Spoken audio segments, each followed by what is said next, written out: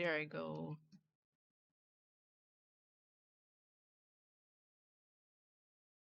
Skin.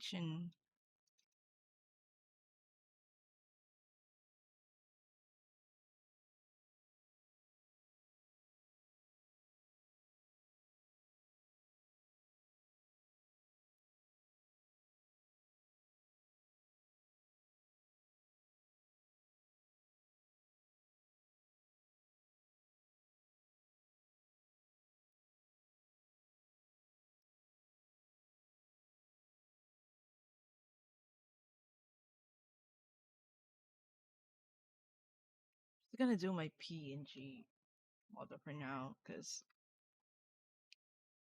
the videos are just kind of laggy. I don't know why.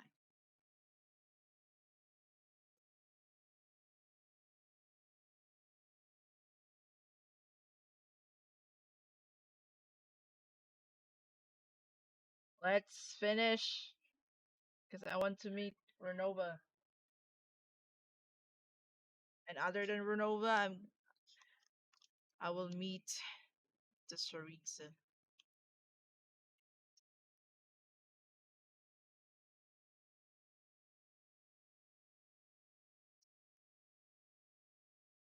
I didn't even know that this is like an event until I finish it, the Act 1.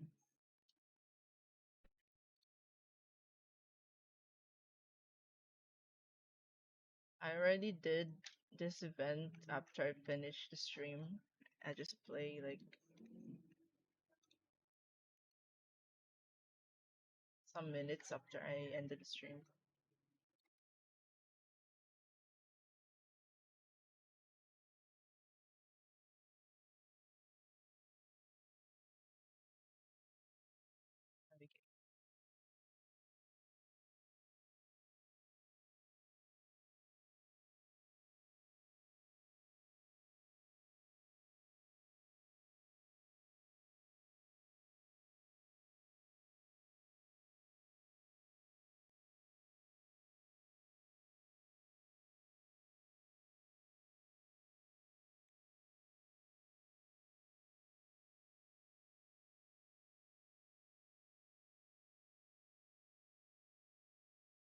Blizzard. Oh wait, there's no music. Hold on. Yeah, I muted the music.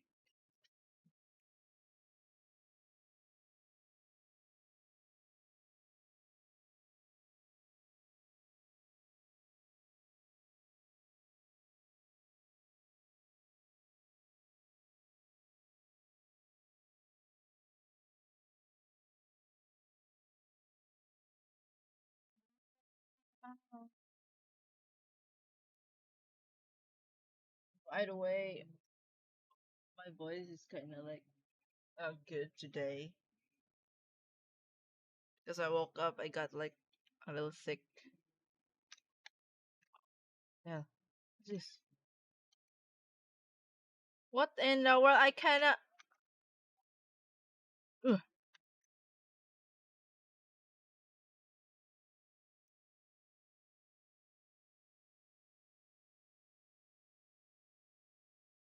it's cold.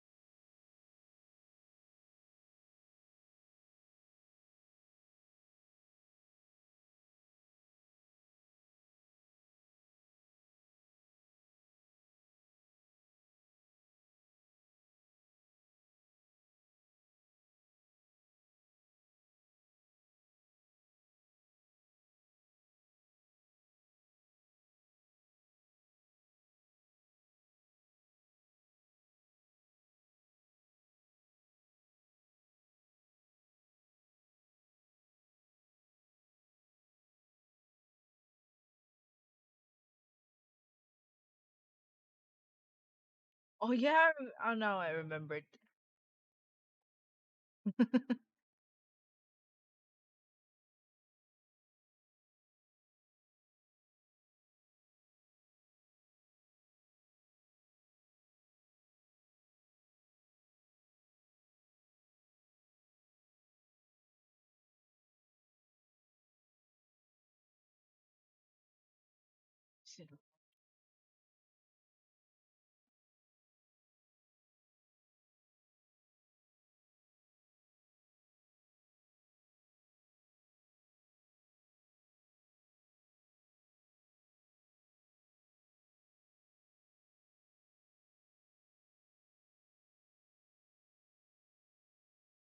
Let's see.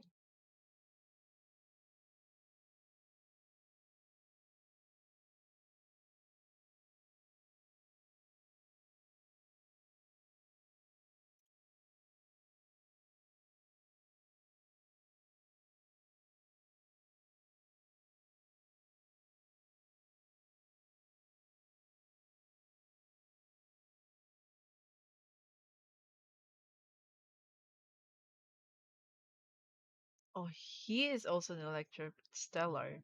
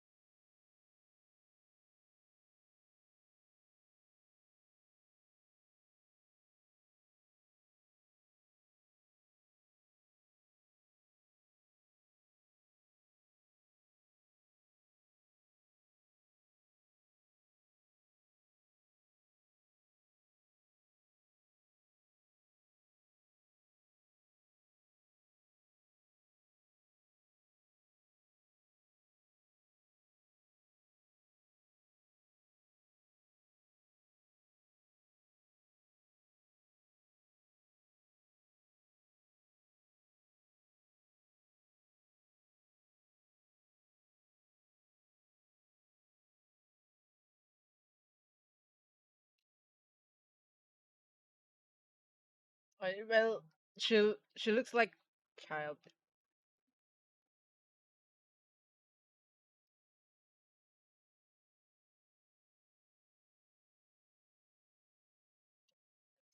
Wise.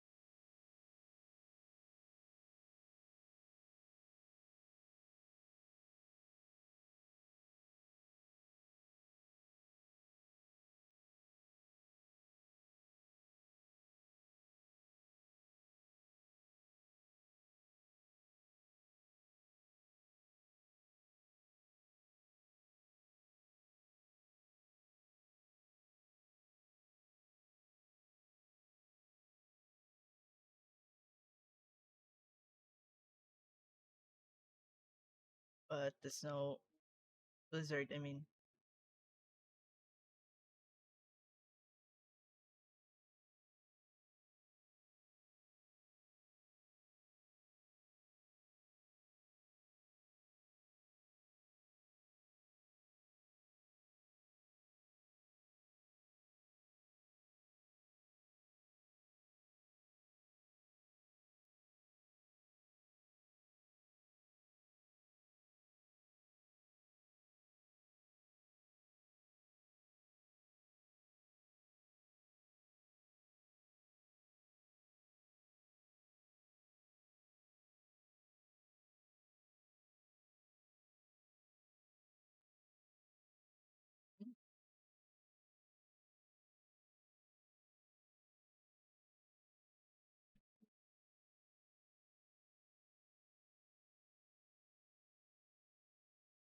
same as me. I also under the weather.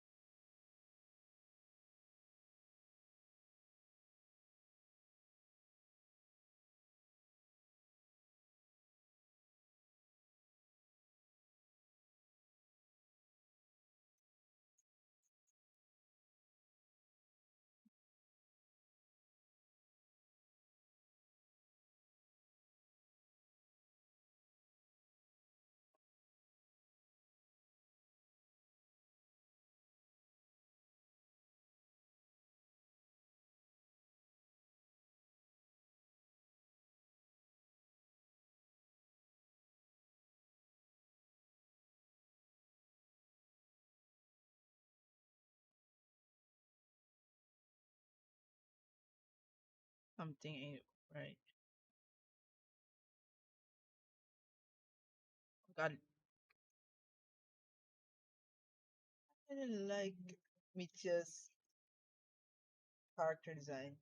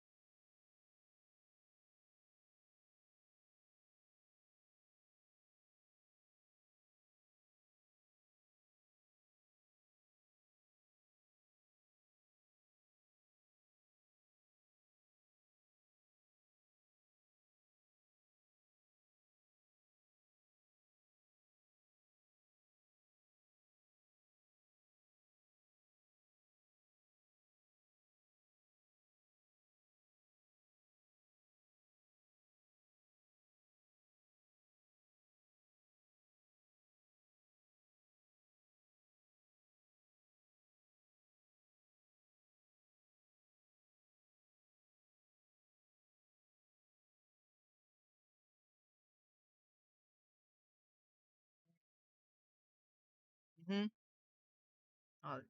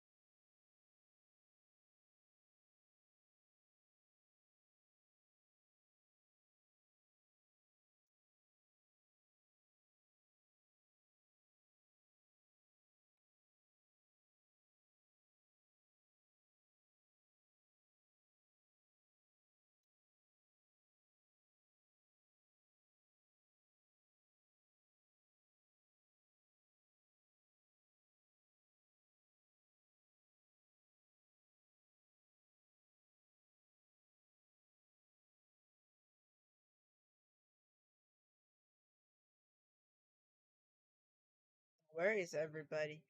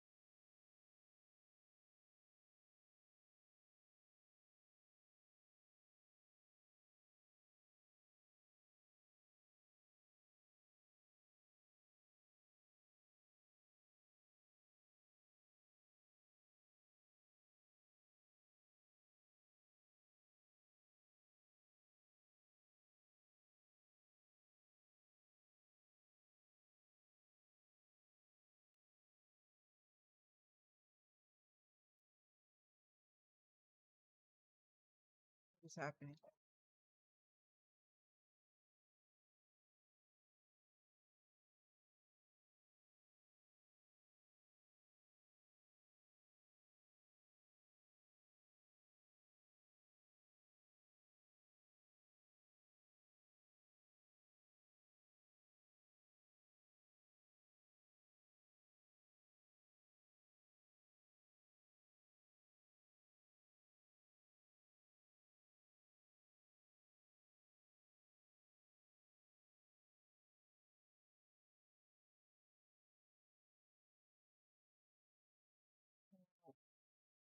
The fourth sender have been the stars. Yeah, it is me, the fourth sender.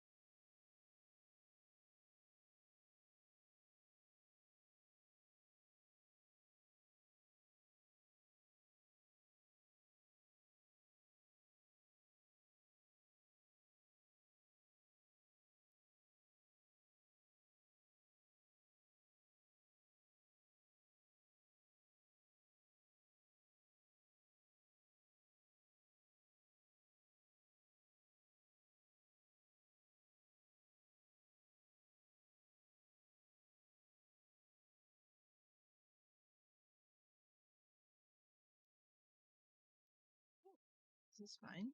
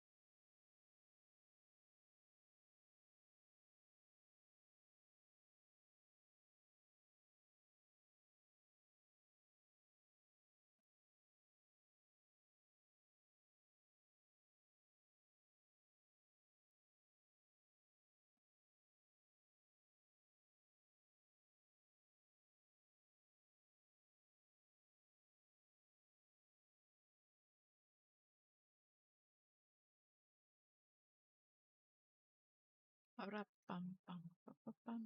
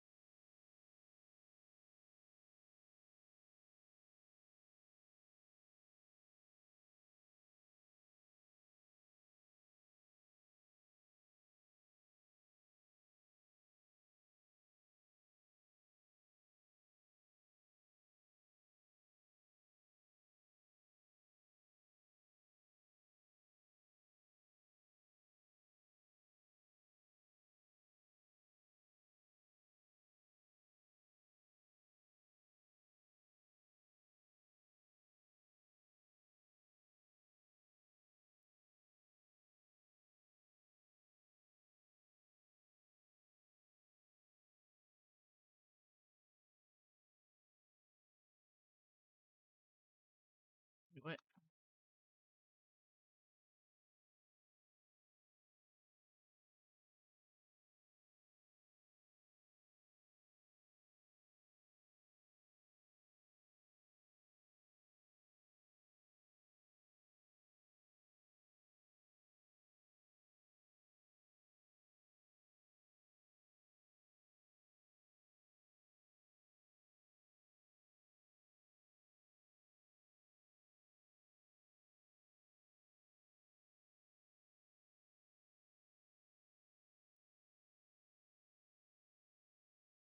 Hmm?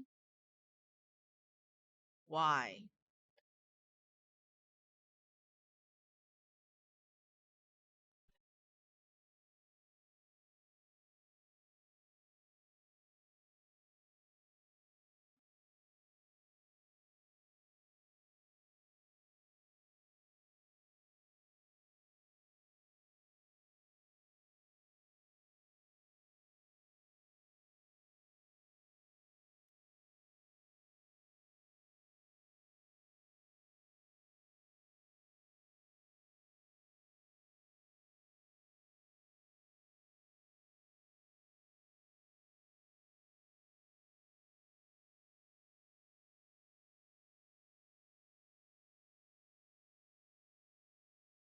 Uh,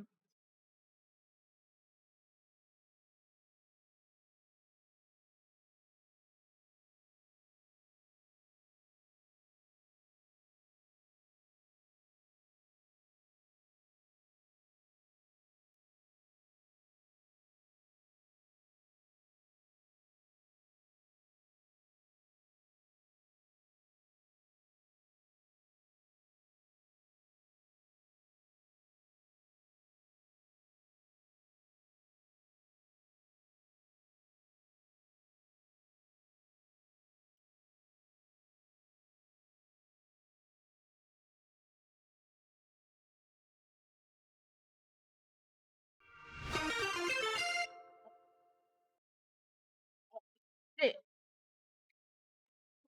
oh, hello, hello, welcome. Hello, Raiders. Hello. Thank you for the raid. Thank you for the raid.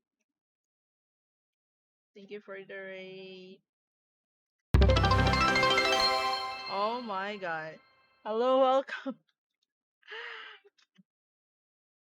Welcome everyone. Welcome to my stream. I just usually play Genshin, trying to finish this Archon quest. By the way, welcome. Welcome to my stream again. Hello, Wadlag people. Hello, hello po. Hello, kamusta? Hello, welcome kayo. Welcome.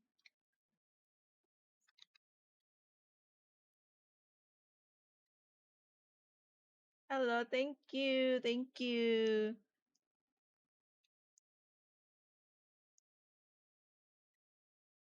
Teka lang, in-arrange ko yung ano. Yan. Hello, welcome. Welcome. Medyo lagi ako ngayon, pero go lang.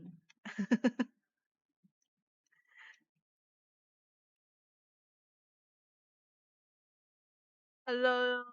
Wait, honey, Shiryuki. Hello. Salamat po sa ano, sa Ray.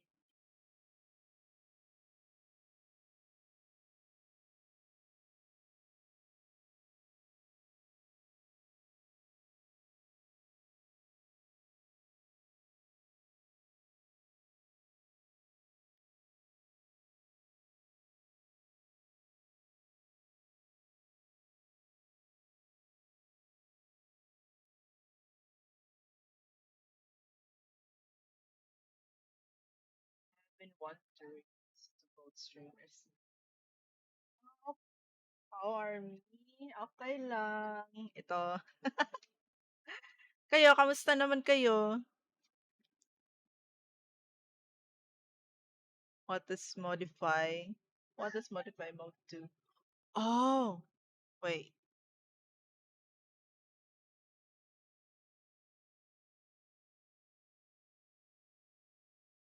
Really?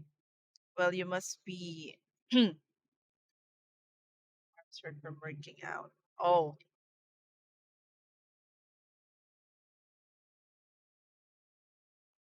embroidery. Thank you. Thank you.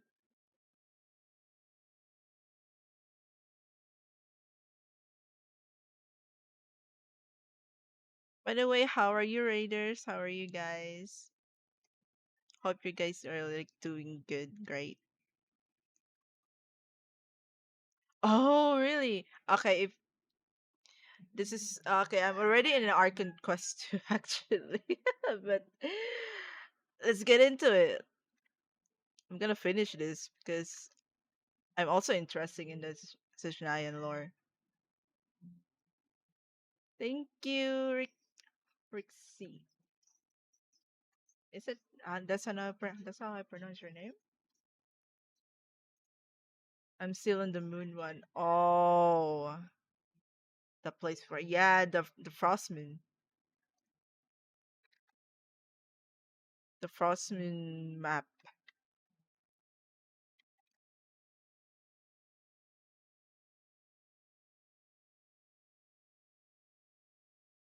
Wait, where's the others? Oh, okay.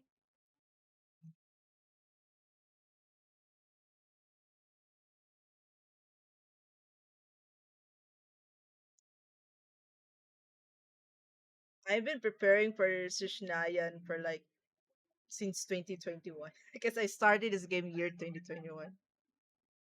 Like what version is it? 2.0,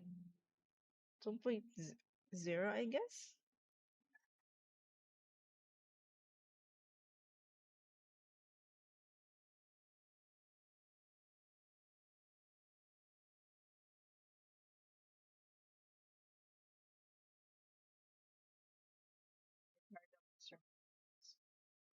Really? Well, it's a pre-made actually.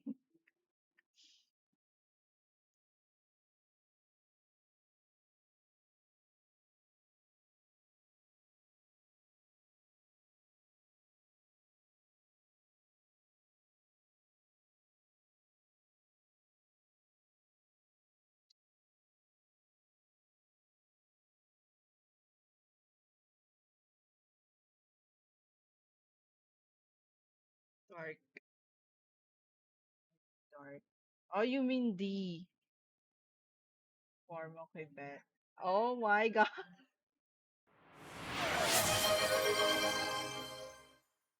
Heavenly Ren just redeemed change into dark form. Oh my god. Hold on. It's not that I just like change it. It's not that much, but yeah. Here it is. Edgy. Is it?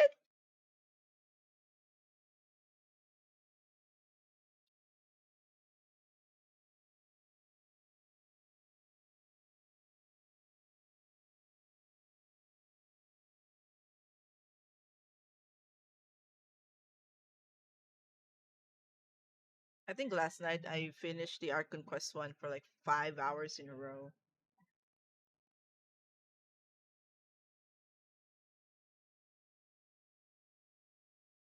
But I don't know in the Act 2.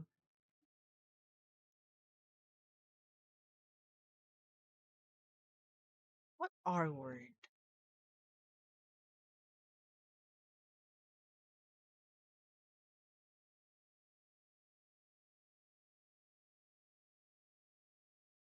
Yo, like this model. Thank you. Her navy blue hair. Thank you.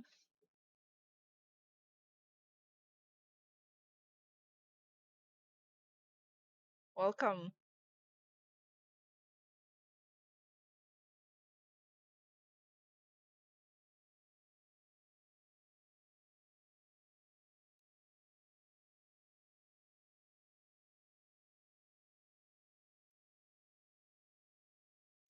I really like Micha's character design.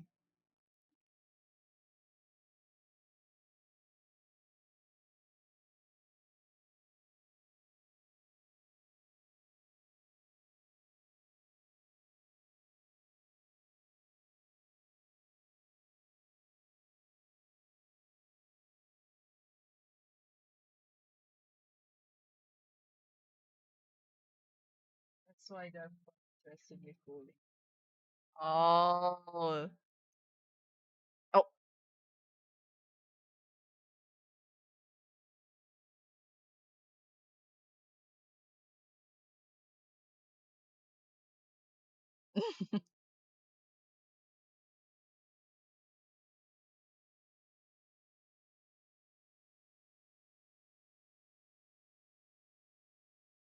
He said nah.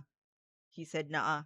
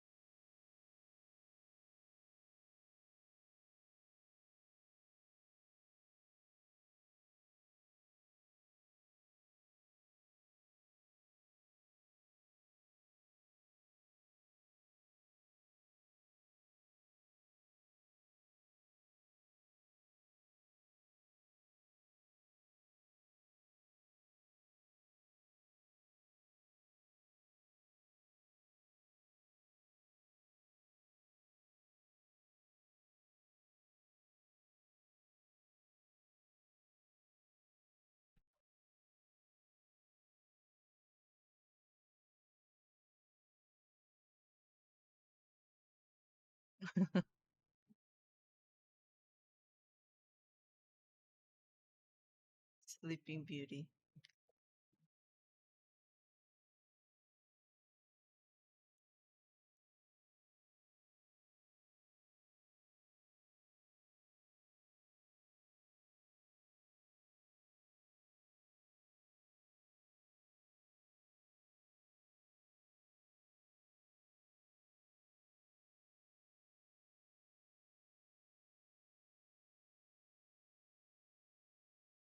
Oh yeah, I forgot Paimon got sick.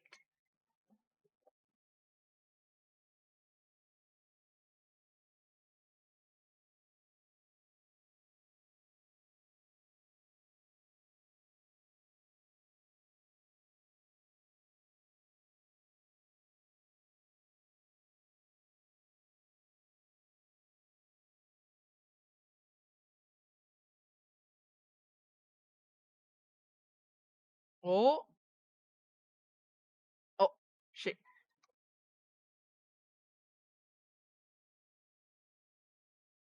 What? What is happening?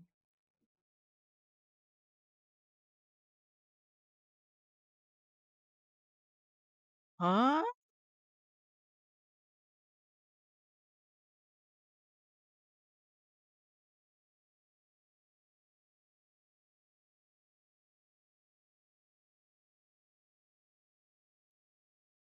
Yeah, what? Is this a dream or what?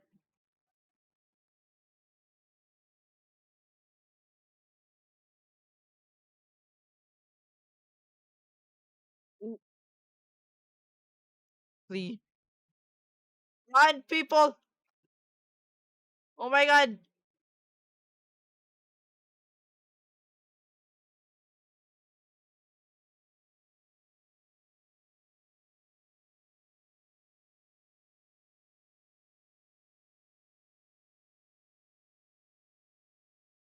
Oh my god. It's like peak. Climbing up.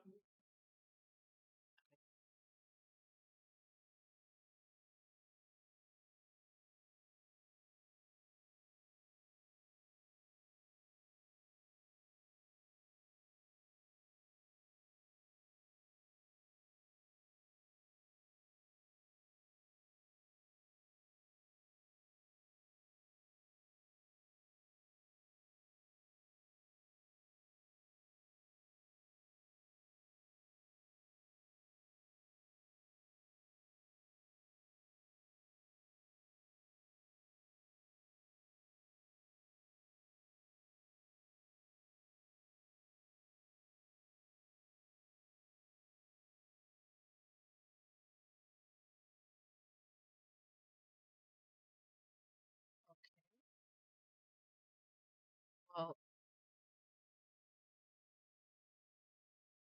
dude,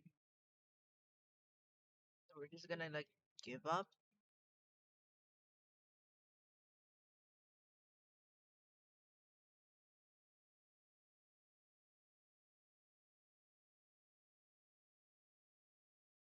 It's both inevitable and irreversible. Let's go.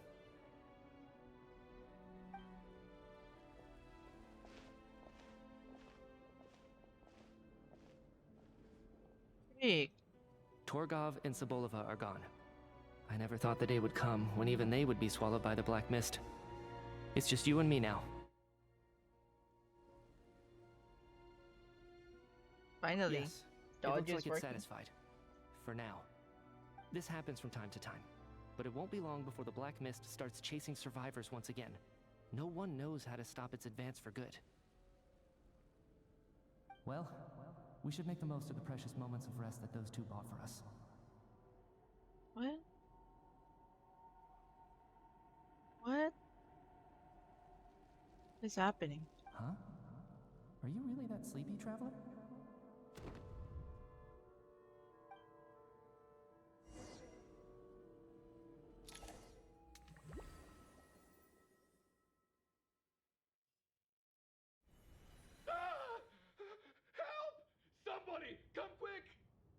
What is it, Chuganov?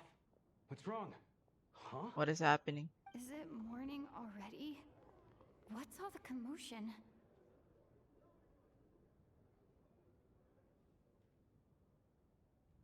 Sounds like it's coming from next door. I should check and see what's going on.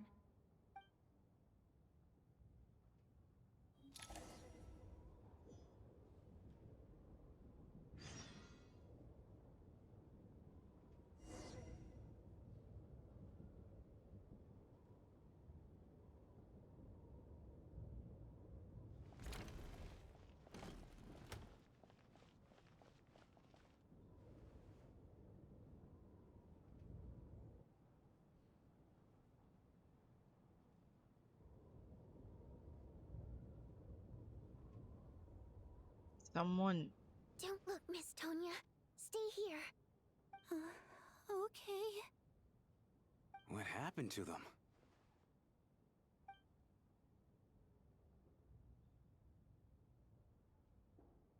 Wait.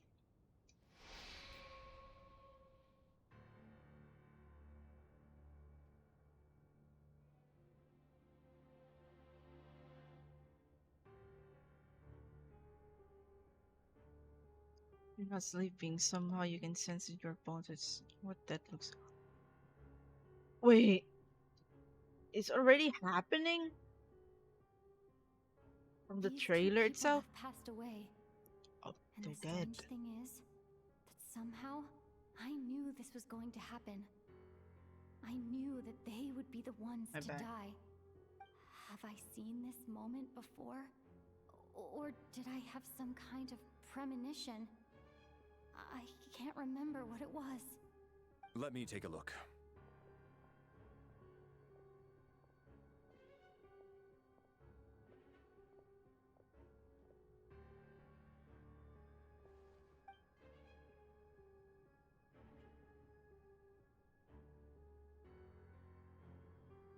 No vital signs in either of them. They're dead. The cause of death, however, remains unclear.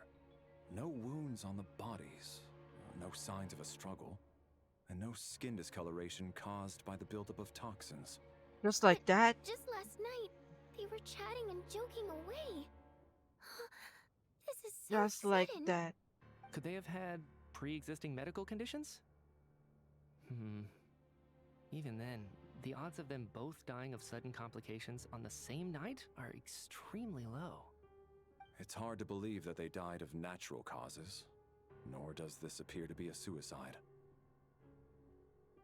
Who was the first to discover the bodies? It was me. But these deaths have nothing to do with me, officer. I got up early because I wanted to see if the snow had stopped. Then I noticed that the door to this room was open, and it looked like there was a man and woman inside. I just went over to see what was going on. I had no idea they were... I can corroborate this. I was doing my morning exercises near the stage.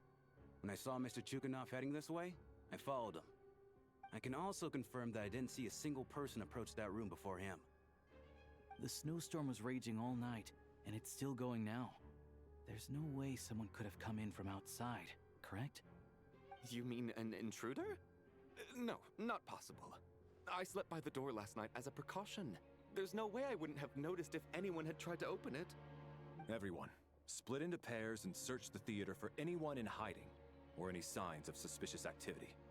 I'll follow up with a full search of my own shortly. Go, there is no time to waste. It's time to have being a detective.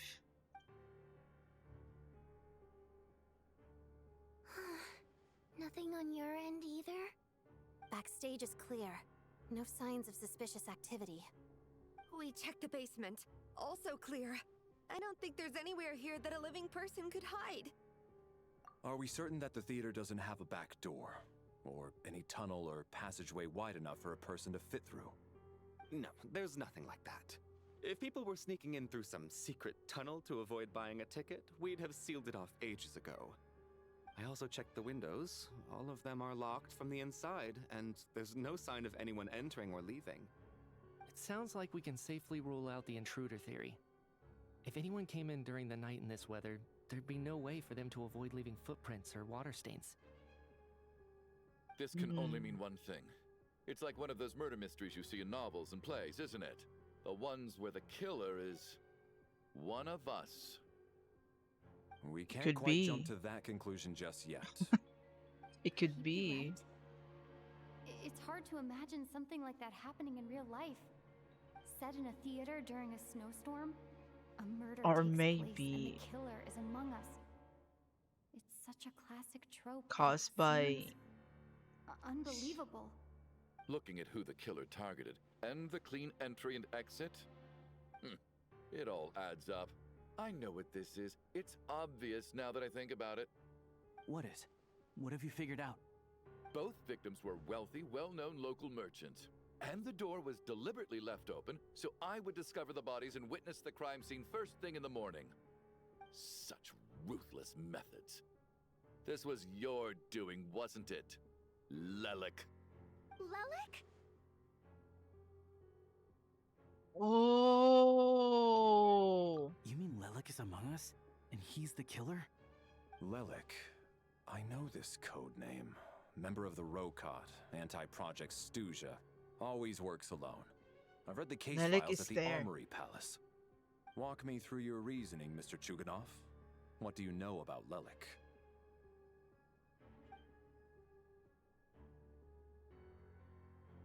On, say it. Now, huh? What now, Lelik? What more do you want from me? I already voted against Project Stuzha at the Snezhnaya Vecha. You snuck into my house the other day while I was asleep. Left a threatening letter. And I did all that you asked. But Project Stuzha cannot be so easily shaken. Not with the rooster in charge. So he really was threatened by Lelik. That makes sense. And now you're resorting to murder to threaten me. Isn't that right? I knew it. The Rokot despises the rich. The lives of the wealthy are but refuse in your eyes. Show yourself! Which one of you is Lelik, Tell me! I'll do whatever you want! Just stop playing these mind games! Now, who is Lilik? Was this Who really is the- Lelek's doing? Would Odette really do something like this? If Odette really is Lelek, this seems out of character. But then again, how well do I really know her? I'm probably the only one here with a compelling theory about Lelek's true identity. But if I reveal it now, I'll be putting Odette in the line of fire. What should I do? I don't think it's likely that Lelik killed anyone. At least from the stories I've heard, he's never killed anyone before. And his name has never come up in connection with any murder cases. Besides, even if Lelik did want to threaten you, why resort to such an extreme and roundabout method? It's not his style at all. Vodianitsa doesn't know that Lelek might be Odette. But What her is this assessment Among is Us? Pretty much identical to mine. Miss Vodianitsa, why do you suddenly feel the need to speak in Lelik's defense? Sounds like we are like. Defense? Oh, no, it's just... I'm worried Who that is we're the jumping to suspicious? Who's the conclusions sus? here, So I wanted to share my point of view. Also, I don't think the Rokot is as bad as you're making it out to be. Well, if you think I'm so wrong, what's your theory then, Why don't you tell us who the killer is? The case is still evolving, Mr. Chuganov. Please do not prevent others from expressing their opinions so early on in the discussion. Even so, there's no denying that the recent threat received by Mr. Chuganov may well be an important clue. So there's still a good chance that Lelik is right here among us. Like I said, Among Us. I can't do this anymore. I don't care if There's- it's still snowing outside. I have to get out of here. Dude, you're gonna be dead by freezing outside. Swear. Whoa, take a beat. We all know it's far too dangerous out there. Even the soldiers couldn't get to us. Go out that door, and you might not live to tell the tale. And whoever this Lelik is, they're surely not going to murder anyone in broad daylight. Be sensible, my man. You're safer inside.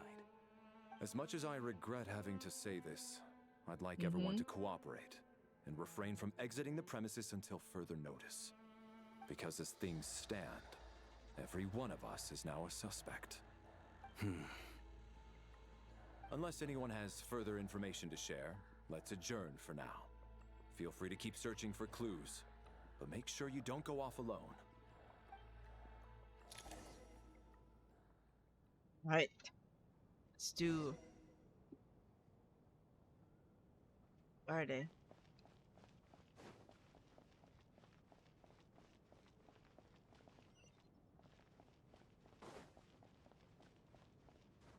What?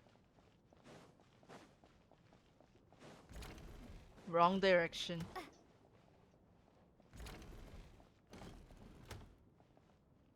You're right. That was my bad. It was a knee-jerk reaction. I didn't think it through. Luckily, no one suspected my identity. Oh, phew. It's just you. I thought someone was eavesdropping. Since Vodianitsa and I were on the same page earlier, I think I should share my thoughts with the Rokot members first.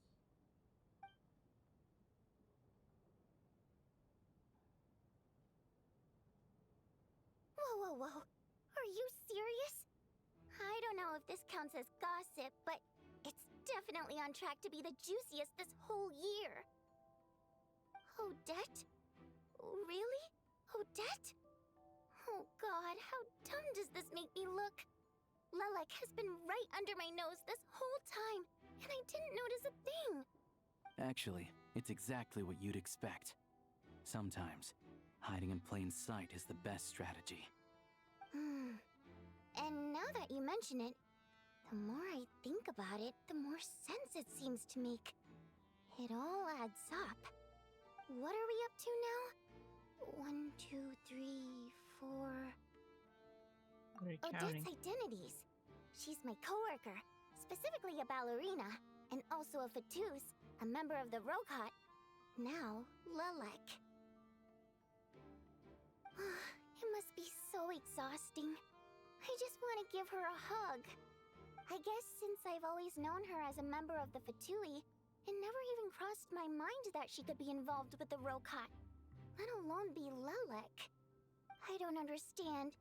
If she's with the Fatui, what reason could she have for being so opposed to Project Stusha?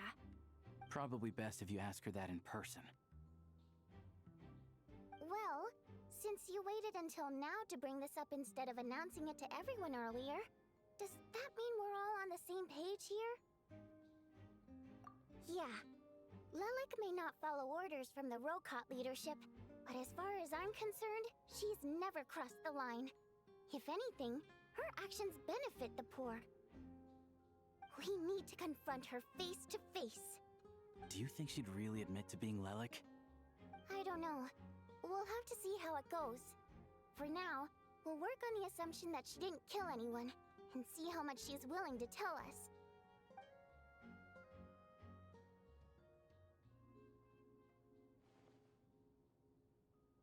Now's her chance. Odette's alone. Let's go. Hey, Odette. What is it, you guys? Shh. Keep your voice down. We need to talk. So, you're Lelik, aren't you? Alright, fine. You don't have to say anything or explain yourself. Just hear me out first. None of us believes you kill innocent people. Whoever murdered those 2 people last night, it wasn't you. I'm back from my Traveler lurking. was the first to figure out your identity. Welcome back. But she kept quiet during the discussion just now. Still, it's clear where the group consensus is heading. Everyone believes Lelik is the culprit. If your identity is exposed, you'll be in a really bad something. spot. I see. We're your colleagues, and we know what kind of person you are. I don't want anything bad to happen to you. So, can you clue us in? Tell us everything. The more we know, know, the more easily we'll be able to cover for you. Alright. You Yes, know, I'm ay. Lelic. And no, I'm not the murderer. And thanks, but I don't need you to cover for me. Champurado. Actually, I'm planning to reveal my identity. Sa lutog champurado? Huh? You're gonna reveal Lutog that you're champurado Lelic? nagkuanog niyog. Here? That's right. I'll admit I was surprised at first when Chuganov guessed that I was here. It was just a lucky guess, but it caught me off guard. But after taking some time to assess the situation and confirm where everyone stands, I don't believe I have anything to worry about. Are you sure you don't need a second opinion? Given the circumstances. Let's reveal herself, she's Lelic. Mr. Valeri! What? Wow. Shocking. Shocking reaction. So... Odette is Lelic? I don't know what game you're playing, but you've got a lot of nerve. It's just one identity. So what if it's exposed? I can disappear and adopt a new identity anytime I please. I made my peace with this when I chose to become Lelic. But more importantly, I promise I am not the murderer. Which means that someone else is. So, if anyone Or insists that I did this, you'd best produce the evidence now. someone Otherwise, high above. I suggest that you bite your tongue. Because if you really believe I killed 2 people without making a sound or leaving Was a the title trace, of death. pointing fingers at me would surely only make you my next target. Is this really the truth, Miss Odette? That's confidence, all right. I believe you. A real no-nonsense attitude. I can see why Marionette said that she's on track to inherit the title of the Fair Lady. Are you seriously buying this? Hey, officer! She just admitted to being Lelic. Aren't you going to do something about this? I do have one question, Miss Odette.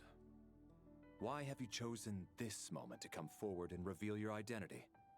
If I didn't say anything, everyone would be focusing all their efforts on finding Lelic. And that is exactly what the real culprit wants. I don't want to be the scapegoat who lets the murderer get away with this crime. Despite all the accusations, she made the smart choice. A remarkable display of rational thinking under pressure. Clearly, Odette's talent extends far beyond the art of dance. She thought so far ahead. Ugh, why do I always feel like I'm one step behind her in everything? You've convinced me. Dealing with the murder case remains the top priority right now. Let's put the name Lelic and all related incidents aside until further notice. Nevertheless, the group still considers you the prime suspect. I assume you have no quarrel with that, Miss Odette? I understand. You're welcome to keep an eye on me around the clock. I have no objections. Mr. Chuganov? For my wife and daughter's sake, I'll let you off the hook for now. But don't think you're forgiven for breaking into my house and threatening me. Just wait till we get out of here, Lelic. We'll settle the score then.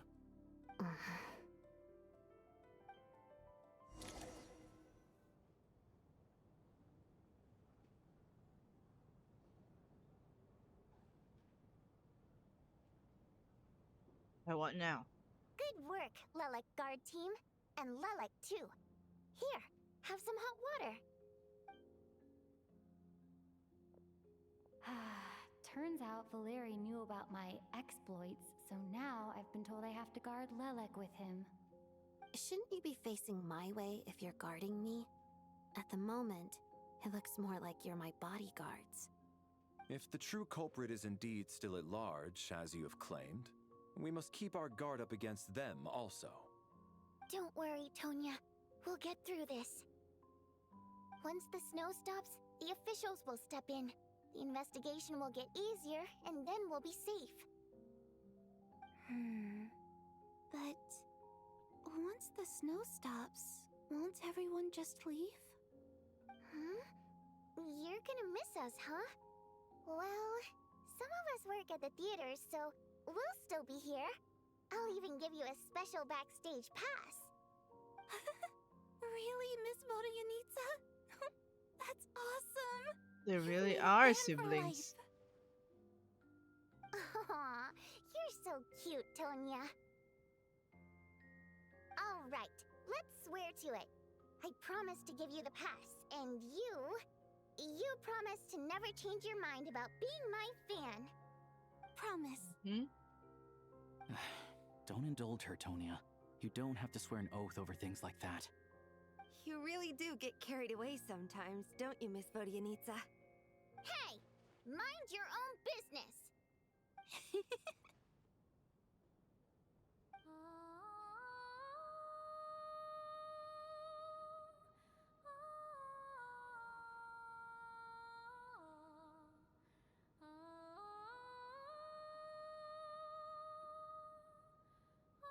Who's her voice actor?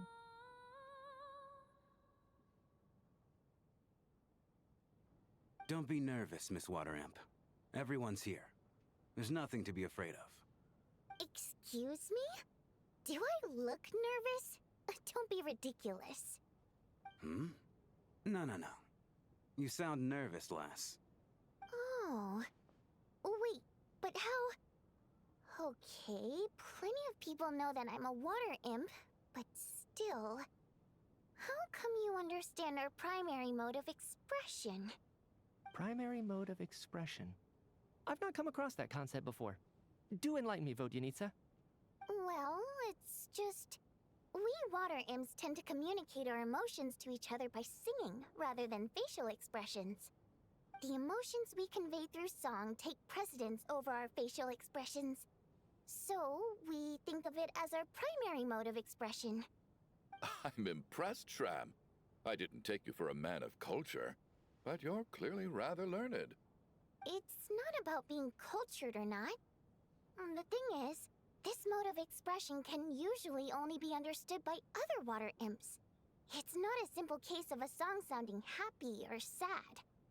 And yet, you're clearly human, Mr. Shram. It's really not the big deal you're making it out to be. I think I just have a knack for it. Plus, I have a... very close friend who's a water imp. A delightful lady. But keep that a secret. Anyway, we spent so much time together that before I knew it, I noticed I could understand her expressions. Oh, I guess that makes sense.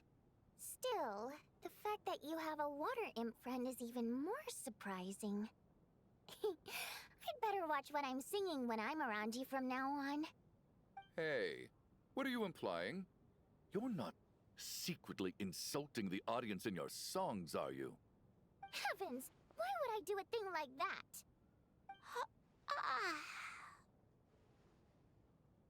It's getting late.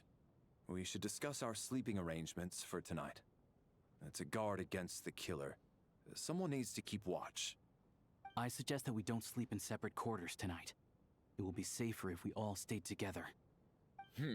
As long as someone keeps an eye on Lelik, I'm quite sure we won't have any trouble. Are you saying that you wish to bet your life on Miss Odette being the killer? Nonsense. Of course not. Then I propose the following arrangement for tonight. The Traveler, Odette, and I will form the Night Watch. We'll sleep in shifts, but two of us must be awake at any given time.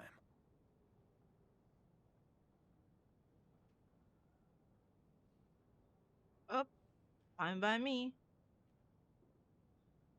An excellent idea. This allows us to handle the night watch while also keeping an eye on Lelik. Meanwhile, the rule of taking shifts in pairs resolves the other issue. Namely that we can't necessarily trust the Traveler or Valeri either. I expect that plan took you quite some time to come up with, didn't it? Actually, our field combat manual outlines a similar approach.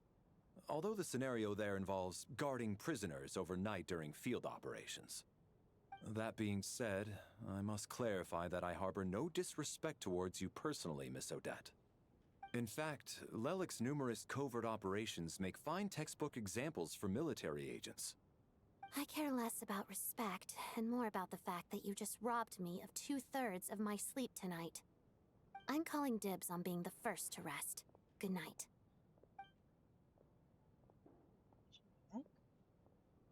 Yes. Mm-mm. It's almost time. We should wake Odette. How are you faring? Oh, not going to argue with that. I'll take a quick nap. If you start to feel sleepy, wake me up anytime. It's finally time for Odette and I to share the night watch. I should wake her up.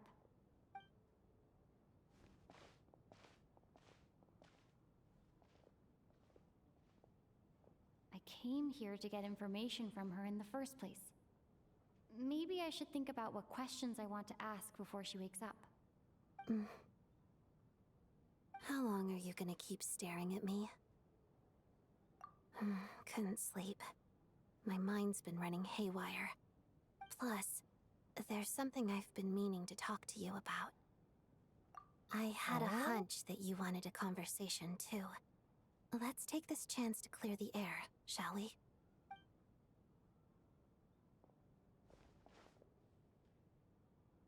I just had a simple question for you, really. It's, Wall of her Rosaline. nails.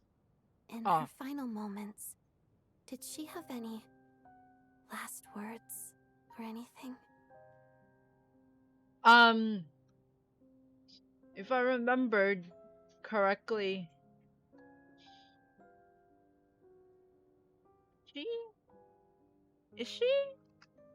Did she? Yeah. Gave the last word. Oh yeah, I remember now.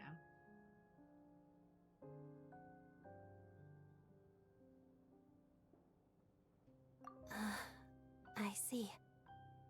Well, that was all. I have no other questions. No. She was utterly ruthless in pursuing her goals. That kind of person should be hard to miss. And yet, even though I never approved of her methods, and she was an abrasive person, the fact remains that I am indebted to her. Oh, she told you. I guess that makes sense. I think she and Rosaline were on pretty good terms. Yes. Rosaline wasn't the kind to gossip about this sort of thing. Not that it's any huge secret to me, though. When I was a child, I had to join the Fatui for the sake of my mother and me. I trained under Rosaline. It was extremely grueling, and it didn't exactly come naturally to me. All I could do was try to ignore the biting cold and practice, practice, practice. I was a newcomer who'd managed to make a good first impression on a harbinger. There was pressure to live up to her expectations, to be worthy of the fair lady's reputation. Every day was a struggle against the cold, pain, and fatigue. And most nights, I struggled to fall asleep. After enduring all that, I've become almost immune to the sensation of pain. I suppose that was the cost of survival. Surely, any child who had to experience that would grow to hate her lot in life, don't you think?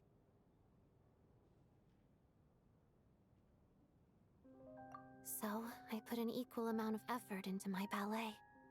Because in my young mind, that was the only way to defy my fate. It was my way of telling her, the Fatui's demands and your expectations of me are not what I wish for. One day, I will leave. I think she probably blamed my poor performance in training on my passion for ballet. She knew my heart wasn't in it.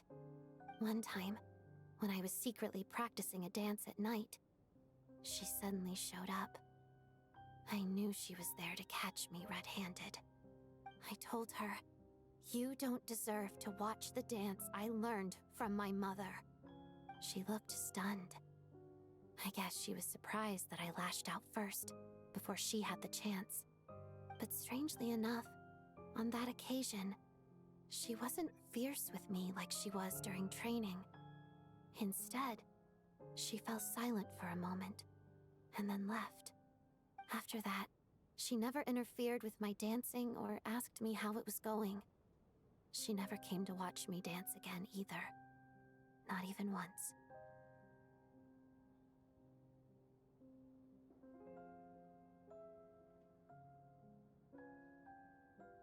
She was very proud. She was. But even now, whenever I take out this core Ignis, I can't help but think of that night. Of the look on her face. Sort of. Although gift might be too kind a term. This is her flame sealed within ice. A symbol of her favor, yes, but also her way of keeping an eye on people. She knew the location of every piece of core Ignis. If any recipient started acting suspiciously, she'd be on to them immediately. Trust her to make even a mark of approval feel suffocating. So, when news of Rosaline's death reached Snezhnaya, many people immediately crushed their core Ignis. It gave them a profound sense of relief, like they'd broken free from her shackles. But I kept mine. With my sensitivity to pain being as dull as it is, the warmth from this core Ignis is one of the few things I can still feel clearly. I still wonder, did she really come to stop me that night? I wasn't sure, but I was scared, so I said some really awful things. I guess she didn't leave anything behind. Not that I expected her to. It's fine. It's just a bit of a shame that we couldn't settle our differences before the end. She did. Are you sure she was talking about this event? Huh. No, she didn't. I didn't even find out that she'd gone to Mondstadt until a while after she'd left. Wait, in that case... Okay, I will. Thanks for letting me know. There's something I'm trying to figure out. I'm beginning to suspect that Paimon's mystery illness is being caused by the energy research behind Project Stuja. Paimon's very important to me, so I have to get to the bottom of this. I figured that since you're Lelek, you might know something about all this. The ultimate goal of this energy experiment is to create a weapon for the final battle. The weapon's construction was completed in Nodcry. Now, all that remains is to arm it with a sufficiently powerful energy.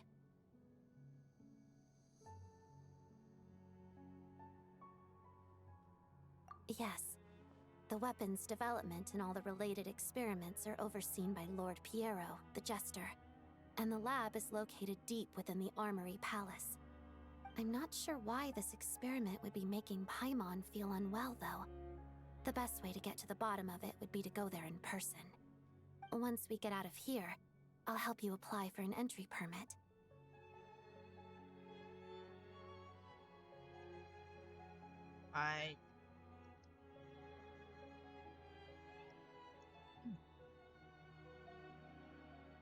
And I'm hardly the organization's proudest member, as you know. You answered my question about Rosaline.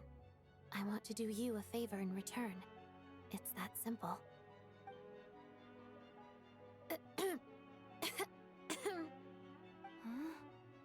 What's wrong? Are you not feeling well? You two seem to be hitting it off.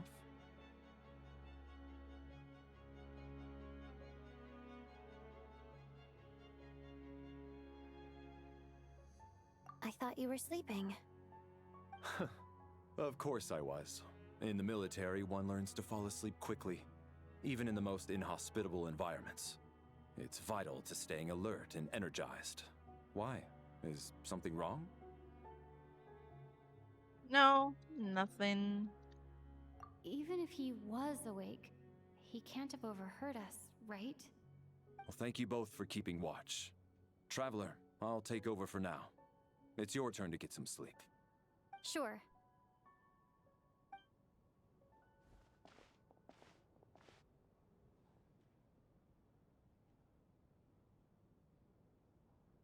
This is our second night here, but at least I found out a little more about Paimon's condition. I hope she's been sleeping well the past couple of days. Huh.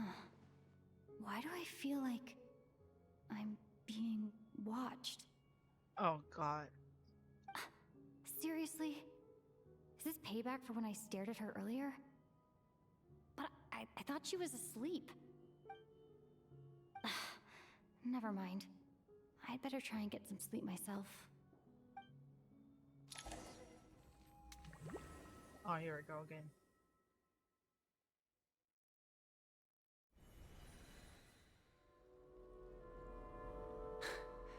Hey, what are you spacing out for?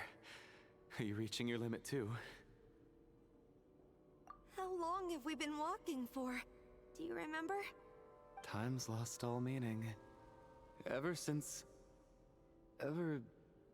we noticed that thing above our heads.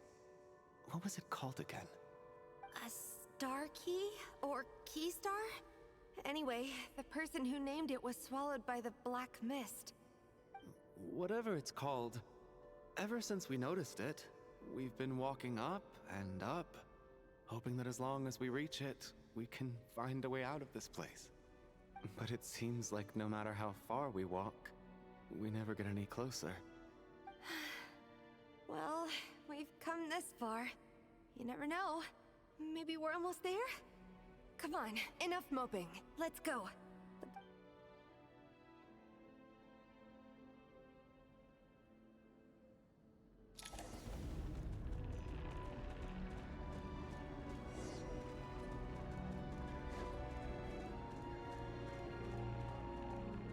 Oh, it's... We got ourselves a straggler. Here comes another one. What? Watch out! Not again! I've lost count of how many times we run into them. Careful!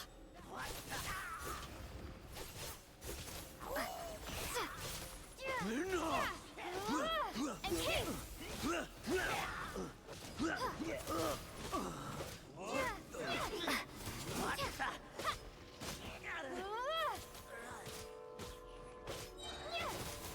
Fighting frost! Cryostorm! Shut up! Run faster.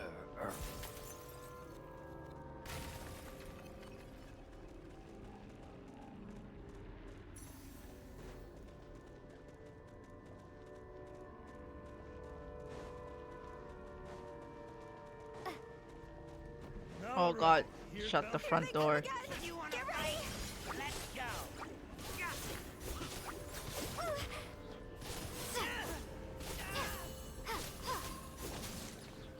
Gonna cleave ya. Backup is here. Encase! Condense!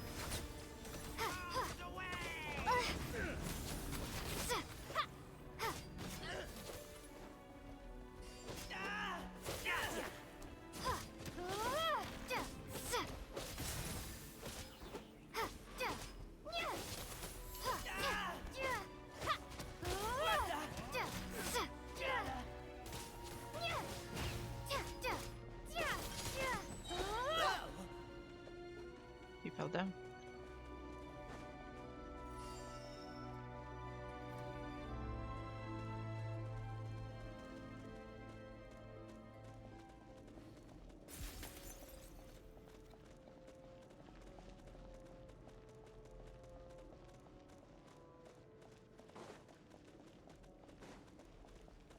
All right. Monsters ahead of us, the black mist behind us. It feels like there's no escape.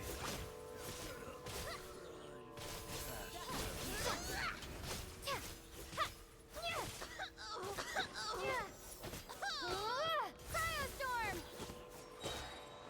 Condense!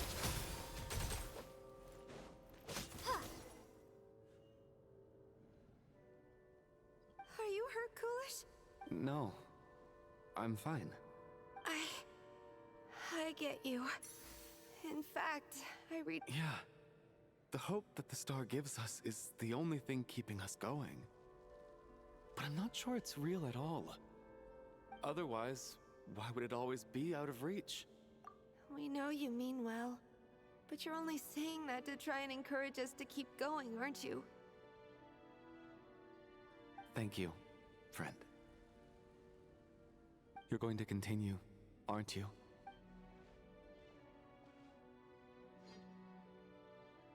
It's not an illusion. We really are getting closer to the star.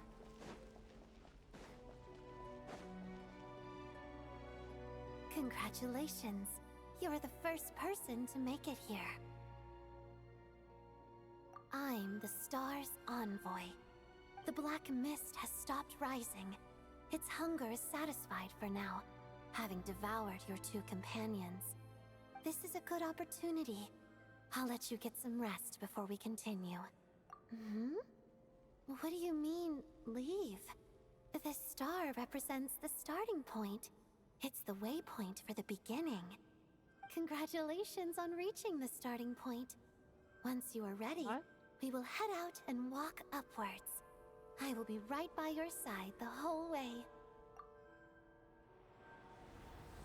Wake up. Huh? What's wrong? Hey, don't give up before the journey's even begun. Just wake up. It's a dream. Rampana! Rampana! Is that Vodyanitsa's voice? What happened? Coolish, wake up! Please wake up!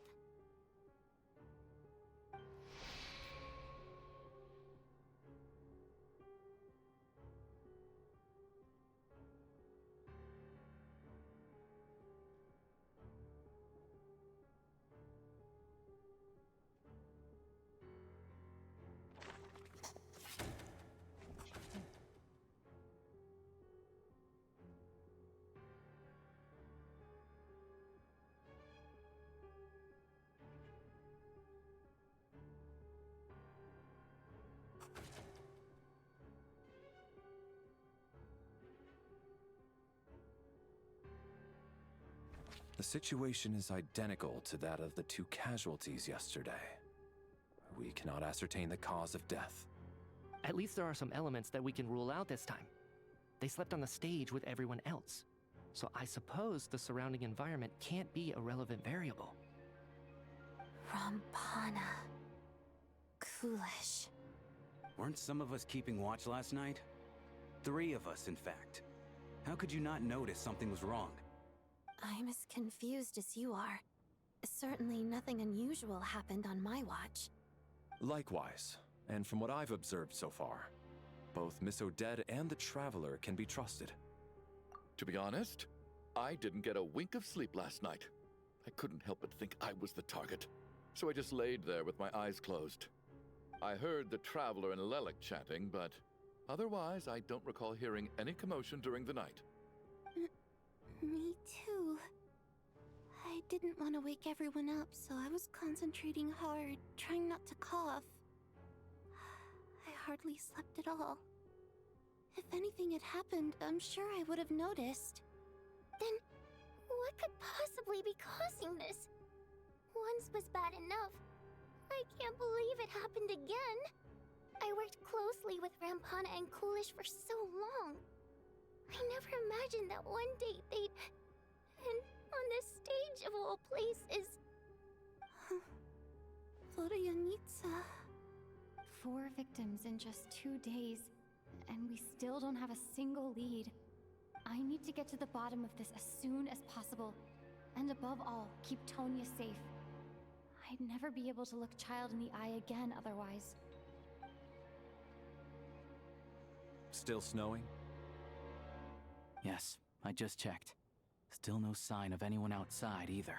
So we only have ourselves to rely on. If you ask me, this killer can clearly strike whenever they please. The Night Watch was a useless endeavor from the start. Lelik must be an expert in poisoning. Clearly, she used some poison that can't be detected on the corpse. Here we go again.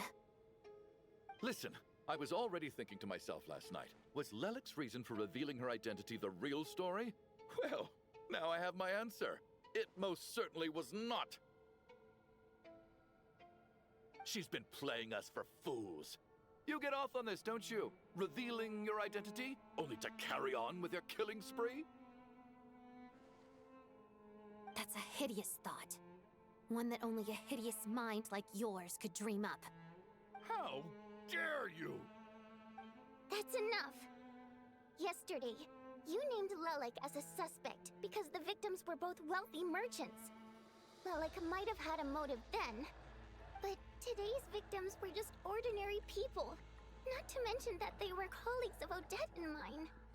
What reason would she have to murder them? Let me guess, just to scare you? Who knows? Maybe you don't know her as well as you think. I implore you all to ask yourselves, how many people are there really in this world that have what it takes to kill another person? Not many, I'd wager. Lelik is well known to be a ruthless operator, and now she has revealed her identity. How could it be any more obvious? Everything you've said so far is still just conjecture, which doesn't constitute a concrete lead. You need to back up your claims with some evidence. How can you defend her, officer? What did she say to you while you were on Night Watch? Maybe I shouldn't be so surprised. You military types are always colluding with criminals to target the rich. All so you can get your grubby paws on our hard-earned fortunes, then tell us to fall in line. The Fatui, the Druzhna, and the Rokot. Thugs, the lot of you. Don't you dare. Sir, but you were the one who told us not to stop other people from expressing their opinions yesterday. 4 people have already died. Only yesterday I was chatting with Mr. Coolish. Then we woke up in the morning and he's... Turning against one another is the last thing we should be doing right now. Little girl. Even if Mr. Chuganov is a puffed-up, pig-headed windbag who doesn't have a clue what he's talking about, he's still one of the victims here, isn't he?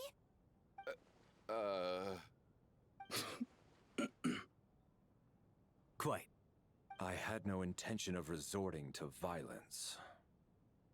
But you're right, Miss Tonia. I ought not prevent him from speaking his mind. In any case, I believe Mr. Chuganov has calmed down a little now. We may resume our discussion. I don't think there's any need for that. What is there to discuss? Nothing about this situation is normal. Did you have an idea, Mitya? You're the brainiac here, right? Come on, clue us in! I've been mulling something over. All the leads we have so far concern things from outside the theater. Miss Odette's alter ego, the threats Mr. Chuganov received. But then there's the 2 double murder crime scenes themselves, which have given us absolutely nothing to go on whatsoever. That's highly unusual. Even with the most careful killers, there's always some evidence left behind. So what are you suggesting? I think this could be a supernatural event. It isn't characteristic of human-on-human homicide at all. Correct me if I'm wrong, but aren't you supposed to be a scientist? That doesn't sound like a conclusion someone like you is supposed to make. I got into scientific research because of my insatiable curiosity. But if the present situation defies all known scientific explanations, I don't mind shifting my curiosity toward the paranormal instead. Now that you mention it, I remember when I first came to the theater. I heard rumors about this place being haunted. Haunted?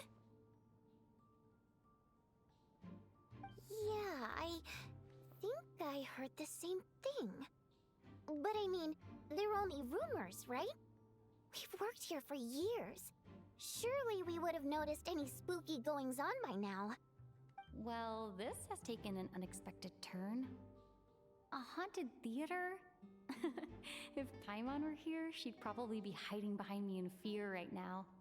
Why don't we take this opportunity to look for clues again with a more open mind? Maybe a different perspective will help us see something different. Very well. Whether it's criminals or ghosts we're looking for, the same rules apply.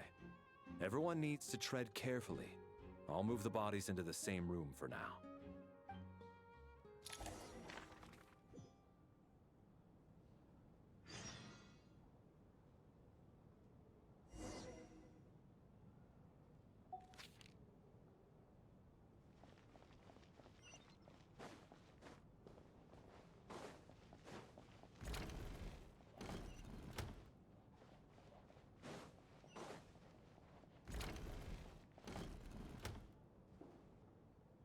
Valeri, come take a look at this. You too, Traveler. Some sort of notebook. It's the on-duty logbook for the theater. He mostly used it to record any unusual incidents during a show, audience numbers, exit times, and so on.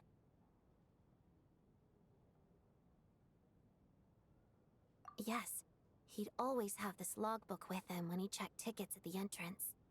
This should confirm a lot of key details about the recent show. So, you find anything unusual? Yes. The number of people. I've checked and double-checked, but the numbers just don't match what's recorded in the logbook. Apparently, we have an extra person among us. Are we certain that logbook is accurate? Could someone have sneaked in without buying a ticket or something?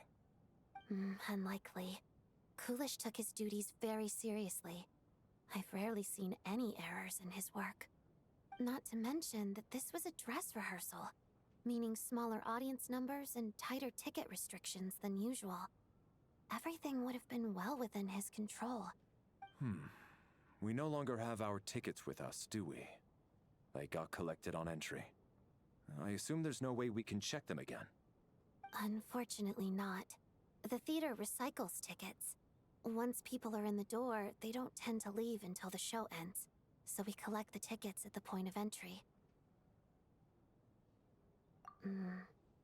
Still, I'm inclined to believe that this discrepancy in the head count is significant somehow. Did an extra person just materialize out of thin air?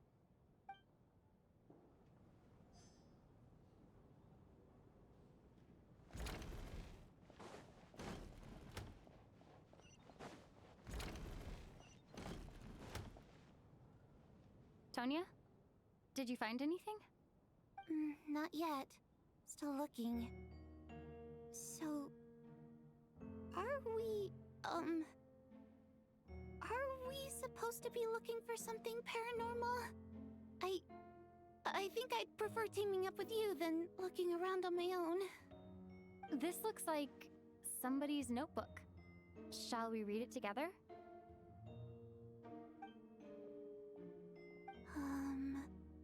Well, it doesn't look scary or anything, so I guess it should be fine. All right, let's read it together. Letter diary.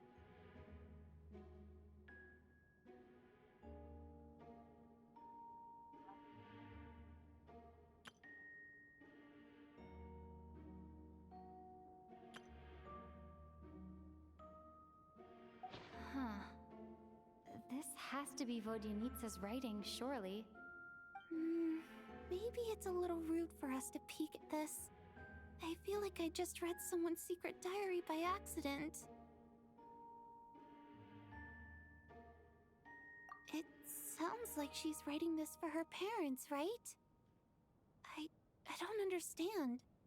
Why put this stuff in a notebook instead of mailing it in a letter? Because her water imp parents belonged to the aristocracy, who were driven out of Snezhnaya by the Tsaritsa long ago. And now they live somewhere new, where the postman can't get to. We're sorry! It's fine. My fault for not storing it properly. I can't leave things lying around and expect them to get ignored when everyone's scouring the place for clues. Alright, give me my notebook back. I'll take over the investigation in this room.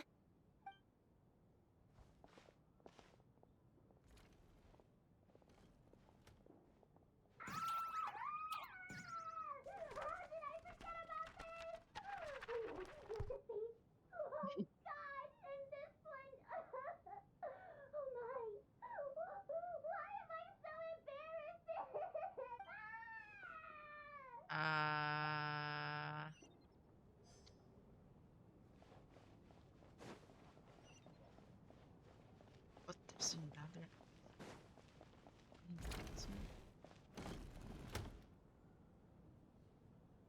Ah, Traveler. Since you're here, come take a look at this. Alosha found it. We're both curious to hear your perspective. It appears to be an investigation report. And the focus of the investigation was the rumors of haunting we heard about earlier.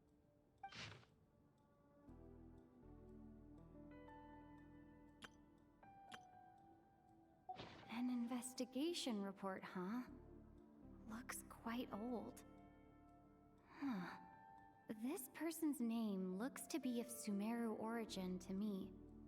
Was the investigator from Sumeru? The theater manager must have hired an investigator once specifically to look into this issue. But it doesn't look like anyone ever looked at the report. Presumably, the manager wanted to know if the supposed haunting was dangerous, while also being fearful of word getting out in case it affected the theater's business. Anyway, the bottom line is, the haunting is actually real after all. It's caused by an obstruction in the ley lines.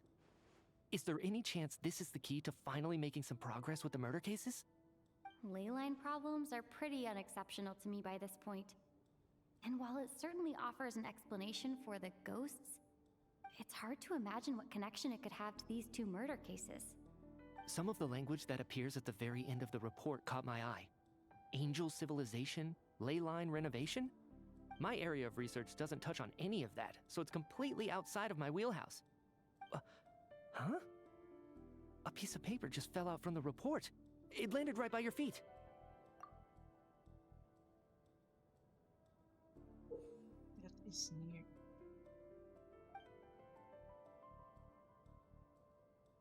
How unnerving. It was tucked inside the report, so it must be a note left by the author. Death is near. Is that supposed to be what's going on here? With us in the theater? But if so, how did the author foresee it? Could he predict the future somehow? Maybe things are more complicated than we thought. No, wait a second. If we take the report and the note at face value, they completely contradict one another. The report definitively concludes that the hauntings in the theater are harmless and cannot affect the real world.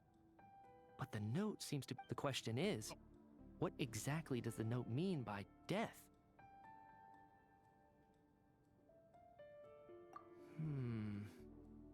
The various ways we could interpret this keyword lead in completely different directions. Let's pause our analysis here for now. I think we need more information.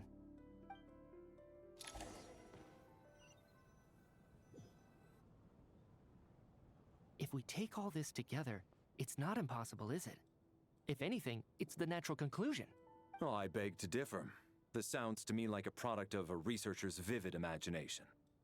And perhaps it's because I'm still viewing this through the lens of a typical murder investigation. Does it really sound that far-fetched? Alright, well, let's treat that as speculation for now. I do agree with what you've said, so let's go with your idea for now. Good. Okay, now that we finally have some meaningful leads, I think it's time to reconvene. Let's get the others.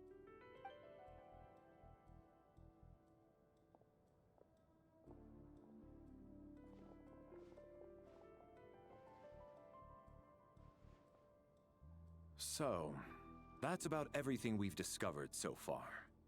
I'll share my theory first. Based on what we've learned from the logbook, I believe the extra person among us is most likely the killer. If the killer had simply bought a ticket, it would have greatly increased the risk of their identity being exposed. I expect he or she either hid in the theater ahead of time, or found a way to slip past the ticket inspection. They then blended in with the group and waited for an opportunity to strike. What about the note found in the investigation report? Any thoughts on how that fits in?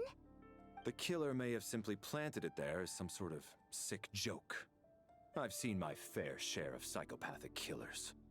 They love playing cryptic mind games. So, it has nothing to do with the haunting of the theater after all. This theory makes sense to me. If we have an audience member unaccounted for, chances are they didn't come here to watch the show. Could it really be that simple? So, in other words, all we have to do is find out who got in here without a ticket, and all our problems will be solved? Then let me make one thing clear. All the theater staff should be well aware that I came here for the rehearsal legitimately, yes? There's no way I'm the one who didn't have a ticket. It's true. I hear you used every trick in the book to get a hold of that ticket, too. Everything short of throwing a temper tantrum and rolling around on the floor at the entrance. I most certainly did not degrade myself in such a way. Probably a stupid question, but I might as well ask. Did anyone here get in without having their ticket checked? Guess it was naive of me to expect them to just admit to it. Especially after the unprompted Lelic reveal. Once was already a miracle. Twice would be unfathomable.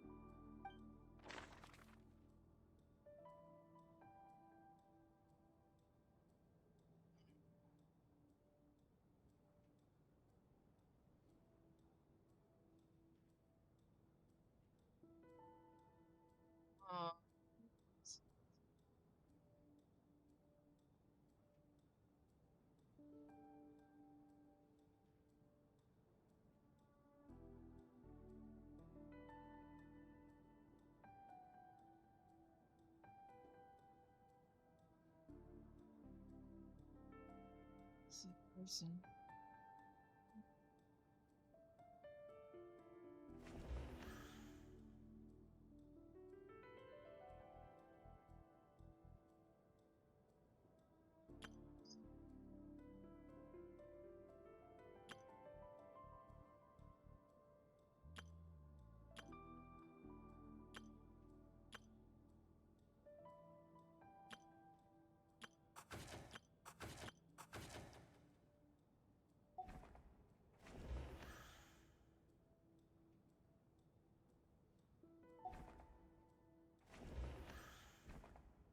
I don't believe any of us here knew Shram before all this. If no one can verify Shram's identity...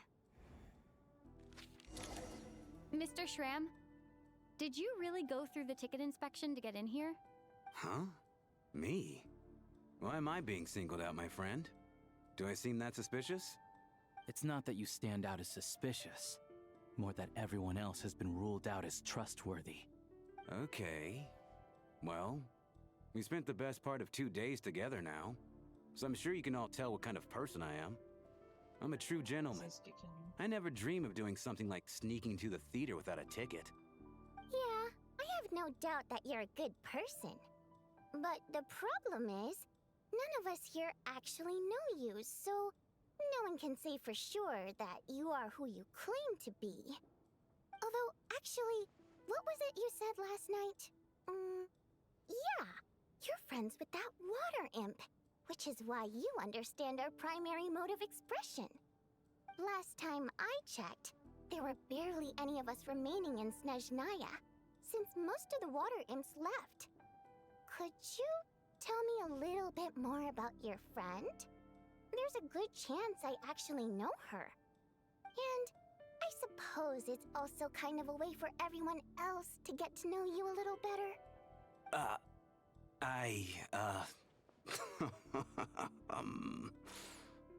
Good grief. Are you blushing? Pull yourself together, man. Stop giggling like a teenage boy. It's revolting. Hey, revolting is a little strong. All right, fine. I'll admit it. That water imp friend of mine, the truth is, we're dating. I was just the bodyguard hired by our family. But the stars must have aligned, because sparks began to fly between me and their daughter. Never in my wildest dreams did I think I'd get so lucky. We don't need details. Just get to the point. Okay. I'm just a little hesitant to reveal her name, that's all. You know how it is. These are delicate times. Even with me to protect her. If word gets out that she's dating a human, both the Fae and human factions will give her a hard time. Really? Wait, no. That can't be. Huh? Shram, what the devil are you talking about? Why is everyone looking at me like that? Surely you can understand where I'm coming from. Delicate times? Factions? Yes? You know, the Civil War? Last time I checked, the Fae and the humans were still at each other's throats. If I'm not mistaken, the last significant civil war in Snezhnaya history was over 400 years ago, when Her Majesty the Tsaritsa had just taken the throne and was consolidating her reign. What do you mean, 400 years ago? What's going on here? Is Shram from the past? All right, Mr. Mitya, you win this round. As far-fetched as it is, it appears that your theory may be correct. I'm just as amazed as you are. I didn't even believe it myself, to be honest. Is someone going to explain what's going on here? From the look on your face, you figured it out too, haven't you, Traveler?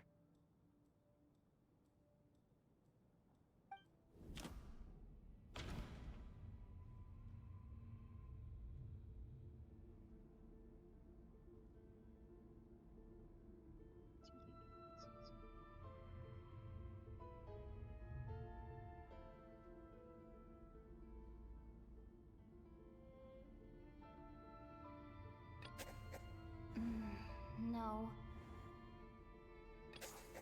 The theater's ley lines have been modified to block souls within its grounds from returning to them. Some soul. Mr. Shram's statement proves he's from hundreds of years ago. And according to the investigation report on the theater hauntings, Mr. Shram is very likely a lost soul He is a ghost. For some unknown reason, the soul that has been wandering the theater due to the leyline issues has joined our group and blended in. Yeah, that must be the immediate reason why the ticket count doesn't match the number of people present.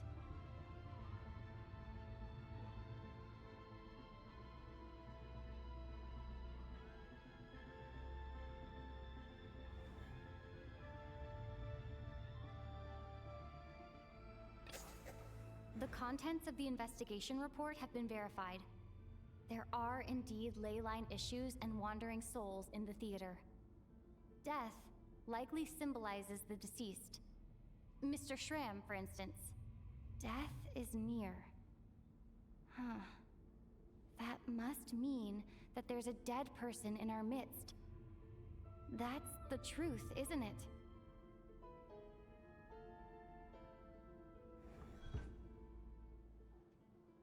Yeah, the logic is clear now. The investigation report said that there would be souls stuck wandering around the theater because the ley lines were cut off. Mr. Shram must be one such soul who died in the theater a long time ago. In which case, that also makes him our extra person. So when the note said death is near, it must have been referring to death as in the deceased, people who died a long time ago. Someone who died a long time ago. In short, there's a dead person among us. The extra person we've been searching for is a ghost from the past. You mean I'm a ghost?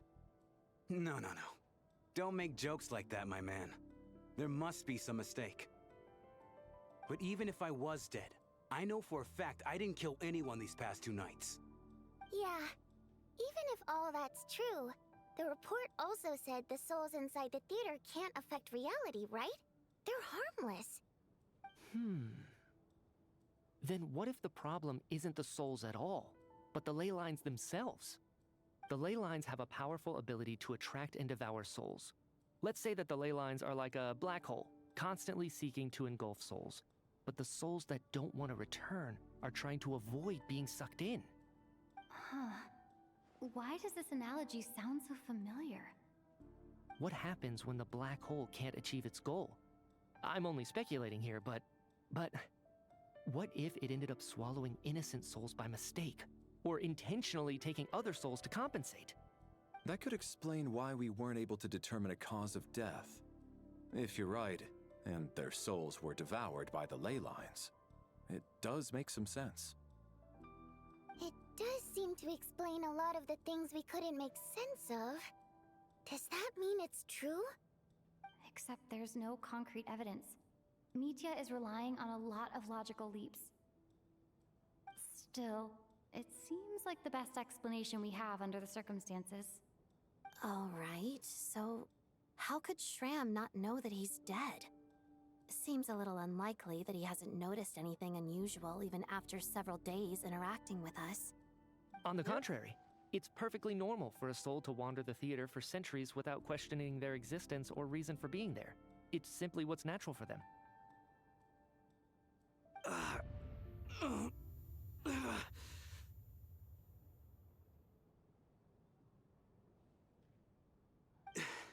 You know what, Mr. Brainiac?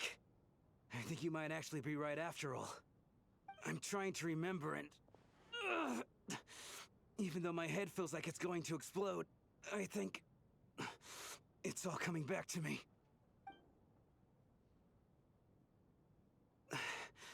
I was the one who didn't want to remember my own death, so I forced myself to forget. Well, I'm sure those are painful memories. My lady and I snuck out to go on a date one day. We bought tickets for the theater. It wasn't really my thing, but I was just happy to be together. All of a sudden, a group of people burst into the theater, shouting for all the water imps to get out, performers and audience members included. It was clear the conflict between humans and Fae had reached a boiling point. This time, the extremists were even coming after the water imps who had nothing to do with the war. I thought I could pull one over on them, so I took off my jacket, draped it over my lady, and tried to sneak out amid the chaos. But I got caught. They started shouting, calling me a traitor to humanity. But I was going to do whatever it took to buy our chance to escape, no matter how many people stood in my way. I had to, both as their bodyguard and out of love. It's all right, friend. You can stop there if you want. You don't need to dig all that up again. It's just... even now, I'm still struggling to accept the truth. How could I be dead? I'm sorry, everyone.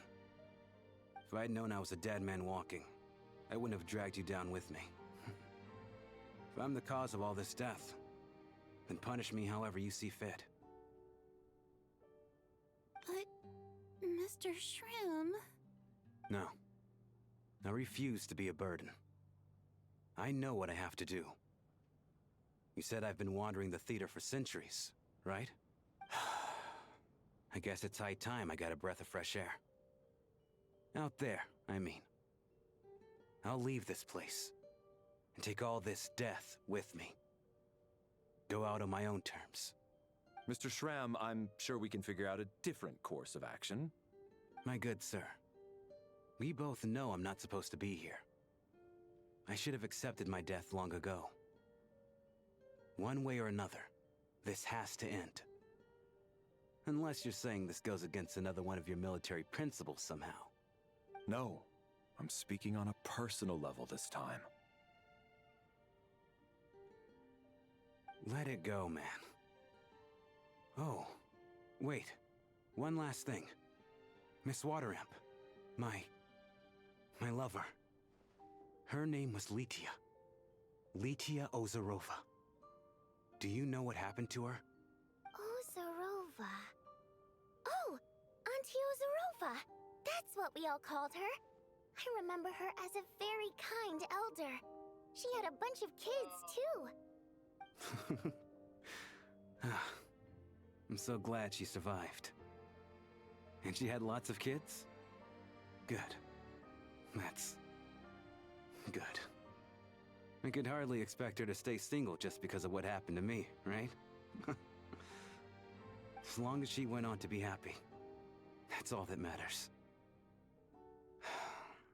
Besides, I'm dead. My soul has been wandering around here for so long because I was worried about her. But now, I can go without regret. There's no need to see me off, my friends. I've enjoyed our time together over these past few days. Perhaps we'll meet again in the next life.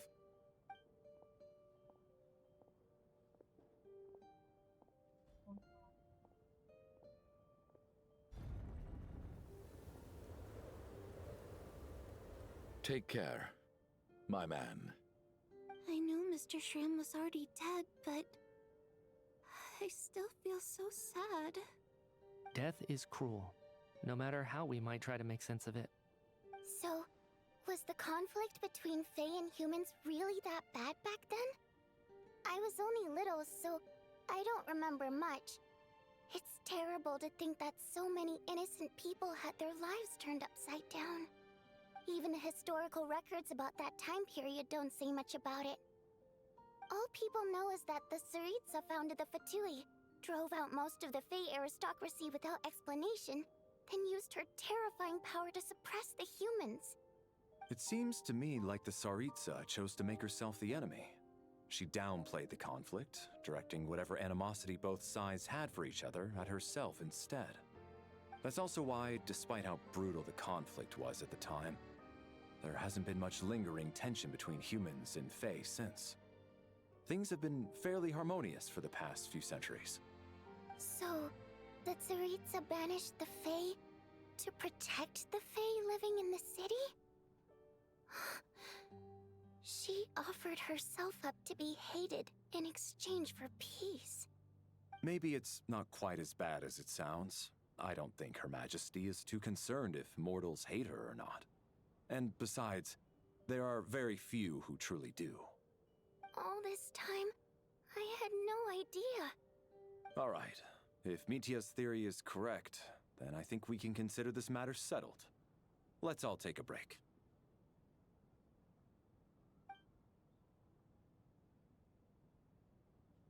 Ugh, if only this blasted storm wasn't still raging on.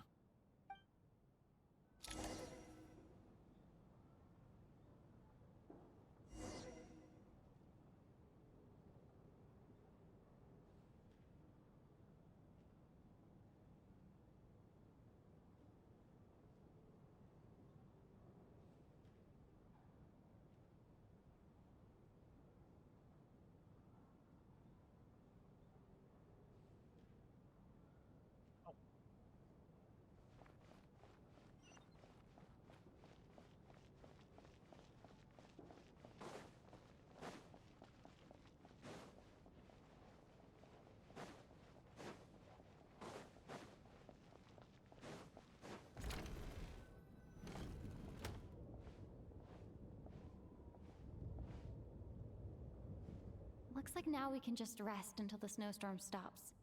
I still can't believe Shram turned out to be a ghost who'd been in the theater for hundreds of years. To think he was dead this whole time. What a strange turn of events. Knock knock. Hmm? Knock knock. You know the door isn't closed, right? You don't have to knock. Think of it as a signal then. When I'm entering someone else's room and I knock, I'm here as Odette. If I don't knock, it's Lelic. Thanks.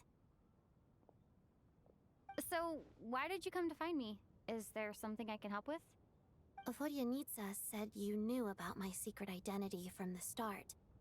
But when everyone was discussing who Lelic could be, you were worried that revealing what you knew would be unfair to me, so you kept it to yourself, right?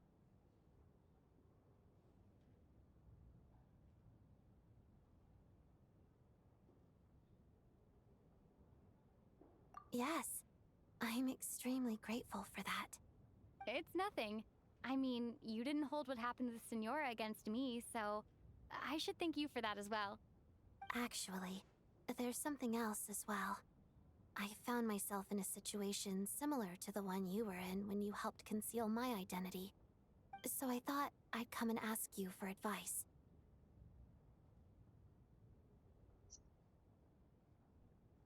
It's about Mitia.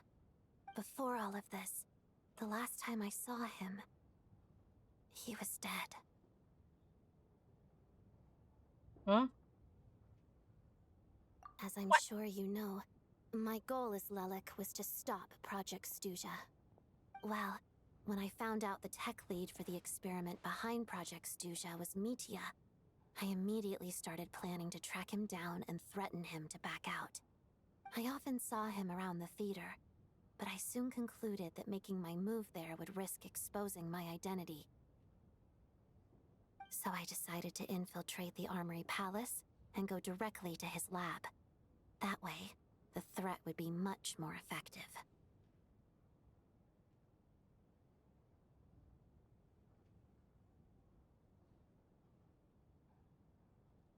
Well, I suppose there was a bit of luck involved. But I am a Vtuber, so I already had some familiarity with the building's layout. But when I finally made it to his lab, Mitya seemed to be dead. What do you mean? Dead? I checked his breathing and his pulse. He had no vital signs whatsoever. I'm certain of that. I thought maybe another anti-Project Stuzha activist had beaten me to it, and chosen a much more brutal method. So I made myself scarce. That's why you were so on guard around Mitya that first night here. Yes. When I saw him sitting in the audience during the performance, I could barely contain the shock. To me, it was a miracle. Somehow, he'd come back from the dead. But then, the murders started happening and things got so complicated that it wasn't really at the front of my mind. That is, until Mitya himself said there must be a dead person among us. Then I couldn't ignore it any longer. And yet, you thought that bringing it up right away would single Mitya out. Just like when everyone was suspecting Lelek. Exactly. I thought there could be something I was missing. Besides, we soon figured out that Mr. Shram was a ghost. And we knew there was only one extra person. So we thought he had to be the one. But now it seems like there's another candidate. I understand why you kept it to yourself. There was so much information being thrown around during that discussion. Bringing up Mitya would have just introduced more confusion. So, what do you think we should do? Let me confirm one thing first. When was it that you found Mitya dead? Around a week ago. Sometime in the afternoon. A week ago? That's earlier than I thought. I saw him just a few days ago at a restaurant. That definitely would have been after you found him dead. He seemed completely normal to me. Chatting with Vodjanitsa, trying to avoid Valeri. So he was definitely alive on that day. Huh. Well, all I can say is I know what I saw. Here's a thought. The reason we even suspected a dead person could be among us was because of the problem with the theater's ley lines. But Mitya's death happened inside the Armory Palace. The ley line issue affecting the theater shouldn't reach that far. You're right. I guess he doesn't fit the profile of the person we were searching for. I think the chances of it being him are very low. Surely he can't have died for real in the Armory Palace. Unless what? Unless he really did come back from the dead. You're right. Do you think we need to disclose this to the others? Huh, what's this? A private meet and greet? Where do I line up? That's not what's going on here. Well, I was just making the rounds. Thought I'd try to lighten the mood a bit. Vodjanitsa's handing out food if you're hungry.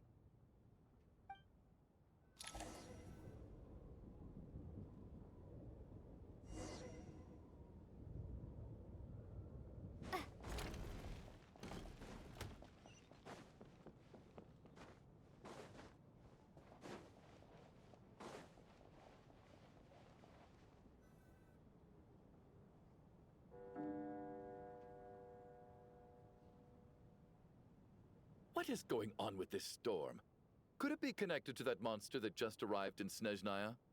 I almost hope it is. Her Majesty the Tsaritsa left to vanquish that beast herself. We just need to wait for her triumphant return. Do you think people still feel the cold after they die? I'm wondering about Shram. Oh, maybe we should have given him a coat before he went out there. Death itself is cold, isn't it? I'm sure the storm will embrace him. Well, I hope he has a safe journey. I'm going to miss him, I think. It's not like we can blame him for Rampana and Kulish's deaths. Thinking back on it, we barely made it out alive ourselves. Once we get out of here, how are we going to explain what happened to their families?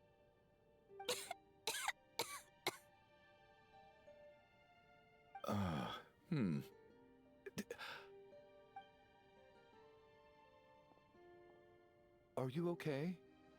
Here, take this. I've never used it.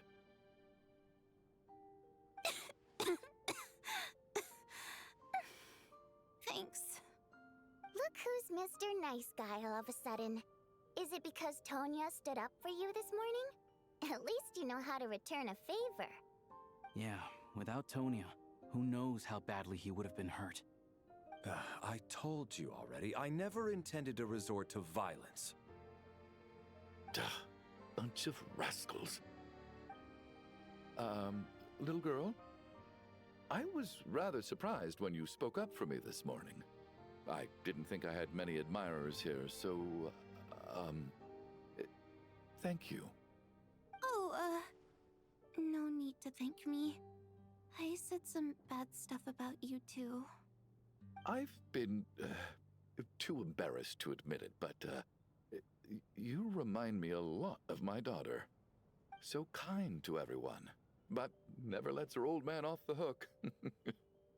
Unless my wife and I are having a fight, then she's always on my side.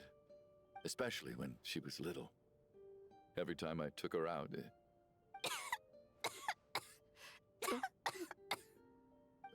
All right, easy now.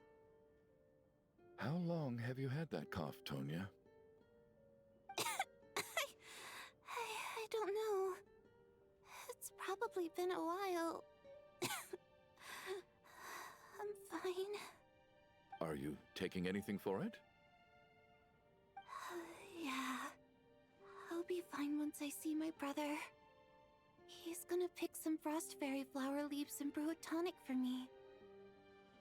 I'll feel much better once I drink that. I see. That's good to hear, then. We should probably discuss arrangements for tonight. Now that the deceased has left our midst, there shouldn't be any more incidents. However, out of an abundance of caution, I'll keep watch. Shouldn't we take shifts? I can take one if needed. No need. I managed to get a nap in earlier, so I have plenty of energy right now. After all the tension of the past few days, everyone else should just focus on getting a good night's sleep.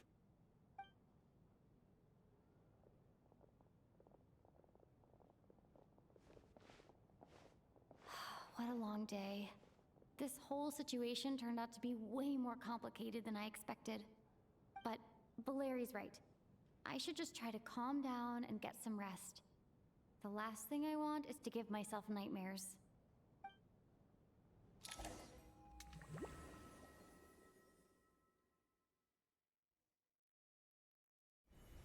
She's awake. She's awake! Get over here, you big lug, and take a look! If you must call me something, call me Mr. Door. The Black Mist is coming. You need to go. Are you all right? Can you walk? We just got attacked by monsters on our way up. That Mr. Door fellow protected us. He just seemed to come out of nowhere. Not much of a talker, but when it comes to taking down monsters, that man doesn't hold back. Curses! The Black Mist is catching up to us. We need to keep going. Mr. Door, I don't believe I've ever seen you around here before. Why is that? There's no need to try to get to know me. I'm just Mr. Mr. Door! Monsters! Quick, get rid of them! I can just push these ones off. Oh. Well, anyway, we're lucky to have you here. Thanks for saving us earlier. No need to thank me. This is where my duty lies. Gotta.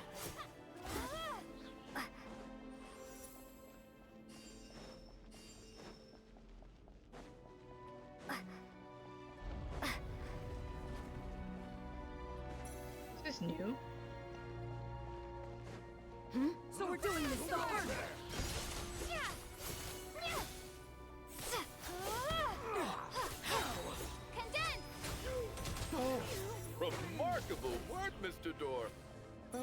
I had your muscles, I'd do the same.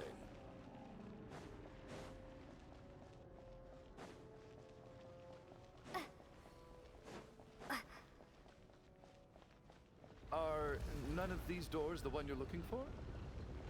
No.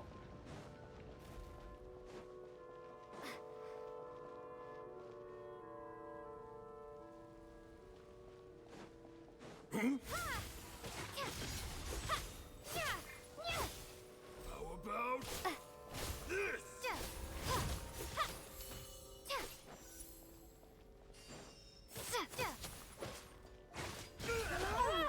Hey! Fighting frog! Impossible! How about Impossible! I'm so exhausted. Wait, look!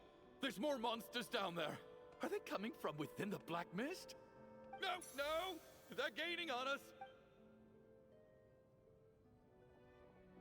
Mr. Door, what are you doing? We need to get out of here.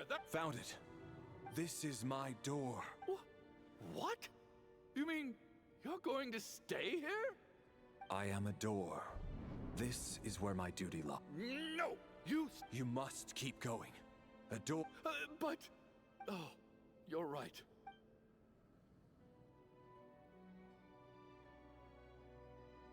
We're skipping. The black One mist and isn't then- moving yeah. anymore. Looks like both the monsters and Mr. Door are gone. I didn't just imagine all that, did Surely I wasn't Oh, okay, good. There's no way we both hallucinate. Getting sleepy?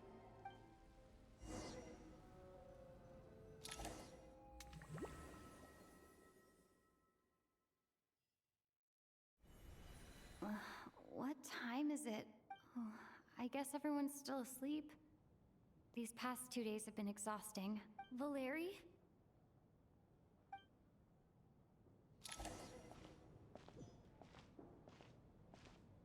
He did.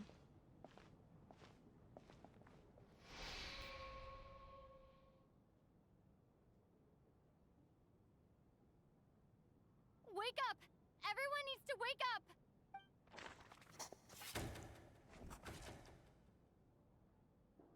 Holy moly. Just like the last 2 nights. No clear cause of death. I've been a real thorn in your side, haven't I, Mr. Valeri? Now you can rest in peace. But for me, life will be all the duller for not having to run away from you, my friend. How's Tonya? Is she okay? I just checked on her, and it doesn't seem like anything serious. She's just exhausted from the past couple of days, and she's still... That means Valeri was the only one who died last night. If Valeri was awake and keeping watch, it would have been impossible to kill him without waking everyone else up. That much is certain. This is so frustrating. Why has nothing changed since yesterday? I thought we already dealt with the dead person causing all this. Actually, one thing has changed. There's only one victim this time, not 2. Does that mean...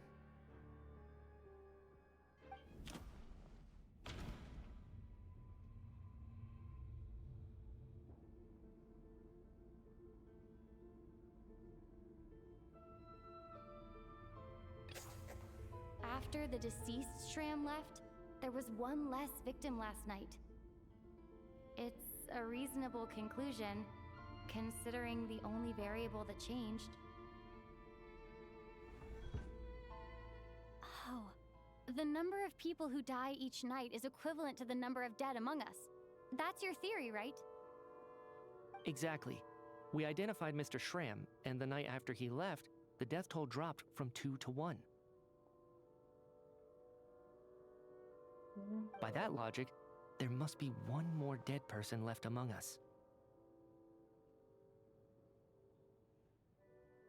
Another one? But there was only one person unaccounted for in the ticket checks, right? The head count should match up now. Having an extra person was definitely a cause for alarm, but being one person short isn't nearly as unusual. Someone could have left in the middle of the show, or made it out before the storm hit. One more dead person among us. If Nitya's theory is right, then what Odette told me seems a lot more relevant. It's just, at the time, we had no reason to think there was more than one dead person. If only we'd taken it more seriously as a possibility, maybe this could have been avoided. I'm sorry. This is my fault. I had information that could have been helpful, but I held back. I should have brought it up right away. I'm partly to blame as well.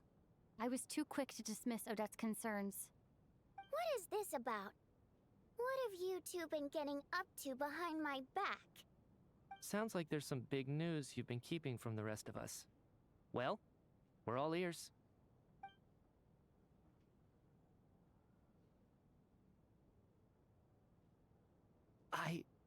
I'm the dead person? Wow, that's certainly news to me. Odette and I talked about it yesterday, but we thought it just wasn't possible, so we left it at that. Yeah, I don't blame you. If I'd been there, I probably would have reached the same conclusion. It just sounds too unbelievable. Let me just try and verify this. I just scoured my memories trying to think back to the afternoon Miss Odette mentioned. But I honestly have no recollection of dying. That's where I'm different than Mr. Shram. Having seen Mr. Mitya a few days ago myself, I also find it hard to believe he could be the other dead person among us. Well, if it isn't Mitya, then who? Do we vote on it? If you don't mind me asking, Traveler, I believe you mentioned that you know Tonya's brother. Had you ever met her before all this? No, never. Wait. Now just 1 minute. I know where this is going. You can't just randomly point a finger at anyone you want. You're in the hot seat, and all of a sudden you want to divert our suspicions onto somebody else? Trying to pick a fight, Mr. Chuganov? Whenever you open your mouth, all you do is attack people, and I've had enough of it. If you don't want to engage in a civil discussion, you can shut up. You! Whoa. Little brat! Whoa. Did Mitya ask about Tonya because he suspects her? I suppose I only identified her by age and nothing else. Could that mean... I'm just saying, you're going around casting suspicion on people for no reason. How could Tonya be dead?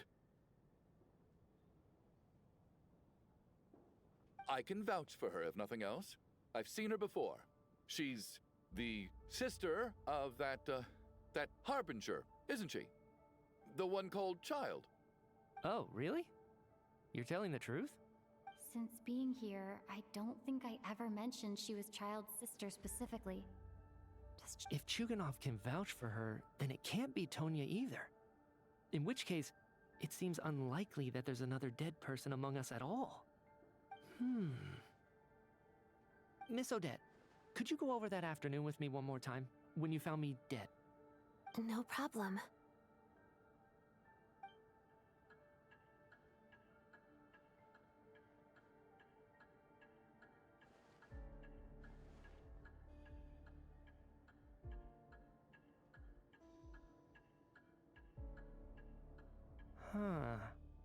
No matter how hard I try, I just can't remember anything about dying. But I do remember something else. Miss Vojanitsa, during our last meal together, I told you how some of the researchers were suffering from temporary memory loss. Do you remember that? Oh, yeah. You said it was hindering the progress of your experiments. You thought they were just under too much stress or something. Right. And even though I don't remember dying that day, I'm pretty sure I experienced something like amnesia. Some of my memories from that afternoon are missing. Are you suggesting you're missing the memory of your... Of course. How am I only just realizing this? Humans aren't necessarily aware of their own death. You mean being silently assassinated, or dying in your sleep? Situations like that? The researcher's amnesia. Suddenly it all makes sense. I must thank you, Odette. I think your perspective just helped me reach a breakthrough on a series of issues that have been troubling me for quite some time. All right. It's decided then. I'll be the one to leave today. Oh, leave? Hey, wait a minute. Aren't you rushing into this? What if you're wrong? You'll pay with your life. So basically, it's just like a freaking Among Us. Come on, kid. Aren't you gonna fight for your life? This seems like I've a been rash deadly decision. silent, but I'm listening. I have other reasons beyond what's been discussed. In fact, thinking back, I remember during Miss Odette's performance, while I was sitting in the audience stalls, a brilliant new idea for my research popped into my mind. But then, my train of thought suddenly cut off.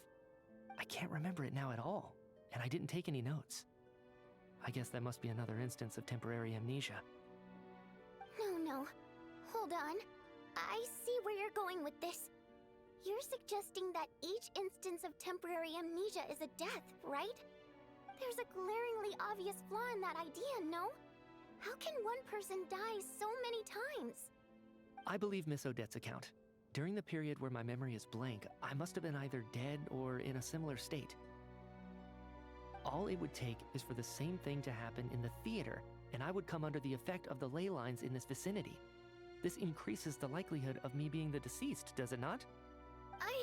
But... There's no evidence to suggest that anyone other than me is a candidate for the deceased.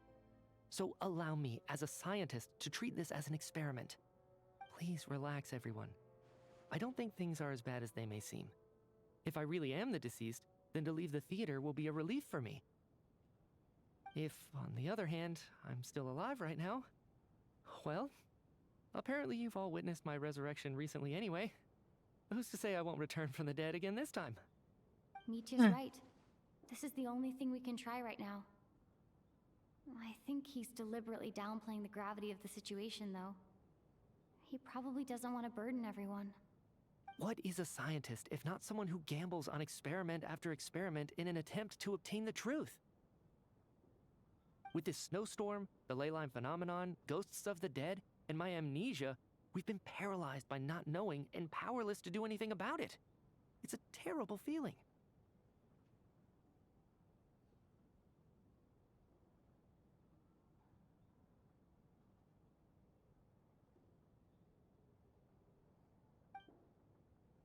But if I do get resurrected, you can be sure that I'll come back with the truth of all this. Just you wait.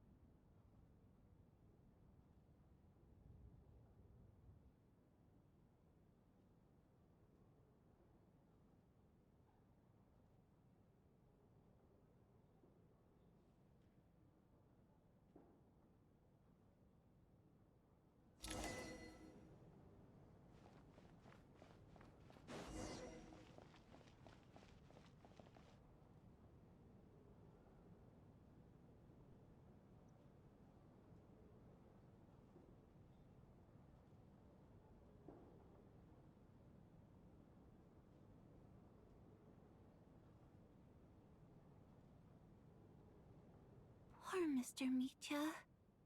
I didn't even get to see him one last time.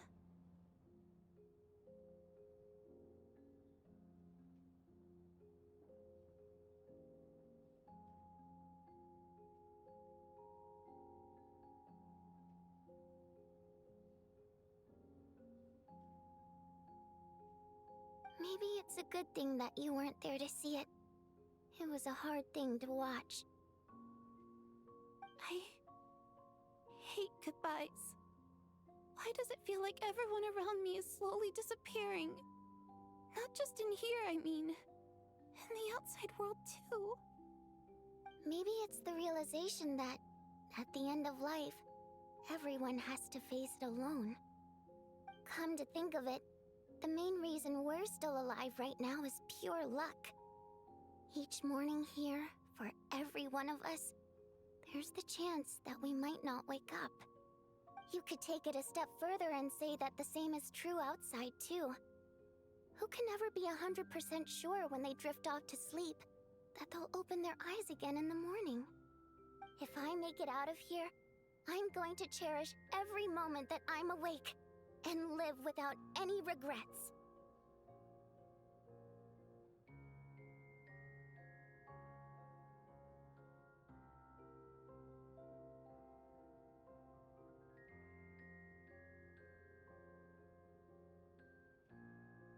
Without regrets?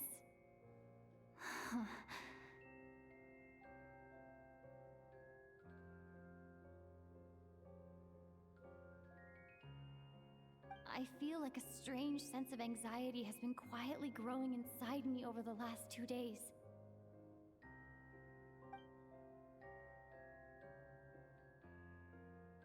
Are you okay? You look really glum. If something's bugging you, let's talk about it. There's only a few of us left here now. After everything we've been through, what's the point in keeping things bottled up? I have a travel companion named Paimon. Alosha and Odette have met her before. She's been feeling unwell recently. You're worried about her, aren't you? That makes sense. We've been trapped in here for days. To be honest, I used to feel like I was just a spectator in this world, watching everything that happens from the sidelines. Maybe it's because I'm a descender? A descender? But with Paimon by my side, over time, I slowly felt my connection to this world growing stronger. She loves eating, sleeping, and having fun, but she's also a great guide. It's her authenticity that makes this whole world feel more real for me. Over the last few days that we've been apart, I've often caught myself wondering, what would Paimon say if she were here right now?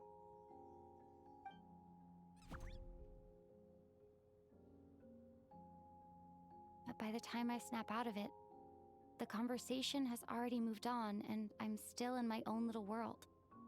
I'm trying to overcome this sense of detachment, but I really miss Paimon. I guess, in a way, she means the whole world to me. I bet she misses you when you're not there as well. Maybe you're her entire world too. I don't know if this will make you feel any better, but back when the water imps left Snezhnaya in droves, I also felt like the whole world was suddenly empty. I could be surrounded by people all smiling and having fun, and still feel completely separate from it. So, I totally understand how you feel. Later on, I started to think, maybe accepting the fact that our loved ones won't always be with us is something that takes a lifetime. All we can do is cherish their companionship from moment to moment. So, once we get out of here, you better hurry back to our side as fast as you can. You can't let your story end in regret. That's the trope I hate the most. Thank you. That's exactly what I needed to hear. But Vodianitsa, if you hate goodbyes too, why didn't you leave with your people? That's just the choice I made. I used to regret it, but I don't anymore. Like I said before, singing is a water imp's primary mode of expression. It's how we convey our emotions. Our songs have echoed through this theater for hundreds of years, each one a story pieced together through moments of joy and sorrow. But does a story exist without someone to read it? To me, the answer is excuse me. no. Oh god. So I made the choice to stay. That way, there would still be someone left to sing these songs and listen to their stories. Otherwise, they could have been lost forever. Could you teach me how to understand your people's songs sometime? I want to be able to truly hear them, like Mr. Shram. A fan after my own heart. Thank you, Tonya. How about I sing something for you, and you tell me what you hear? Okay, I'll do my best.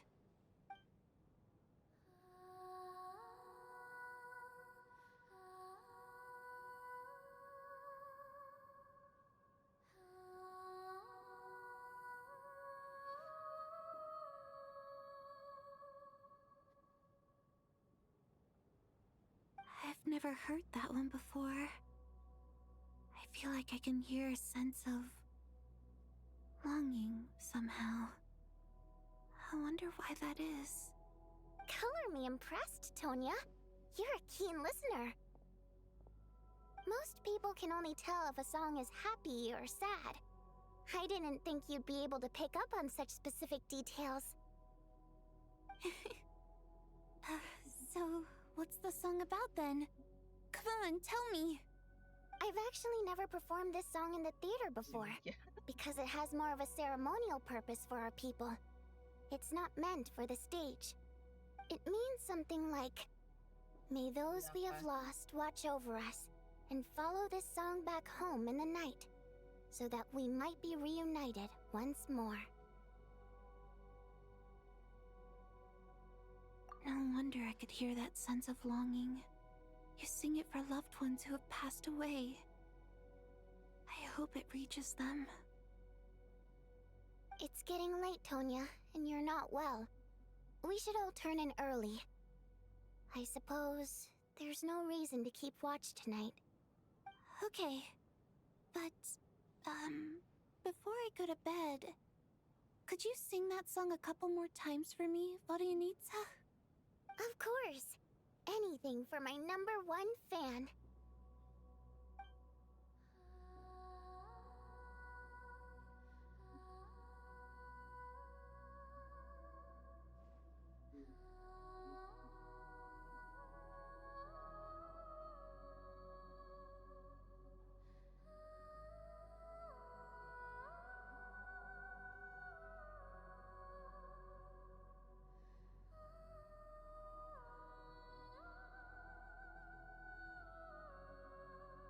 Once I get out of here, I definitely don't plan on ever coming back. But I guess that means I'll never get to hear Vodianitsa sing again. That's a sad thought. Before I fall asleep, I should cherish this moment of companionship while it lasts.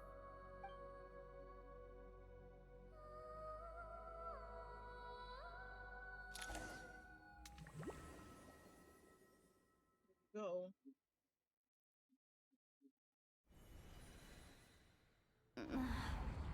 Where am I? It's so dark in here, and I feel kind of dizzy. Am I alone? Huh? What was that noise?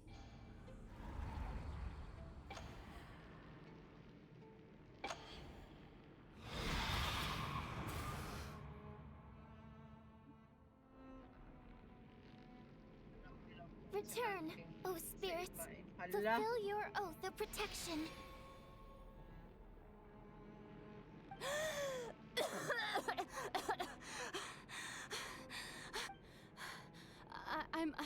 I'm alive? What just happened? No time for questions. Quick, over here. Turn on the switch. We need to bring back the light.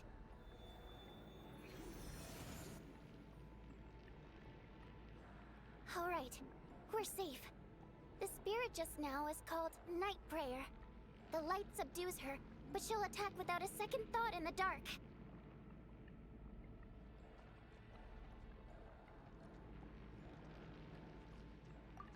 Sort of. I know it's hard, but you can't let this place go dark. or she'll kill you again. Yep. Luckily, I was here to resurrect you. Otherwise, that'd have been a real bummer. A bit more than a bummer, I'd say. Wait, so you have the ability to resurrect people? Sure I do. I'm your guardian spirit after all. I specialize in soul recall. Oh, it's nice to meet you, by the way. Oh, thanks. It's What? nice to meet you too. I'm so confused. Why is Correct. everyone There's no time to doesn't waste. recognize The black mist is everybody? already catching up. We need to avoid it and night prayer at all costs. Come on, let's go. We need to reach the next switch before the place gets too dark. If we bring the light back, night prayer won't be able to get to us. Sweet, sweet light! It's back! Shh!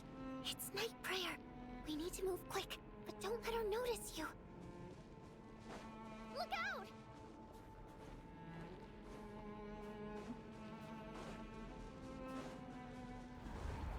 Ew. Next.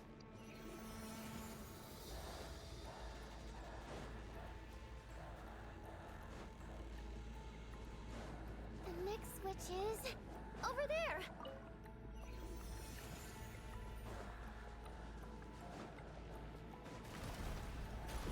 You've got to be kidding me.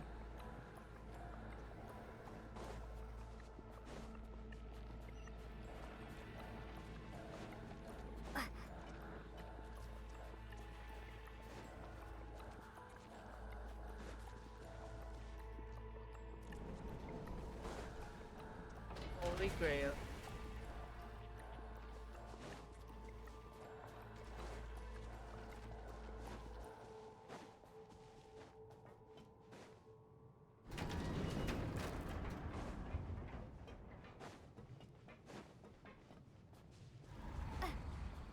No, night prayer is here too. This can't be the only path. Let's head up there and take a look.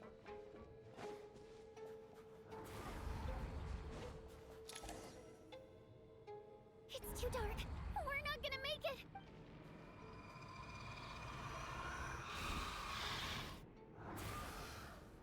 Traveler! I won't let you die like this.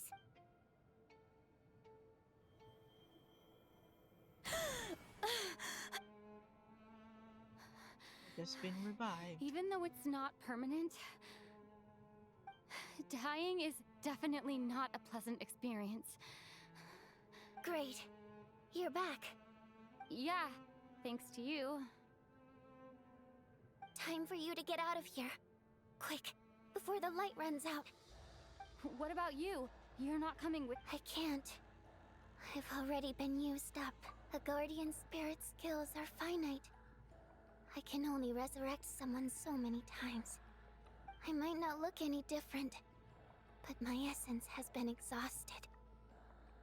Now, I will slowly start to fade away. I can go no further.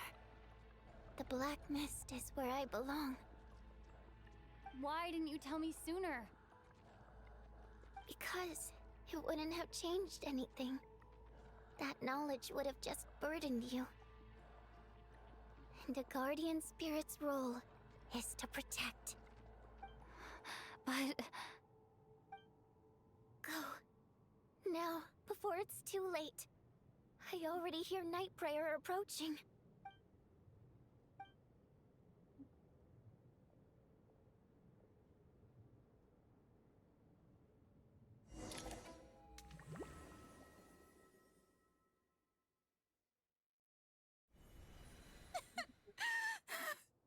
Vodyanitsa! How could this happen? Vodyanitsa!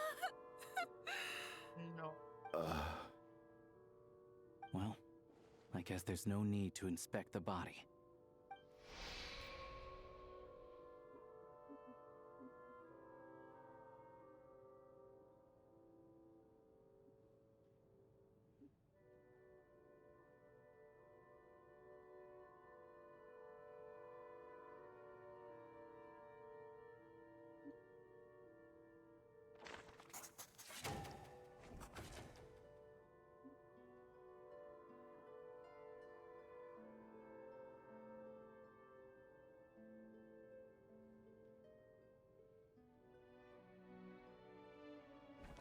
wasn't supposed to happen. You lied to us, didn't you, Chuganov? You've been lying from the start. Take a long, hard look at yourself before you go around accusing other people. I suspected you on day one, Lelik, and now look where we are. By some strange coincidence, you've never been targeted. You just happen to have survived this long? No, you should be the prime suspect. And you, little hunter, ever so content with staying on the sidelines. Yet, you were the one who stopped us from leaving from the start! Why are you trying to keep us here? Now you're just lashing out indiscriminately. That's either a sign of anxiety or a guilty conscience. Where was all this passion and bravado before? Decided to fight until the bitter end. Is that it? Is that a threat? Fine, bring it on. You think I'm afraid to die after all this? You want to kill me? Go ahead. I'd like to see you try. After all the trauma of the past few days, everyone's been pushed to the breaking point. Valeri and Mitya aren't here anymore. Someone else needs to step up and take charge. But first, I need to think this through. Considering everyone left, who's the most likely candidate for the deceased?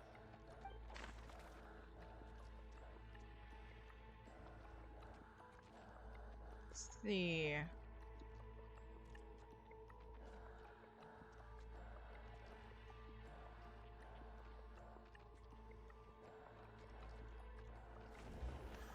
Alicia, I didn't see He's you in a arguably the while. first friend we made wait. after arriving in Saw him in Snezhnaya. another name. While he works at the theater, we've also met him outside of it, so he can't be the deceased.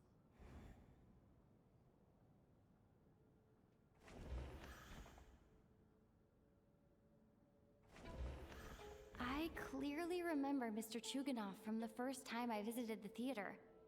He made quite an impression. That was just a few days ago, so he's unlikely to be the deceased.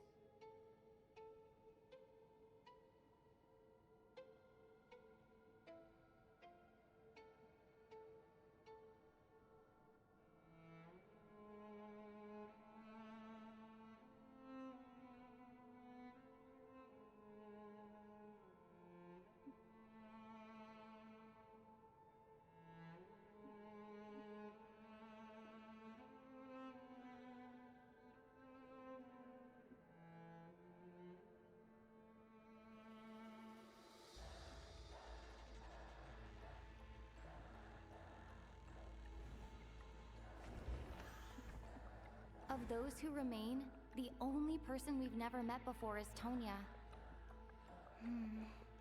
There is room to doubt her true identity.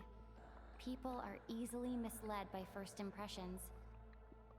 Now that I think about it, child's sister was in fact a label I imposed on her due to my own assumptions.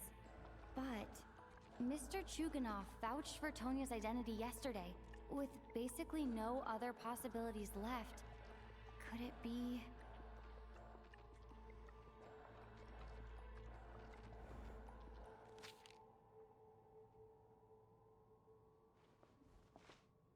Tonya, how's Tusser been lately?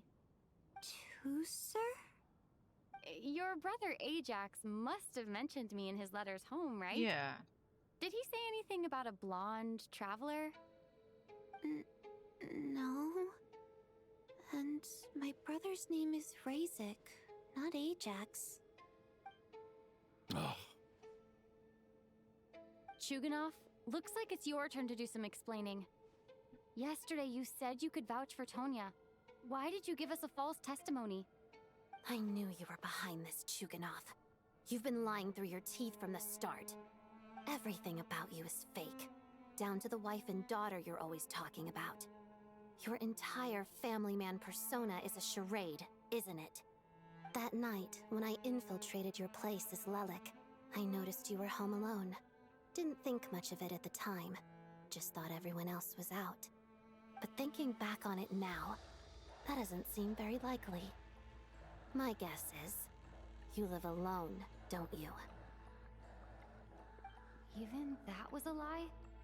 But why would he lie about having a family? Oh, curses. Oh, why is there no end to this blasted snowstorm? If it would just stop. If it would just stop. I think I remember now. I know how I ended up here. It feels like a distant memory. But at the same time, it's just like it was yesterday.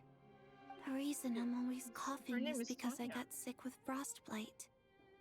The locals usually call it the snow cough. It's not a very common illness. It's partly genetic and partly caused by the cold climate, but it can be fatal. They sent me to the hospital as soon as they found out I had it, and I spent so long lying there in that hospital bed. After a while, I felt myself growing weaker and weaker. Nothing seemed to be working anymore. Neither the treatment that the doctors were giving me, nor the medicine my brother was brewing from frost fairy flower leaves. So one day, I told my brother that I wanted him to take me outside for once, so things could be like they used to, just for one day. I wanted to meet loads of friends, experience new things. He agreed. He snuck me out of the hospital, and we escaped. We got to the theater, bought tickets, and went inside. Oh, it was all so exciting. I remember the show very clearly. It was amazing. But I found myself getting sleepier and sleepier. Oh, Tonya. When I woke up, I couldn't find my brother anywhere, so I guessed he'd already left. But there's no way he'd leave me behind. So I decided to stay here and wait for him. At the time, I figured he'd probably gone to brew some more medicine for me. I was planning to chew him out for abandoning me when he got back. Tonya, it sounds like by then you'd already... Yeah, I know. I understand now. Dead, aren't I? This cough and the feeling weak, it's probably just my body's memory. After all of that, it turns out I can't blame my brother after all. I was the one who abandoned him. I'm sorry, everyone. I realized this much too late. It seems like death skewed my perception.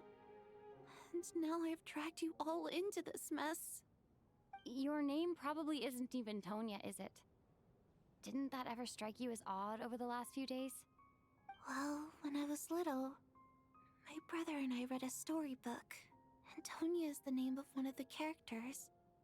When we escaped from the hospital, our thought too family that and she the was hospital Tonya. security were looking everywhere for us. So when you first approached me and said my brother had sent you, and called me Tonya, I thought he must have chosen a fake name that only the two of us would know. Because he was afraid of getting caught. Now, it seems like that was just wishful thinking. At least your memory of death isn't painful. That is a small comfort. Now it's your turn, Chuganov. Talk to us. I believe no lie is ever told without a reason. You're right. I was lying. I happen to know that the Harbinger child and his sister Tonya managed to get tickets, so I lied to you and pretended I knew them. And yes, I was lying about my family too. The truth of the matter is, I lost them a long time ago. I just refused to accept reality. And now I've spent the second half of my life living a lie. I'm a joke. My daughter's name was Iskra.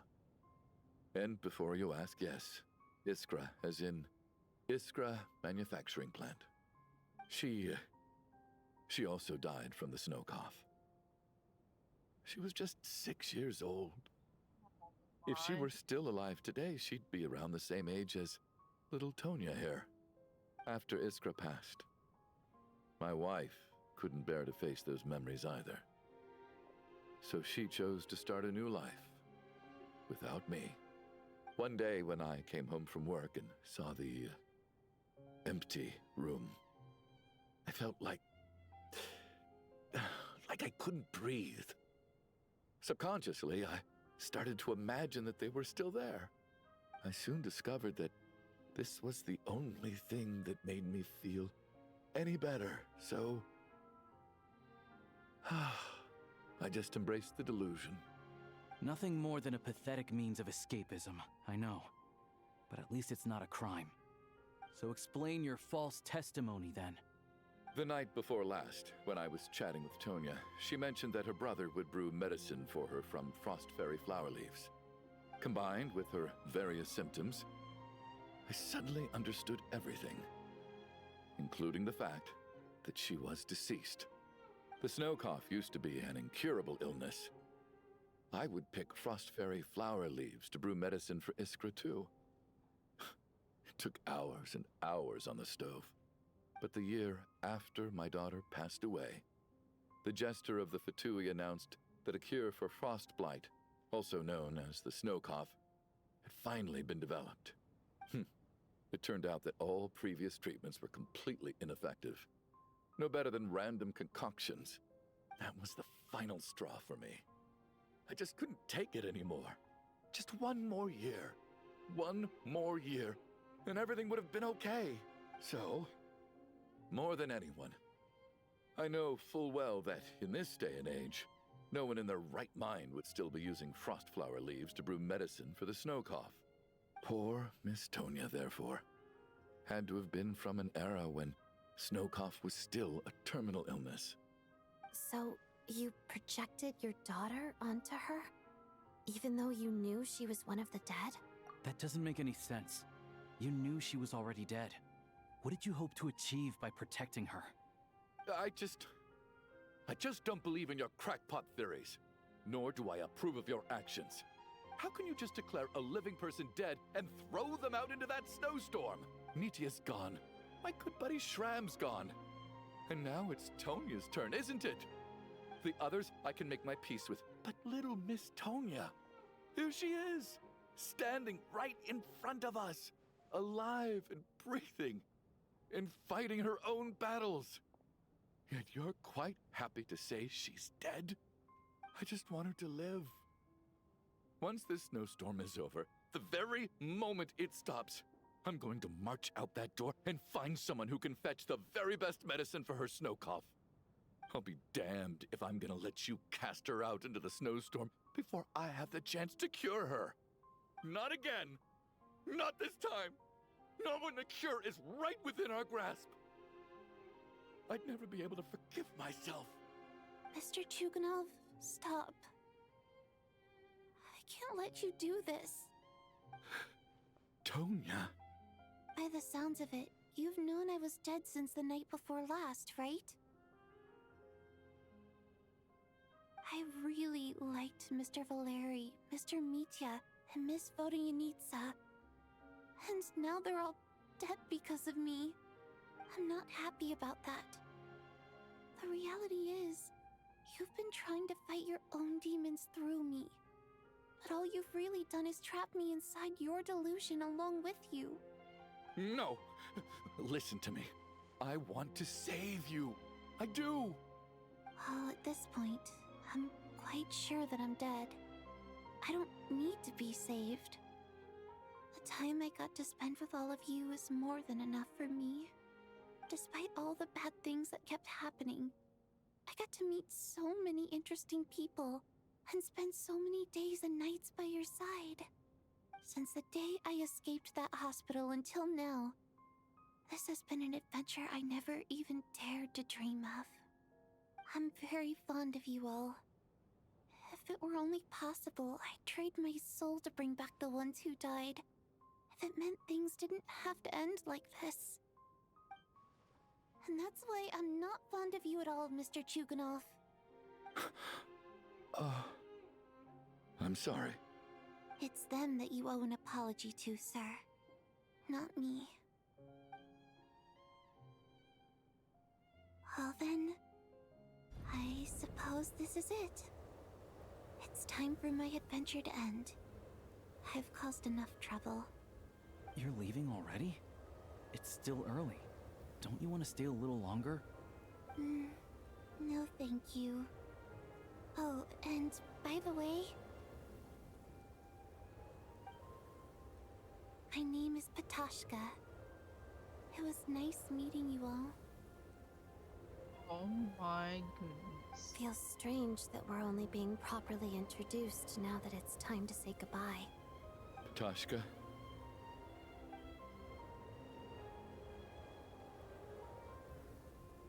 What are you doing, Chuganov? Are you crazy? Let me leave. I can't keep lying to... In your dreams. Don't think you're getting off that easy when you had a hand in the deaths of so many people. The Fatui have honed quite an array of enhanced interrogation techniques since they were founded. Once we're out of here, Lelik will personally give you a taste of every last one.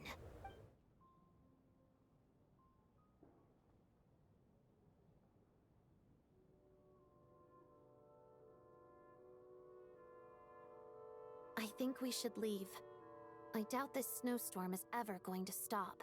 Wait, we finally solved the mystery of the haunted theater today. Maybe let's at least try to enjoy tonight? Fair enough. I don't particularly feel like dying in Chuganov's company anyway. And yet you won't let me die first. Hey, Chuganov, on a serious note, if we do make it out of here, you should close down that factory of yours. A lot of people are freezing thanks to you. Is this really the time to be discussing my factory? All right, fine. Am I hearing things? Or was that a knock at the door? There it is again.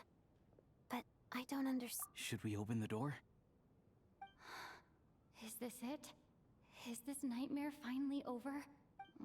If the last few days are anything to go by, I probably shouldn't be getting my hopes up. Whatever lies beyond that door at this moment, it could be something even more terrifying than everything we've been through so far. Hold up. Oh god. Go to the bathroom. Oh god.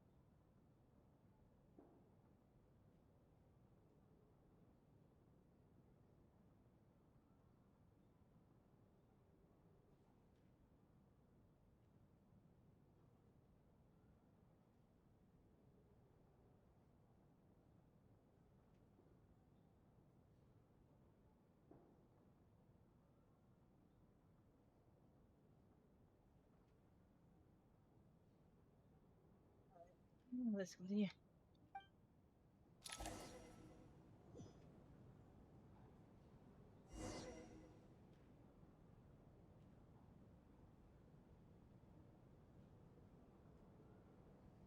Open the door.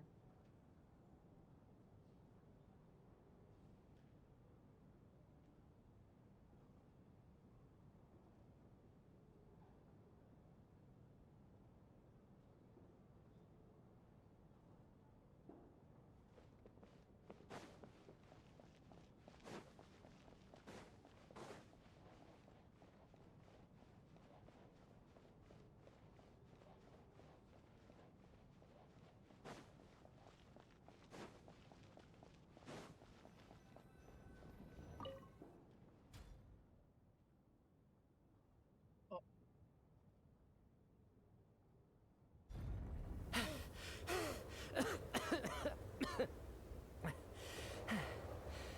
Hey everyone, I'm back. You shut the front door. He's alive. How are you doing? Feeling any better? Much better, thanks. Whew, it is so good to have you guys here. I was a little worried that the theater would be empty by the time I got back. Let me see. Tonya and Vodyanitsa are missing, which means Vodyanitsa died last night. And then you discovered that Tonya was the other dead person. Am I right?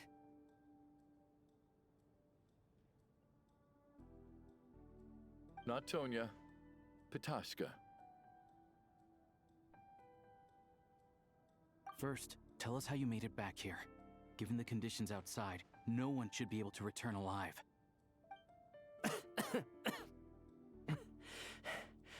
You're right. The thing that got me back safely was a song. I heard someone singing. After walking into the snowstorm, my mind grew hazy. I don't know how long I walked through the storm before my mind completely slipped away. Then, suddenly, I heard the sound of singing. The voice instantly brought me back to my senses, and I regained consciousness. Singing. So I followed the voice, searching for the source of the singing.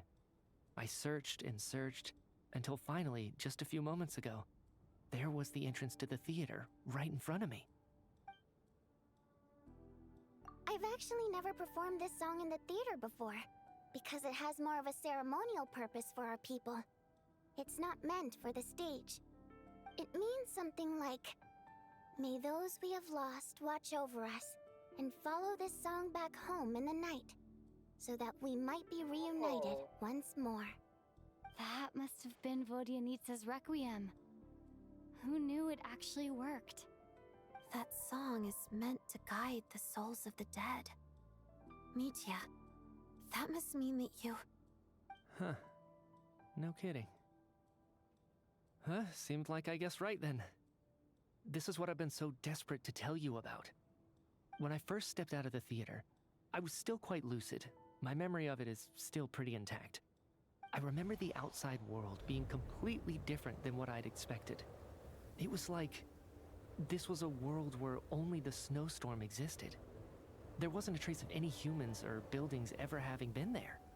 I don't know how else to describe it, except to say that it just didn't seem like the real world.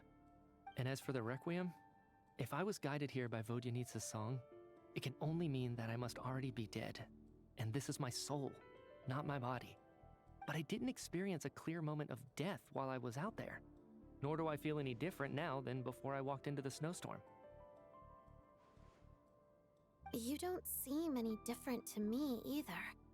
In fact, this is something I've been wondering about for a while now. If souls aren't physical, shouldn't they lack tangible form? Both Shram and Pitashka were clearly deceased, and yet their souls didn't look or feel like ghosts at all. They were visible, tangible, no different than you or me. This raises a truly terrible thought. Is that really what Mitya is suggesting?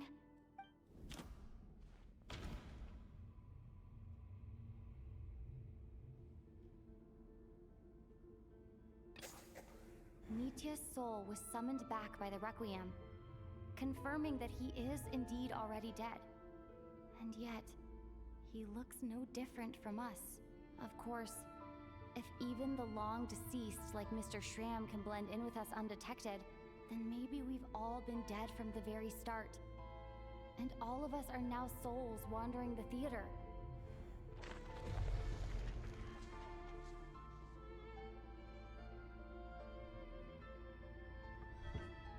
Yes.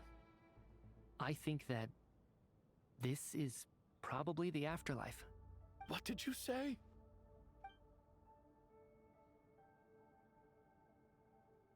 You heard me. We died in the theater. All of us did. But due to an obstruction in the theater's ley lines, our souls are trapped here, while an endless, infinite snowstorm rages outside. It's ironic, really. All that time, we were working so hard to figure out who the deceased among us were, when the truth was, we were all deceased.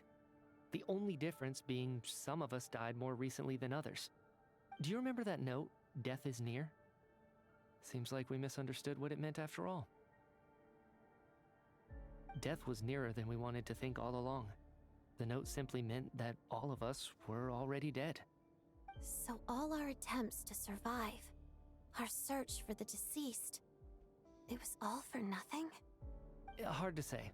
At the very least, we hope 2 lost souls find clarity and go to where they belong. The presence of those 2 is probably what caused our souls to be drawn in by the ley lines. In which case, the deaths we've awoken to over the past few days were just souls returning to the ley lines for good. If what you're saying is true, doesn't that make us the lost souls now? Huh, no wonder. This afternoon, when I was moving Vodyanitsa's body, I noticed that the other bodies in the room hadn't decayed one bit after all these days. That's further proof that those aren't physical bodies at all, but merely our shells here in the afterlife. Am I really dead? No, that's impossible. This cannot be how it all ends. I still find it hard to believe that all of us are dead. How exactly did we die in the real world? None of us have any memories of dying, right? Not even knowing how we died is preposterous. Good grief! Surely there has to be some reason. Exactly. It's hard to rest in peace when you don't even know how you died. It gave me lots to think about as I strode out into the snowstorm. I racked my brains trying to remember the cause of my death, the exact moment I died, the root of all of this, right up until my consciousness faded. Wait. Hold on. Right before I lost consciousness, I think I saw something. What is it? I can't remember. And I think I lost my notebook and pen. Mitya, your hand. Is that blood on your fingers? Huh? You're right. There's blood on the fingertips of my right hand. Looks like it's already dried. When did that happen? What the? I guess this was what I saw. I must have desperately drawn it in my own blood right before losing consciousness. What's wrong? Do you recognize the symbol? It's Renova, the ruler of death. Oh my god. Alosha, do you still remember that Snezhnayan folktale you told me about? It was about the Grim Reaper. When someone's about to die, he appears as an incarnation of someone familiar to guide their soul into the afterlife. And as soon as you recognize his face, your life is over. I heard a similar tale when I was little. You think the Grim Reaper in this story refers to the ruler of death you mentioned? That's right. In which case, death is near could also mean that the Grim Reaper is here, disguised in a familiar form. Holy shit. Death, the deceased, and the Grim Reaper? So it's a triple entendre. When I first saw this note, I thought it contradicted the investigation report. Someone? But now it Yes, seems like that this was is the like whole very intention. Among Us. Someone So is the Grim the really Reaper saucy. deliberately misled us. Then, We started suspecting each other and searched for the deceased while they hid in plain sight. Oh my By goodness. that logic, the one person most likely to be the Grim Reaper incarnate is... Holy crap. Is this guy? No doubt about it. It's Alosha. Looking back at how everyone has acted over the past few days, Alosha is most likely the Grim Reaper lurking among us.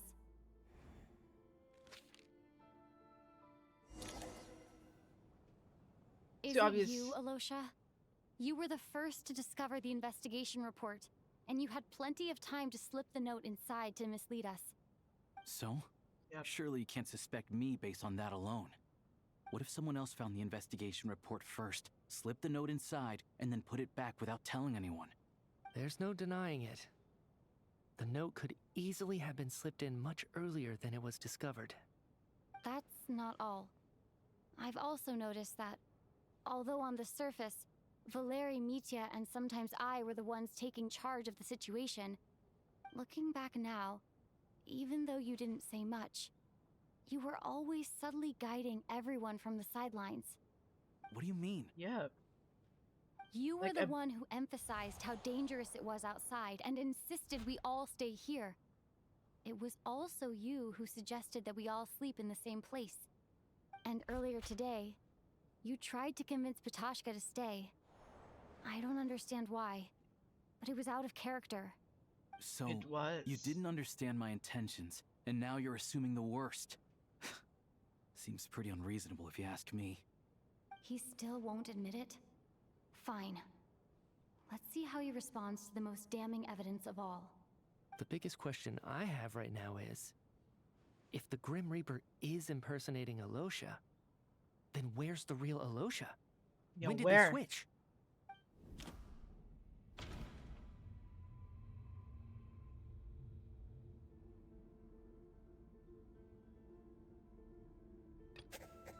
No.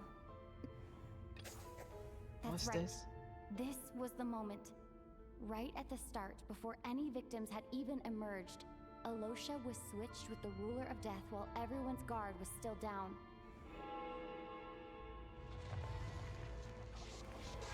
Oh my god.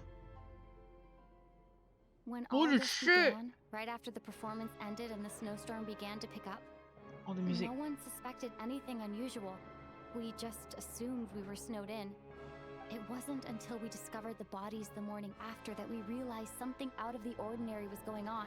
Oh But my it's clear god. now that the oddities actually started earlier than that, when Dimov walked into the snowstorm and never came back. Right. So Mr. Yep. Dimov was the first victim, not Sobolova and Torgov. And if we pinpoint that moment as the beginning of this incident, then one thing becomes clear. Alosha, you are the only person who walked into the snowstorm and came back without the help of Vojanitsa's Requiem.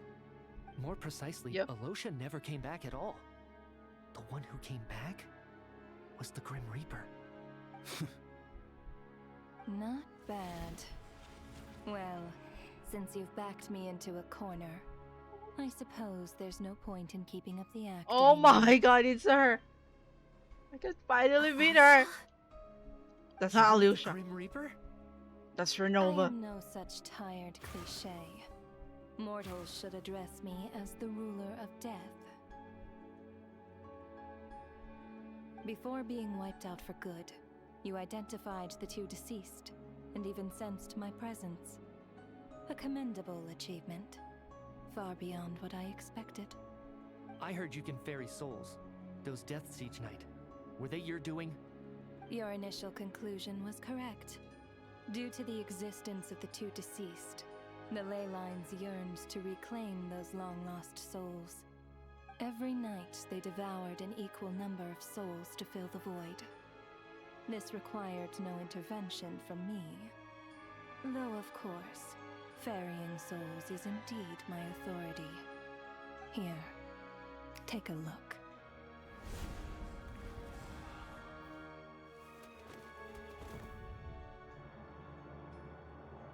What are you doing? That That takes care of today's too. Don't get so worked up. You are already dead, and your souls must return to the ley lines. I know we're already dead. You murdered us, didn't you? Murdered? No. Murder is when mortals usurp my authority. Death is my jurisdiction. If I require someone to die, I need not resort to such laborious methods as murder. You simply met the criteria to trigger my curse of death. I know about the curse of immortality. So there's another death-related curse too? You cursed us? When? And why would you do such a thing? So often, humans pray to me, begging to know when their death will come, and what form it will take. But few people ask why. If you must have an answer, know that death comes simply because one's time has come. So you're not gonna tell us the truth? Hold your tongue.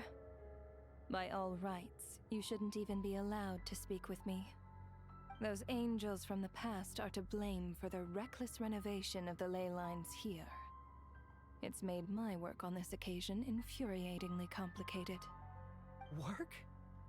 So trapping us here, making us watch our friends die, that's just another day at work for you? You clearly have a lot of questions. Fine. As a reward for your remarkable accomplishments over the past few days, I shall answer a few of your inquiries, provided they aren't too unreasonable. After the physical body dies, the soul must return to the ley lines for that person's death to be considered complete.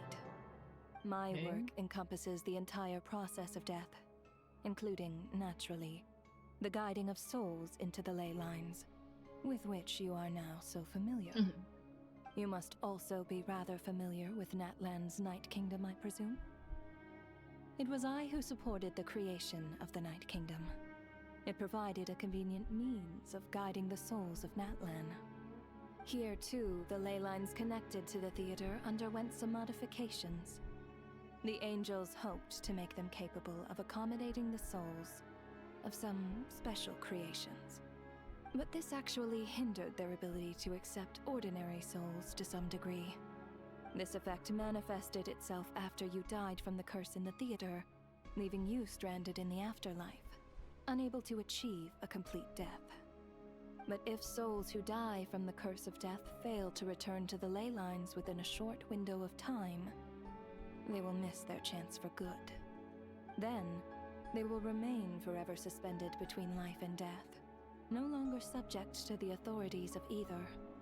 So if you don't resolve this matter soon, and see all our souls return to the ley lines before long, we'll escape your control.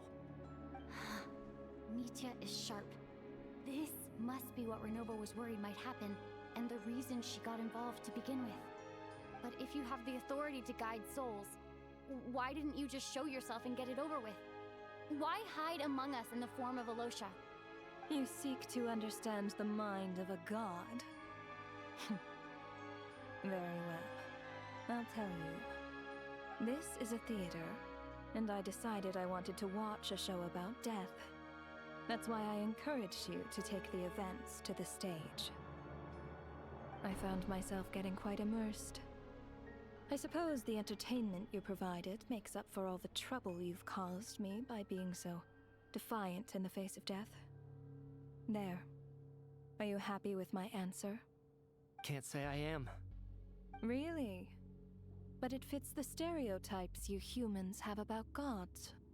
Just moments ago, you were complaining about how infuriatingly complicated your work here has been. Work is work, I get it.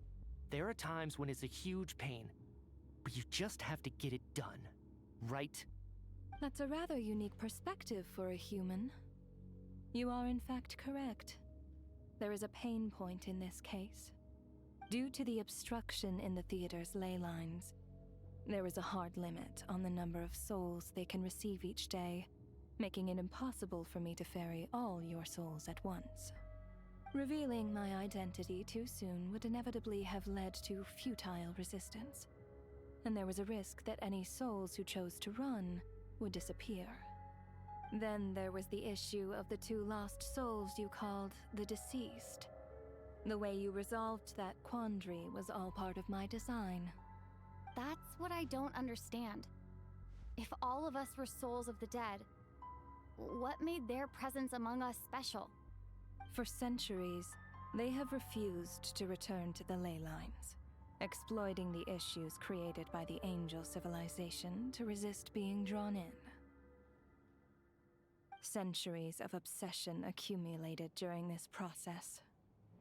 You may think of this obsession as the resentment of the dead, and in this quantity, it was a bomb that could have detonated at any moment. It reached the point where I could not afford to leave it unchecked. But the only way to fix it was to help them acknowledge their own deaths, make peace with their regrets, and willingly walk into the snowstorm. Only then, with my guidance, could they finally return to the ley lines. Otherwise, you would not like to know what the consequences would have been. I vaguely remember seeing Patashka, but in the most terrifying form. Was that in a dream? Is that what would have become of her if she hadn't returned to the ley lines? I see your dreams brought you many revelations. So you see, death in fact grants wisdom to mortals. Souls connect to all things in the world and see the chain of cause and effect between them. It's nothing unusual. Anyway, giving psychological counseling to lost souls is not my strong suit. That is more of an angel's role. It was something I could not resolve directly using my authority, so I decided it was easier to leave the bomb defusal to you. Meanwhile, of course, their presence caused the souls of other members of your party to return to the ley lines each night. From where I stand, that was killing 2 birds with 1 stone. As both issues slowly resolved one another without me having to lift a finger, all I had to do was stay close by and keep the situation under control. Then use my authority to wrap things up at the end. And, of course, while I was at it, I thoroughly enjoyed watching this drama, dealing with death from a mortal perspective, play out on the stage. Sounds like you had it all figured out, Grim Reaper. I just did the math. You said there's a hard limit to the number of souls the ley lines here can receive each day. It's 2, isn't it? That much is obvious, even to a fool. It's time to review this whole affair. If the ley lines can only take in 2 people per day, I need to go over the deaths from these past few days again.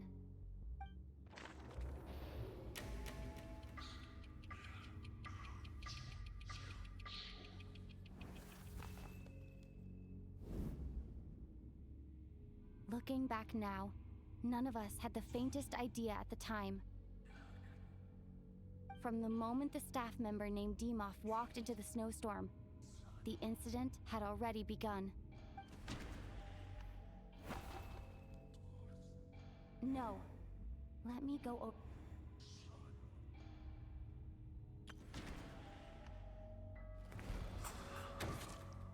Alosha was the second to walk into the snowstorm after Dimov to investigate. During this process, the ruler of death assumed his identity, making him one of the victims.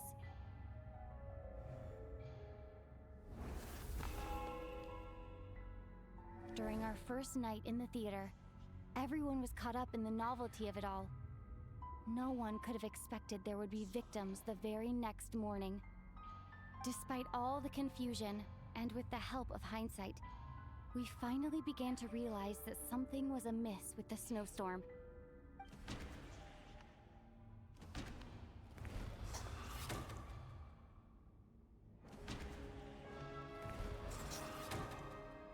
The ley lines devoured Torgov and Sobolova on the first night. At the time, we thought this might be a murder case connected to Lelek.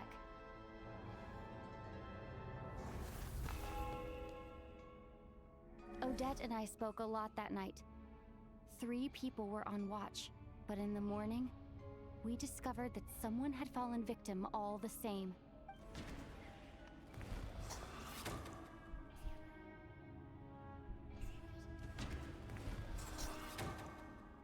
The deaths of Coolish and Ranpana caused everyone to stop suspecting Lelek. Unexplainable phenomena occurred one after another, leading Mitya to suspect that we were caught up in a supernatural event.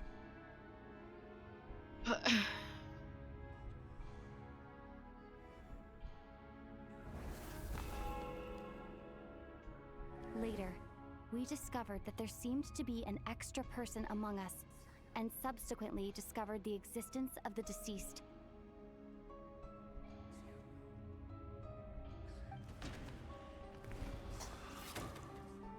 Mr. Shram realized he was the deceased and walked into the snowstorm to return to the ley lines of his own accord. It turns out there really was a dead person among us.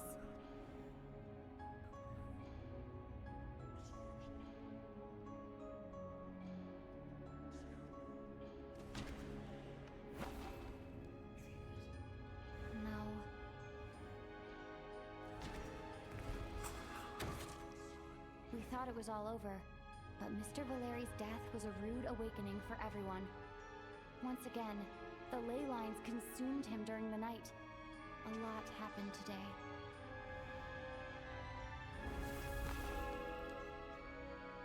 The fact that there was more than one deceased seemed to bring us back to square one. Odette revealed some information she had been keeping to herself.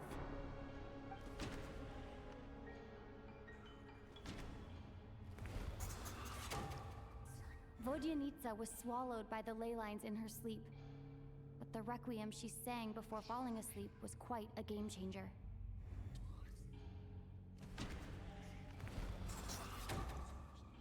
As it happened, Patashka filled the void left by Mitya's return from the ley lines by walking into the snowstorm this morning. The girl I thought was Child's sister, Tonya, turned out to be another of the theater's deceased. Come to think of it, Patashka was about to walk into the snowstorm at that time, and Renova, unaware that Mitya would return, was concerned that her soul would overflow from the ley lines. That's why she used Alosha's voice to try and persuade her to stay behind. Looking back, I suppose that was an early slip-up on her part.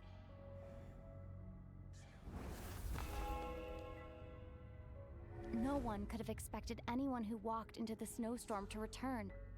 But just after nightfall, Mitya returned, bringing crucial information with him. Various truths began to surface, including that all of us were already dead, and that the ruler of death was here among us. Yep. Then, after revealing her true form, Renova callously claimed 2 souls.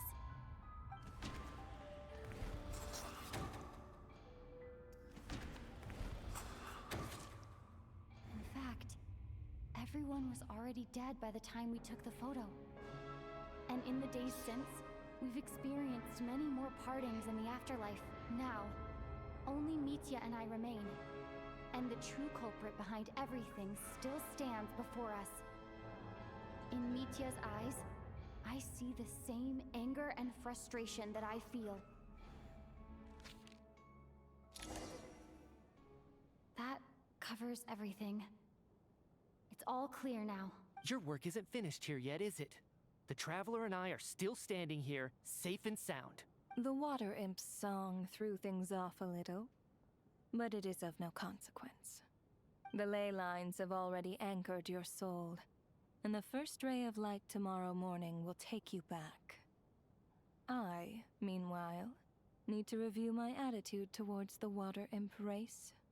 So, the reunion in the night that Vodyanitsa mentioned, I suppose that was never meant to be a permanent reunion. That just leaves you, Traveler. My power only allows me to temporarily separate your soul from your body. The ley lines of Tevat would not accept you, and your soul is firmly anchored to your body by your will. For a descender like you, who is not bound by Tevat's rules, your death can only be brought through the most violent of means, such as directly destroying either your body or soul. I have no interest in involving myself with Descenders. For now. Although, this may change if Asmodee remains missing. Or you insist on interfering with our affairs? One last question then. All our struggles and sacrifices here, they were meaningless from the very beginning, weren't they? Death abides no reason. Besides, what you call sacrifice is merely a concept created by humanity. To me, it is nothing more than a self-indulgent charade in the face of death. Mere mortals fantasizing that their actions could reclaim something from my grasp. A truly laughable idea. What's in? Oh my god. Reaper, you really know how to get on my nerves. I'm not here to ingratiate myself with you. I kill merely because your deaths are necessary. Oh, you've made that quite clear. But humans don't take well to being scorned. Not even by the gods.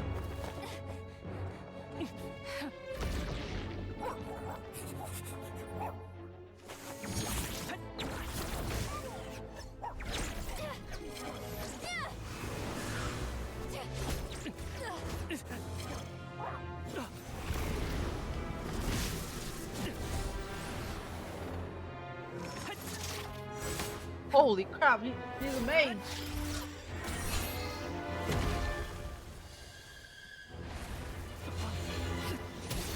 Whoa.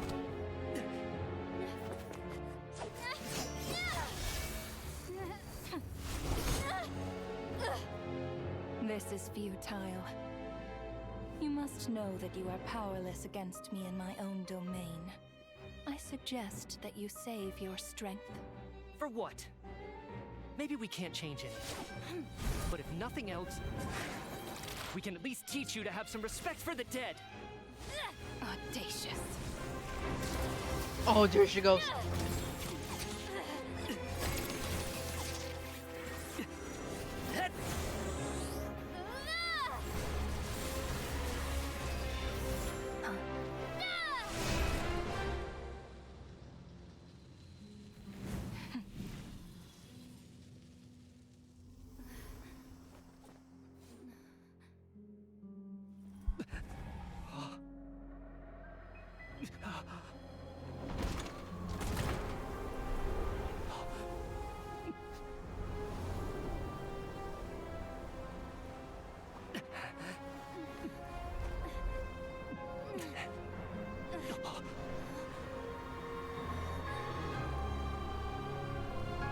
Oh. Holy.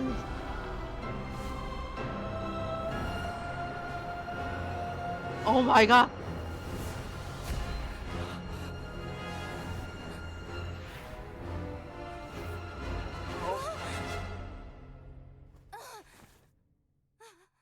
What the? What the? What? What was that?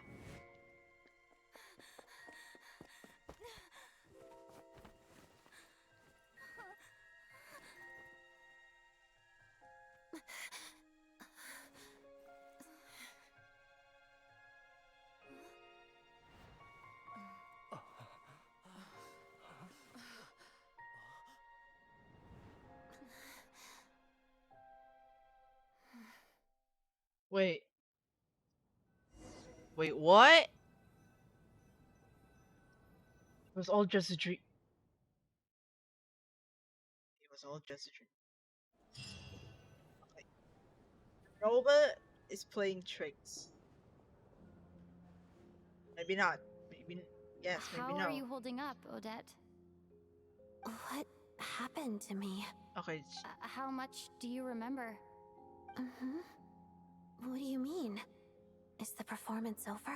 Oh my god. I can't seem to recall what happened. Has Odette already forgotten? Mitya? Oh, I'm sorry. I guess I spaced out there for a second. Remind me who you are? Don't you remember anything?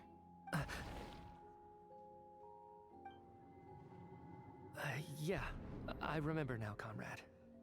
Looks like we guessed right. Just like me when Odette found me at the Armory Palace, for some reason, everyone killed by the ruler of death eventually came back to life. Just with one catch.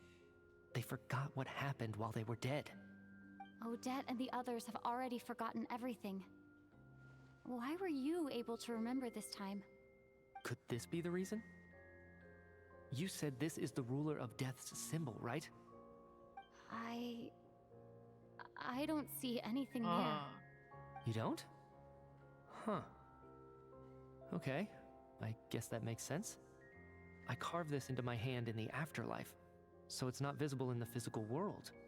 Does that mean I carved this symbol into my soul? What an unsettling thought. Still, at least I get to remember what happened. I suppose it's a blessing in disguise. What about you, though? The ruler of death mentioned that you're a descender? Is that why you can remember? A full explanation would get complicated very quickly, but that's essentially it. Well then, now that it's all over, let's figure out what we've learned.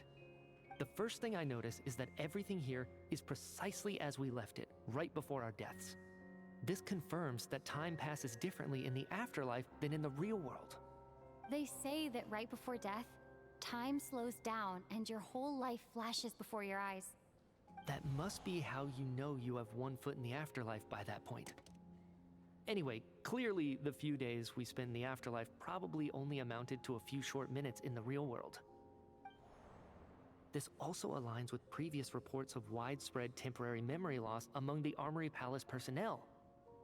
Now it seems likely that those were all brief deaths caused by the Grim Reaper's so-called curse of death.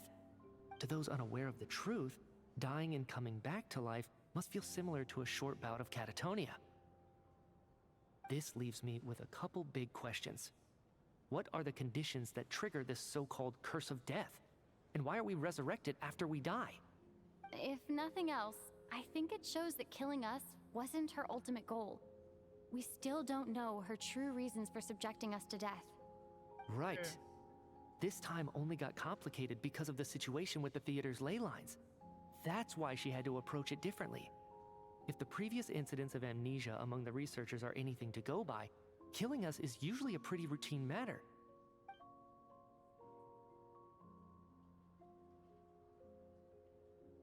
Come to think of it, wasn't I about to note something down before I died?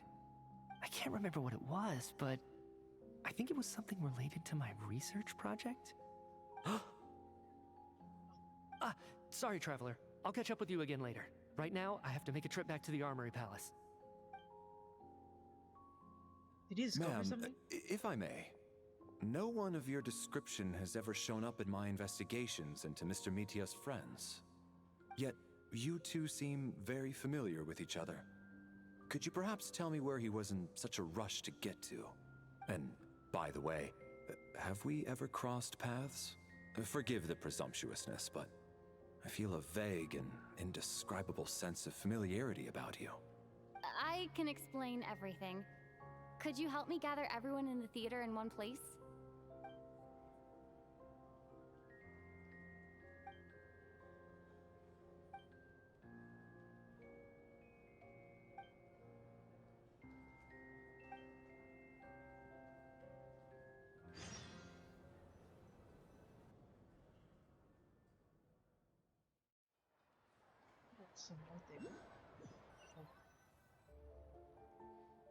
So, Chuganov really is going to shut down the factory. I guess this theater incident actually did us some good after all. So, you said I promised to take you to the Armory Palace while we were in the afterlife, yes? I believe you. I think I even have a vague memory of it. Agreed. Let's check in on her first. The whole reason for our trip to the Armory Palace anyway is to figure out what's going on with her health. Finally! I am. Can I climb this? Okay. I'll come back to that later.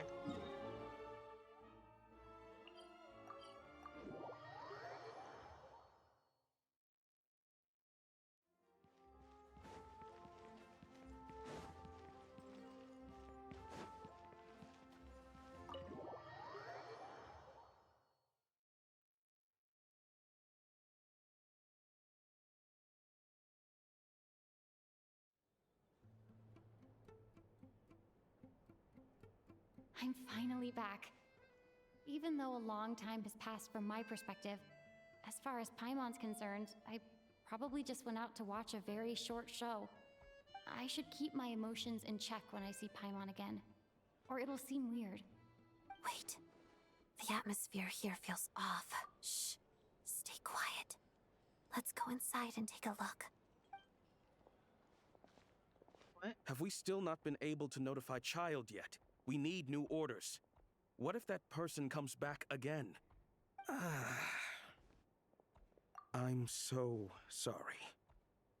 Under the circumstances, there was really nothing we could do. Tell me, what happened to Paimon? It was the Jester. He came here in person and escorted Miss Paimon away. He's the director of the Fatui. His authority supersedes all others and cannot be questioned. There was nothing we could do. Yara was How there? long ago did he leave? And what was Paimon's status?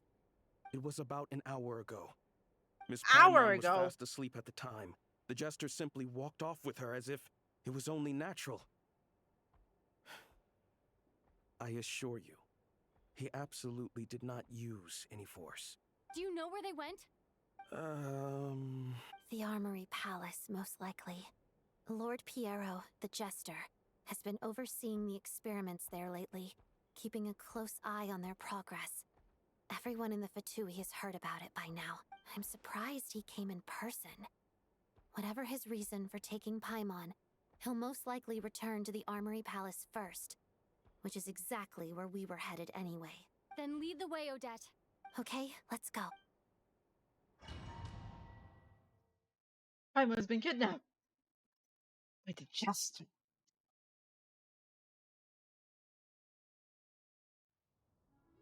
It's just up ahead. Quick, let's get inside. No, I'll go alone.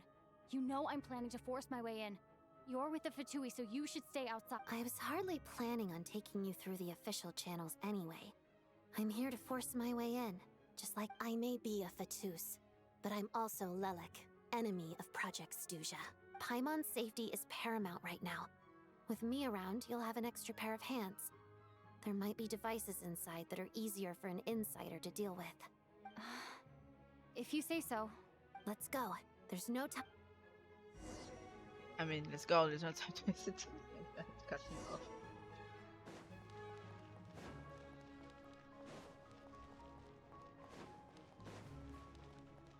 Oh, we need to fight them. Hey, Jeez. who are you? This part of the Armory Palace is under restricted access. What do you think you're doing? No questions, please. We're short on time.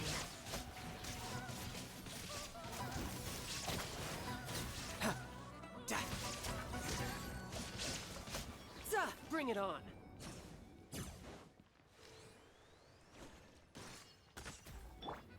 Wayne. Let's begin. A moonlit night for all. Shine down. Hey! Tidal wave. Brace yourself. This is gonna hurt.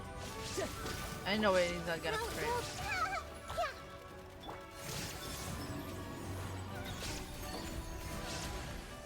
Together. Pirouette.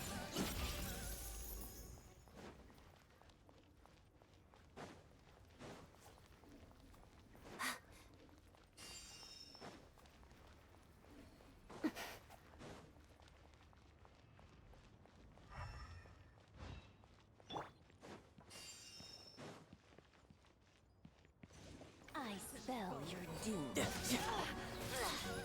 Illusion shattered. Witness the snow swan's grace.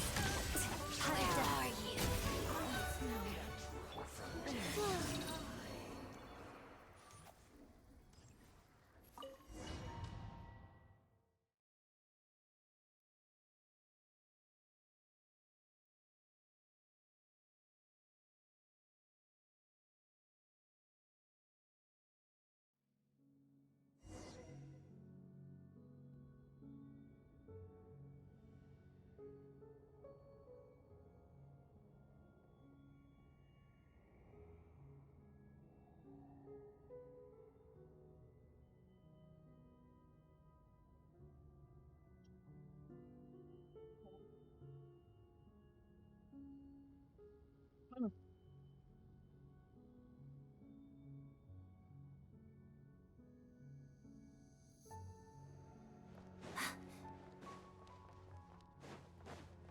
You have a pass? Where are you coming from? So, you're intruders, huh? Then don't blame me for what happens next!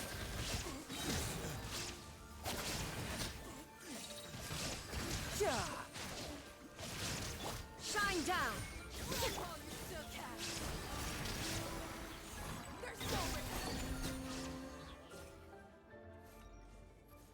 There's like no chest here. The Armory Palace is hidden this deep in? This place is much bigger than I imagined. They're conducting top-secret research, after all. The deeper it's hidden, the better, is standard Fatui logic.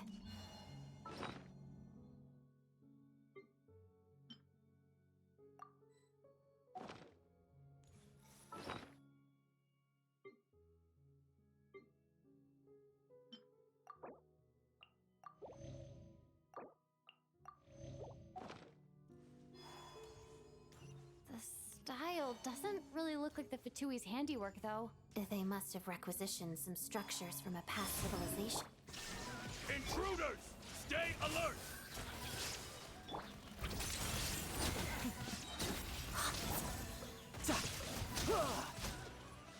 Who's next?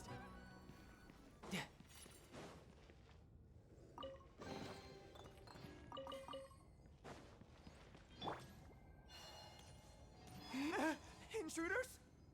Don't come any close! Just what are you guys trying to do here? I'm short work. Fix your skull! Let's begin. There is no escape! Everyone hold hands! Waltz of the snowflakes. You're mine! Share my knowledge! A new moon rises.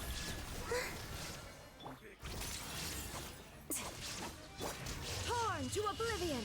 No one interferes with a jester's work!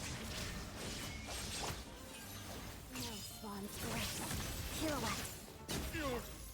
Tidal wave! Sharp.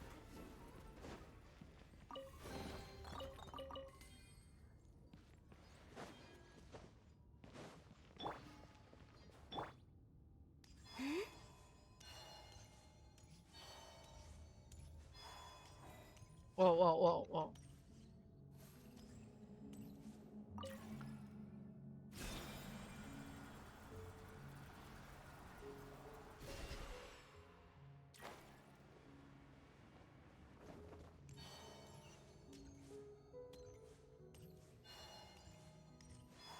Looks like no one's guarding this place. There's something off about that decoration over there. Look out!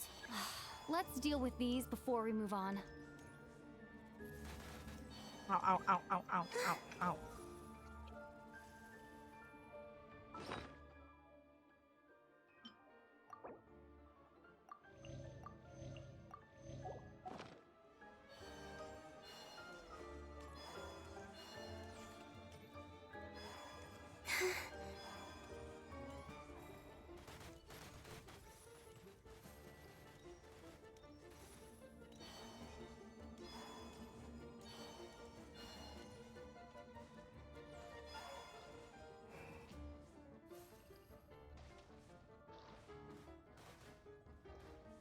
How to get rid of it?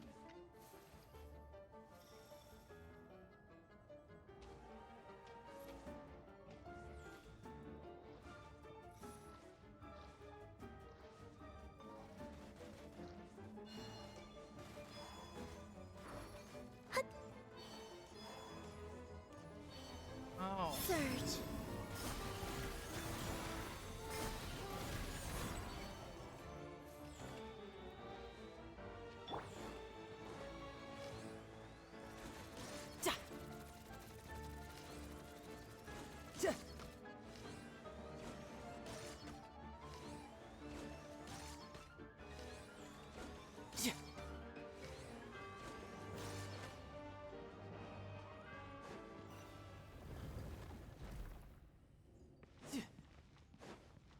No time to lose.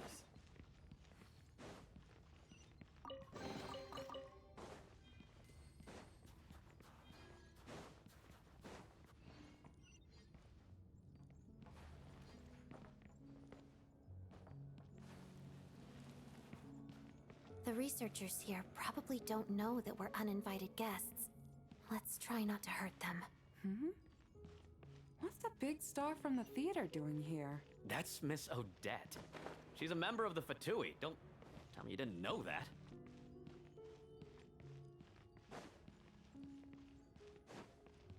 Was the whole reason for Project Stuzha to support the research here at the Armory Palace? Just what are the Fatui and the Tsaritsa planning?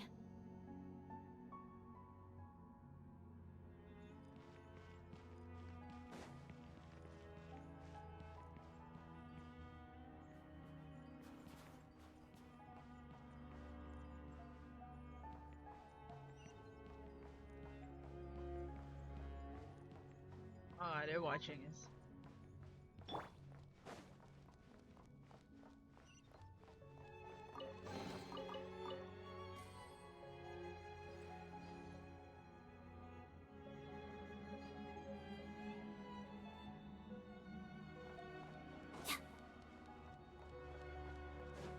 Whoa! Who are you? Never seen you around here before. Right, you don't recognize on that? Looks like there's no way through here. Maybe using the power of this prism could help? Oh, it's very...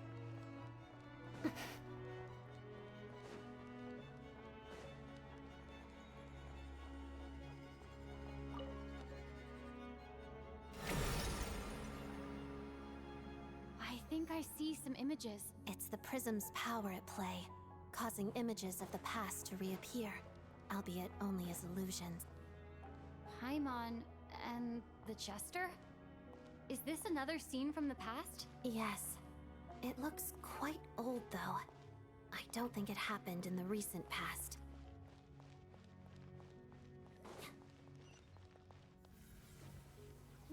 What's going on here? What happened? The source seems to be the Armory Palace. They must have started some large-scale experiment. Wait, what if this has something to do with Paimon? We need to hurry! Oh my god. What's happening?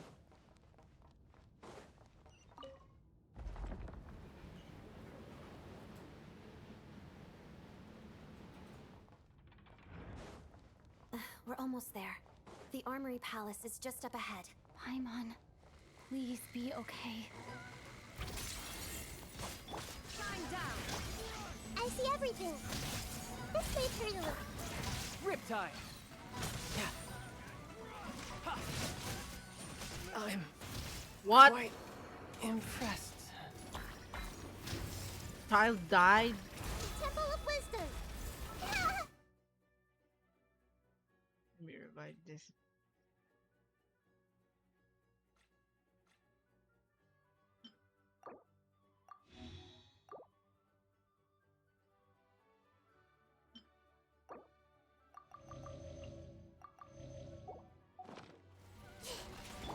There is no escape.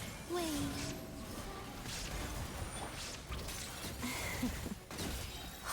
Crystalline Adagio.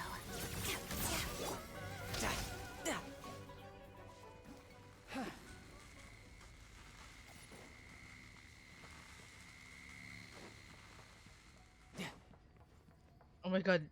Child has 2 rings.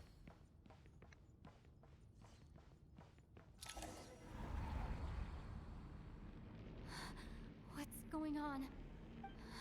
It's the curse of death. No, no, not now. Why is the curse of death striking again already? Hello, Ate. Hello. Odette?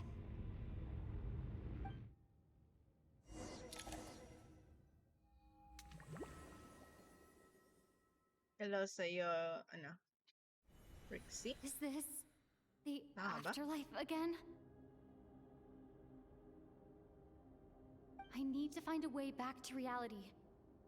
Is that Odette's core Ignis? Could that be what just woke me up?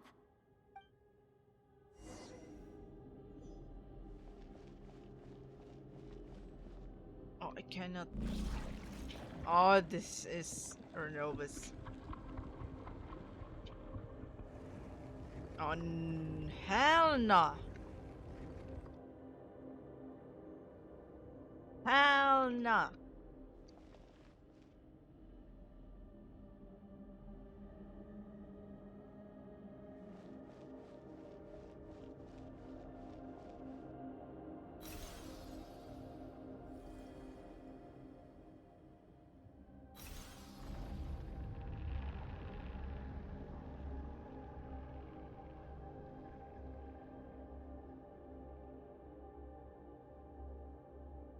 Oh. I thought it was...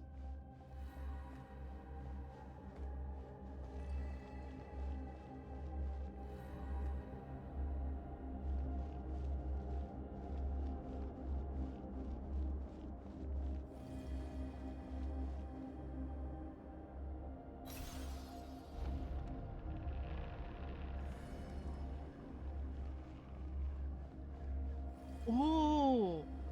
So this is some kind of illusion. I see.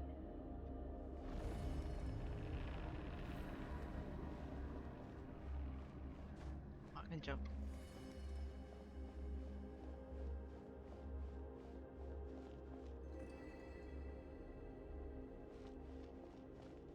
But I cannot sprint.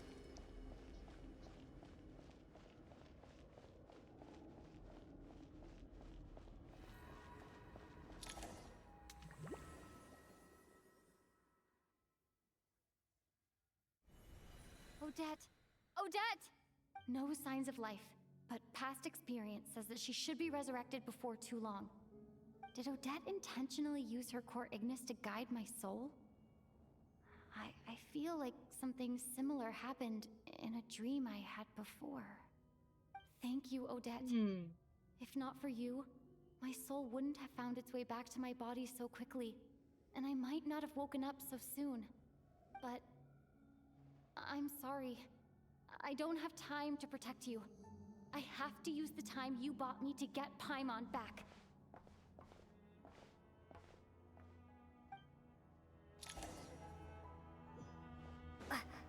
Now I can sprint. What is happening here? Sure enough, everyone here has been affected by the curse of Paimon! Paimon! No, wait. Paimon probably didn't escape Renova's curse either. She won't be able to respond to me right now. I'll have to find her myself.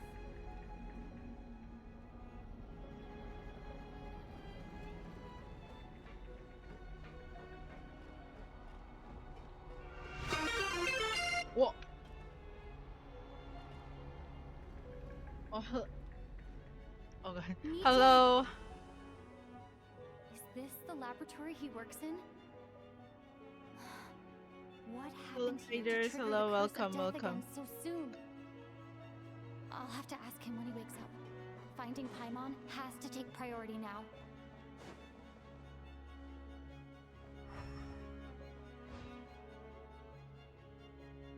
Thank you for the raid, Akari Lila. Thank you.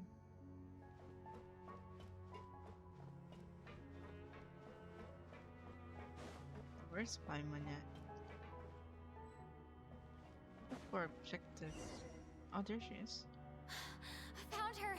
Paimon really is here! Oh, this is Snezhnaya, huh? Yep, it is.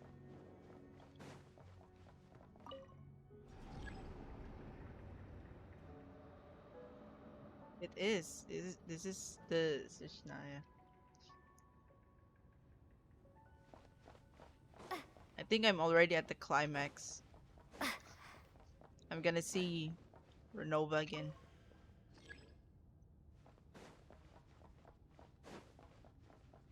Excuse me.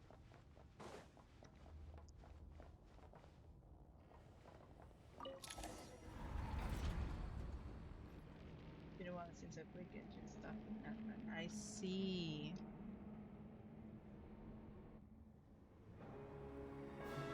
Oh my lord. Goodness gracious.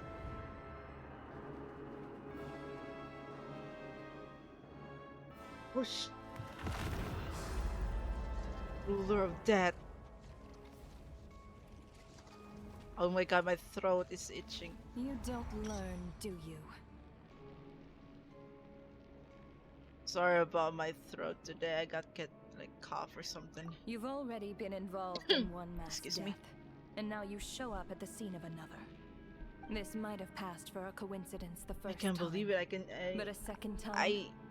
Am I to assume you are intentionally I'm seeing interfering Renova in right now. Snezhnaya's affairs?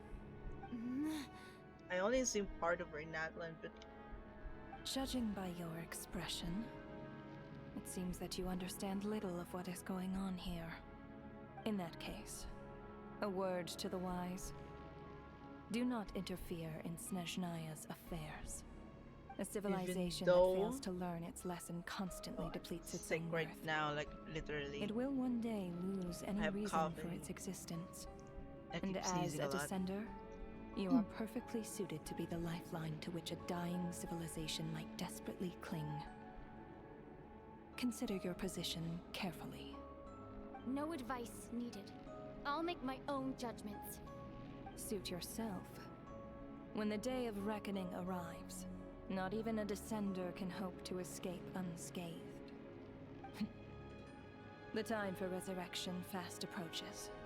The mortals here are not yet worthy to behold my form. So that will be all for today. Oh my. Cutscene. Ah, I know it. Let's go. The fight scene.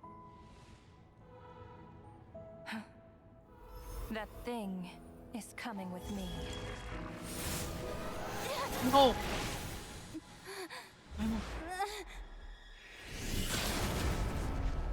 Oh. Dude's just standing there. Damn! Oh, we're farming. You awoke sooner than I thought.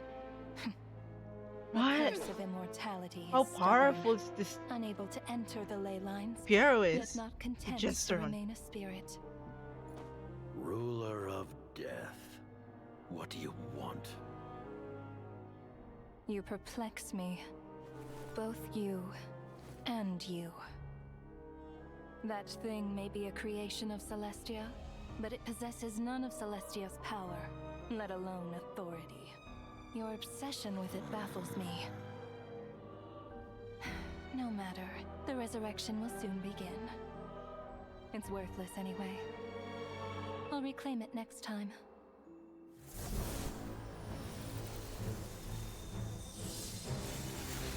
Holy guacamole.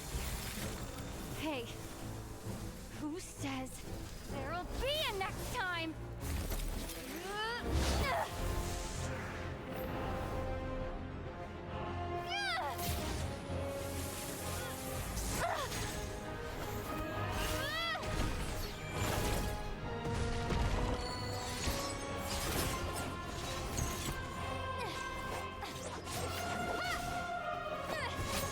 We have all the 7 elements.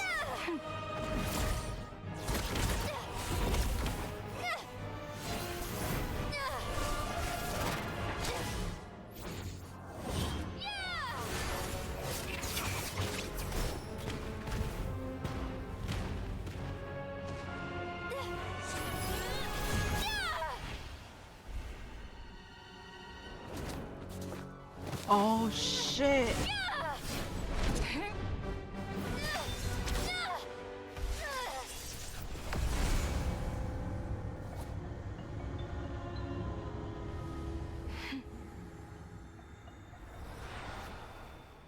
Even though there's a little scratch.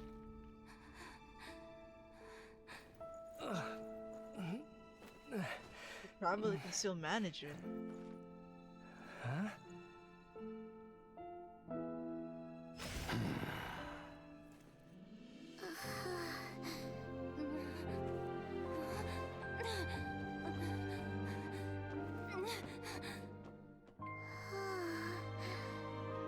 Traveler? Have a fun stream. Thank you. I will. Thank you, Akari.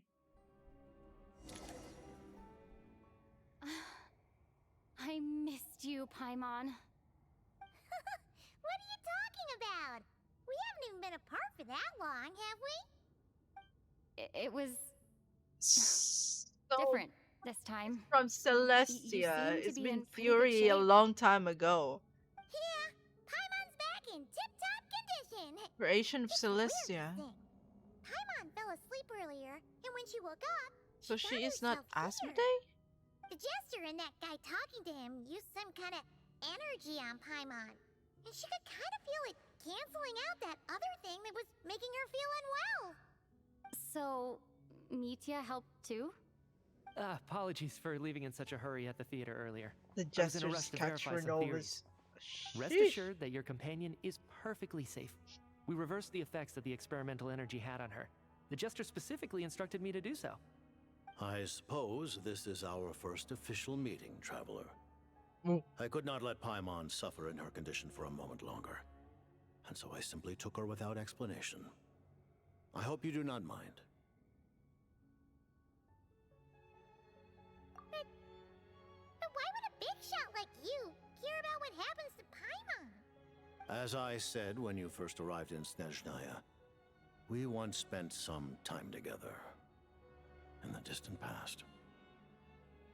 What do you mean? Yeah, you did mention that. And Paimon did think you seemed strangely familiar the first time we met. I'm afraid the reminiscing will have to wait. Oh. Mitya, let us continue with the report. What conclusions, if any, did you reach from conducting the final experiment of our energy research ahead of schedule? The good news is, my hypothesis regarding the ruler of death has been verified. As for the bad news, I recommend we suspend the experiments and Project Mistleton until further notice. Currently, we have no means with which to make a breakthrough. I say this purely as a scientist, guided by reason alone. I will trust your judgment. We shall put the project on hold until the ruler of death has been eliminated. Wait, what are you guys talking about? You want to get rid of Renova? Like, how? Everybody or everyone By whatever means has been necessary, beefing so long as it removes the threat she poses with to the us. heavenly principle. Until then, everything we do Since will be in then. vain. After what just happened, I've ascertained Renova's goal. Or rather, the trigger condition for the Curse of Death. Okay, let's hear it. What she's doing is blocking Snezhnaya's technological progress, preventing us from possessing any means with which to threaten the heavenly principles. Just like the little lapdog she is. So, any ideas, research, or experiments that lead to technological progress can trigger the curse. Just now, for instance, I was set to launch a final phase energy experiment ahead of schedule. If the experiment was successful, we could have achieved a crucial breakthrough. As expected, though, the moment the experiment began, all the researchers, technicians, and witnesses died from the curse. All that effort, not to mention the energy and materials we relied on Project Stuzha to gather for us, went to waste. In the end, nothing was gained. Does that mean something similar happened when we were at the theater? That's right. During the performance, I thought of an important breakthrough regarding the experiment, and wound up dragging everyone into this. So the nature of the curse seems to be something like, when moments of technological progress occur, all life in the vicinity is taken away. What a violent method. Of course, that meant the curse was normally limited to the Armory Palace. Since outsiders are forbidden from entering, this mass death phenomenon went unnoticed. Until Odette came along. I believe she was the first witness. The curse of death was triggered just before she infiltrated the Armory Palace that day. But you mentioned something about a final stage experiment. Doesn't that mean you've actually made some progress? That's right. Even with the gods locking certain key components out of reach, humanity can still advance technology in incremental steps accumulated over time. But, as I'm sure Renova anticipated, even incremental progress has its limits, a point where the truth you're seeking must be put to the test in an experiment. You mean the experiment you were just about to do? Yes, we were at a critical juncture, a moment where the quantitative was about to translate into fundamental qualitative change. With this single experiment, we could have brought everything we've worked for to fruition. But now, after already being forced to fumble around in the dark all this time, it feels like we've truly hit an impenetrable wall. As long as Renova's curse of death persists, we won't be able to advance the experiment or obtain any results. And with Project Stuzha having been in effect all this time, at our nation's current strength, repeated trial and error is simply unsustainable. Only by eliminating Renova first will it be possible to continue advancing our plans. But she's the ruler of death! She can just kill whoever she wants, right? That's gotta be the scariest power ever! Is it even possible to beat her? We'll see. But one thing's for sure. She definitely can't just do whatever she wants. The best proof of that is me, standing here, very much alive. You're saying... Wouldn't it be easier to just kill all of us researchers for good? Why resurrect us over and over again? Why let us advance our technology to this point? So, you're saying even the ruler of death has limitations we don't know about? Exactly. And I think that's where the key to our breakthrough lies. Regardless, the ruler of death has always been an obstacle we must overcome. Indeed, we must face life, death, time, and space. After all, our goal is the heavenly principles. The Fatui want to challenge the heavenly principles? For a long time, I've had a vague suspicion the Fatui and the Tsaritsa were targeting the heavenly principles. But hearing the Jester admit it is still a shock. No wonder that Tsaritsa's goal has always been kept a secret from the people. What kind of road will that lead Snezhnaya down? In that case... Lord Jester, I would like to request some leave. I'd like some time to organize my thoughts and go over the data. Granted. Get some rest, put the experiment out of your mind, and take care that the curse of death doesn't affect any civilians.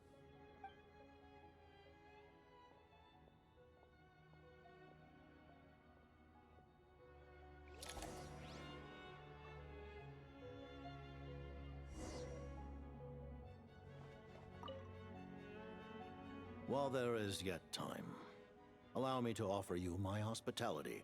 Honored guest of Snezhnaya. Oh, it became... Is there anything you wish to know?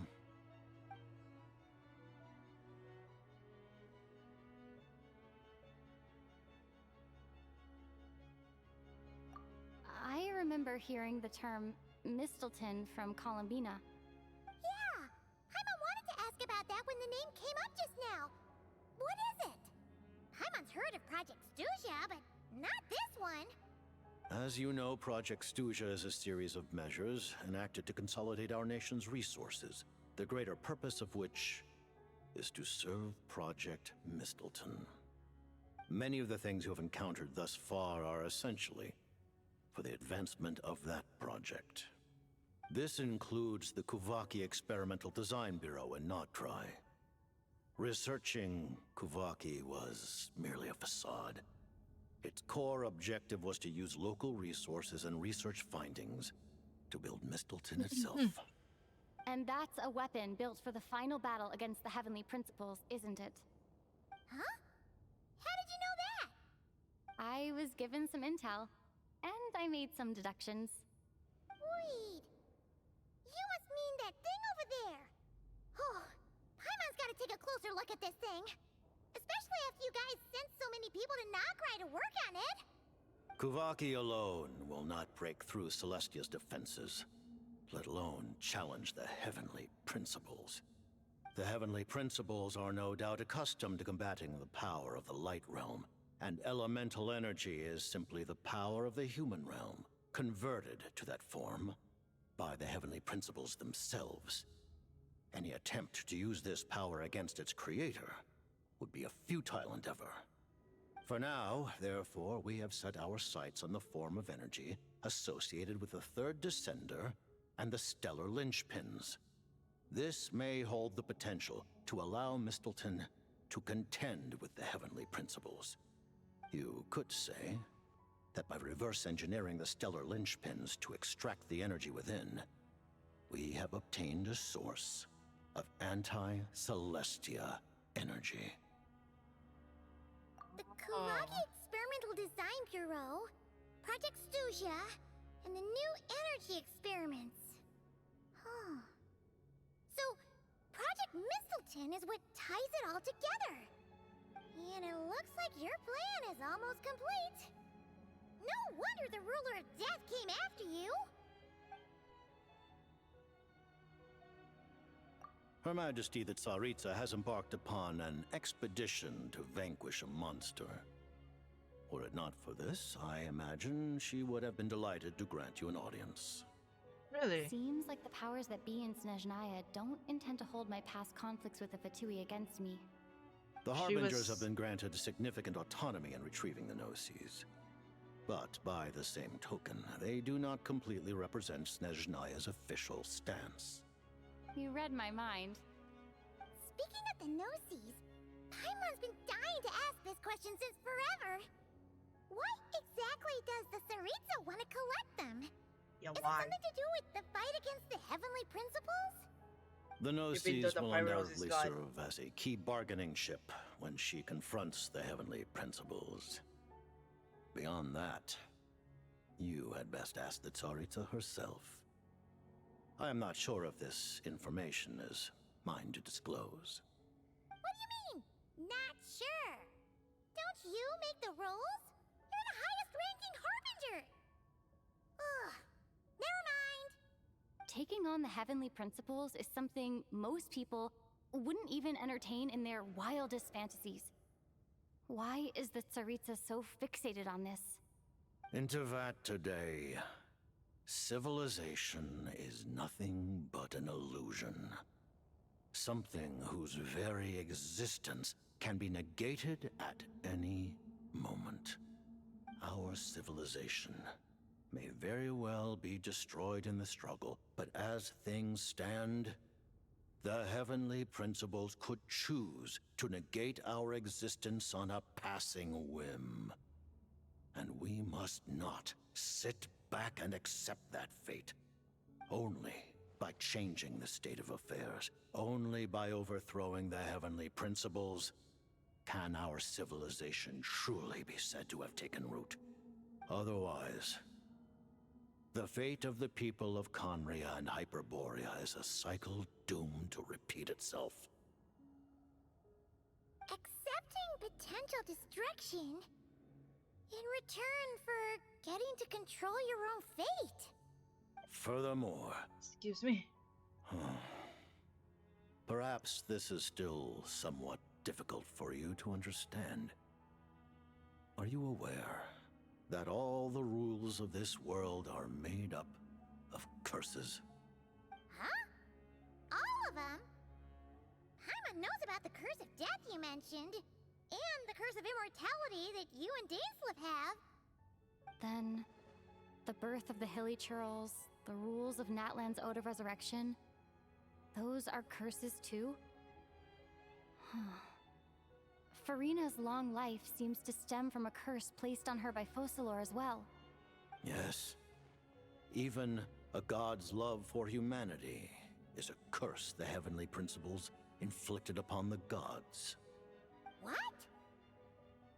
The Tsaritsa has always had ample reason to hate the heavenly principles. If she can seize their authority, she will reconstruct the entire world, and when that time comes, humanity will be completely liberated from curses and lies. Look forward to it. It will be a world beyond your imagination. Though the ordinary people of Snezhnaya may not understand these details, in this frigid land locked in a ceaseless struggle against the environment, in this nation to which the gods have never shown favor, we all believe that standing in solidarity with the Tsaritsa in our shared struggle will surely usher in a new and better world.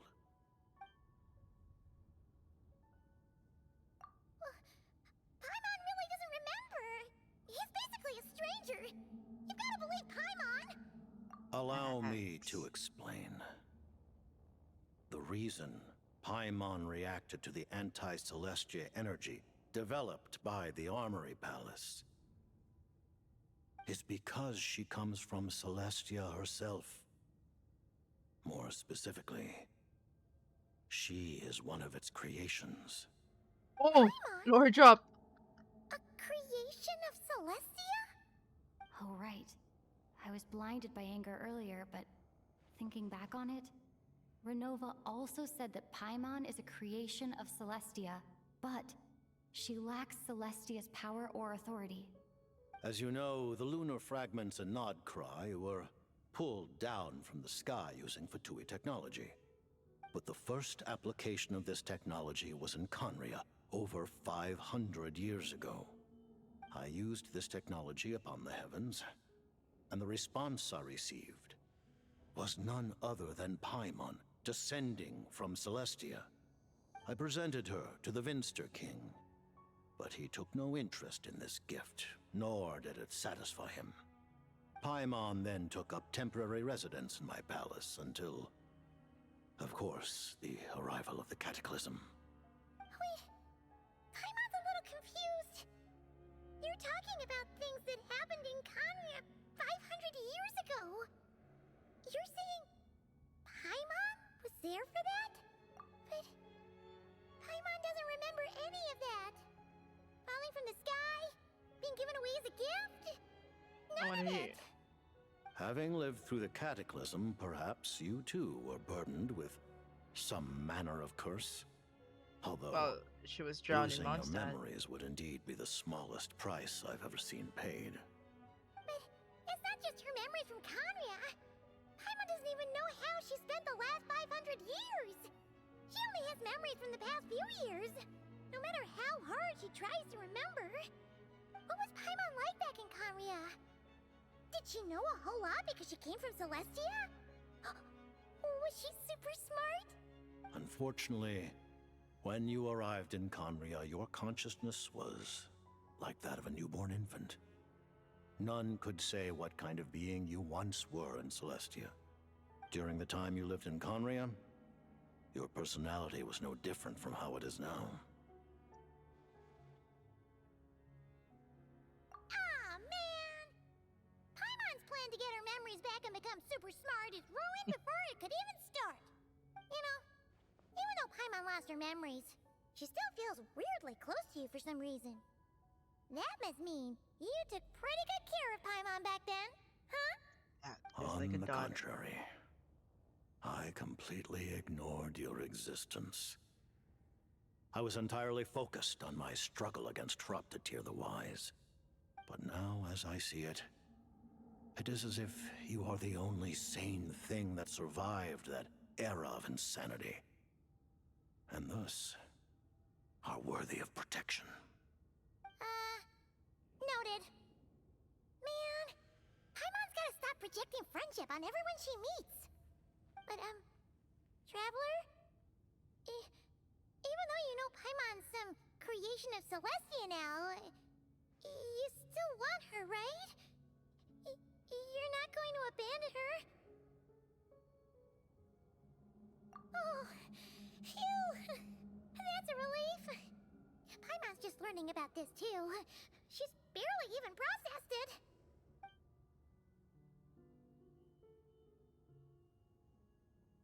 Why we don't want to talk about the sibling? Oh, maybe Saritsa, we can ask that. Thank you for telling me so much. I'm a bit surprised, honestly. I didn't expect you to be quite so transparent with me. Given the circumstances, the Fatui need not hide anything from our allies. Allies? To advance Project Mistleton, we must first resolve our issue with the Ruler of Death. And if I presume correctly, you have no intention of letting her actions go unpunished either, do you? That's right. Ever since she said she intends to reclaim Paimon when we next meet, I figured reconciliation was out of the question. Against an opponent of this caliber, deliberating over our allegiances would waste time we do not have. We must join forces unreservedly with whomever we can, if we are to stand anything like a fighting chance. You're going to challenge the ruler of death? Just for Paimon? But Paimon's only... Oh, but... Thank you! Oh, gee! Now Paimon doesn't even know what to say! Anyway, Paimon's super touched! The Tsaritsa will return in triumph in short order, and the Fatui shall hold internal discussions regarding the enemy. The time for us to meet again will come very soon. Got it. Thanks for your help with Paimon. I'll be sure to look after her for you. There was just one other thing. Well, it's just a request, really. Paimon really wants to see what this Mistelton thingy you're gonna use against the Heavenly Principles looks like. Of course, Paimon knows it's top secret and stuff, but she just had to ask. It's okay if the answer's no. Certainly you may. What? Oh, for real? Actually, maybe it's best not to. What if her Nova suddenly pops up again? She might take this chance to... While the technology is not yet fully developed, it has nevertheless reached the stage where Celestia's creations are unable to damage it. In that regard, you may rest assured. Oh. Wow. No wonder Paimon felt so out of sorts recently, even though it was super far away. Alright then. Paimon's ready to take a sneaky peek at this top secret super weapon.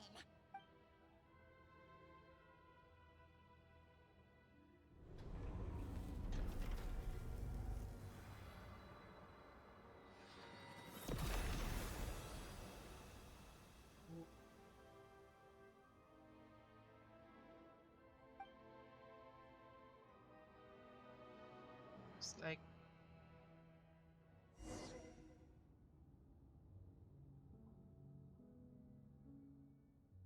What's happening?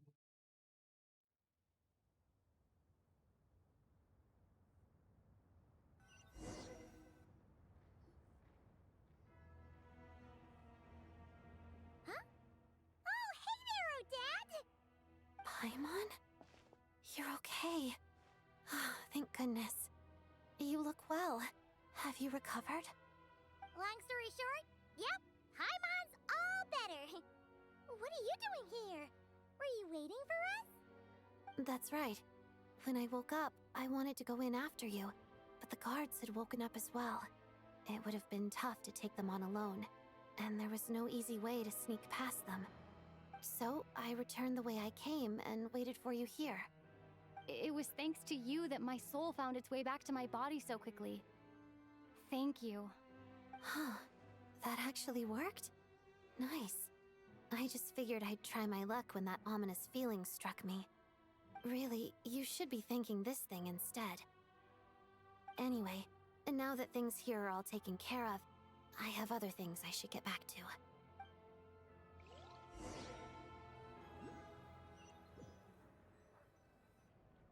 Ah, Director Chuganov, you're back. We just received notice that Project Stuzha has been suspended, so we've convened an emergency meeting. This is the preliminary plan. In addition to expanding production capacity, we've also discussed feasible layoff plans to optimize revenue and expenditure structure. Our calculations indicate that the factory's profits will increase by at least 30%. Just give the word, Director. That won't be necessary. Leave the energy for those who need it.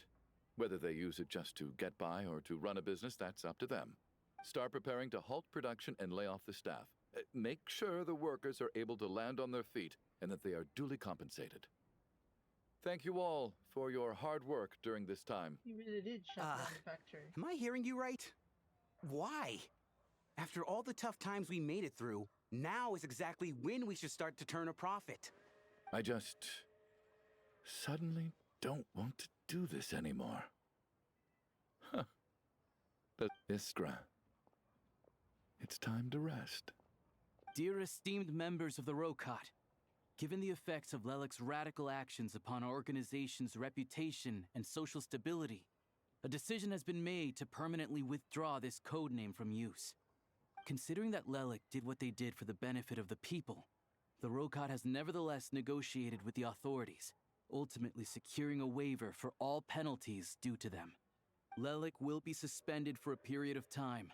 Depending on their future performance, they may be allowed to adopt a new codename and continue acting as part of the Rokot. The purpose of this notice is to remind everyone once again that motives and methods are equally important when one operates in the shadows. Even with Project Stooge's suspension and our interim operational victory, we must guard against complacency and rashness and work to consolidate the progress we have made so far. We act only for the greater glory and solidarity of our nation.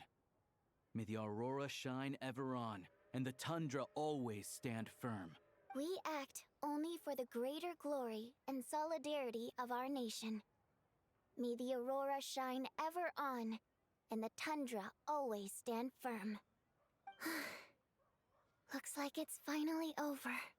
You mean for us? Just thinking out loud. I've never seen the Snezhnaya so lively before.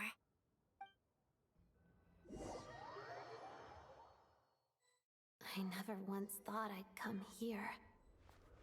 But I understand everything now, Rosaline.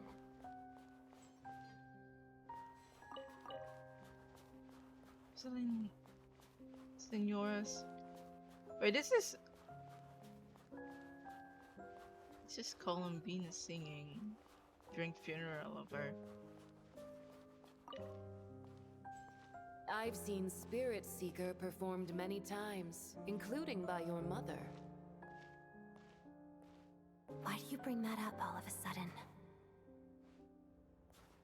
Even though the choreography is always identical, every dancer finds a way to make it her.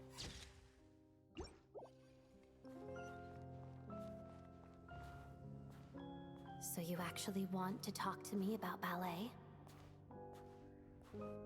I just think it would be a pity if the dance was lost to history. She didn't teach it to you, did she? That was an unusually subtle taunt for you.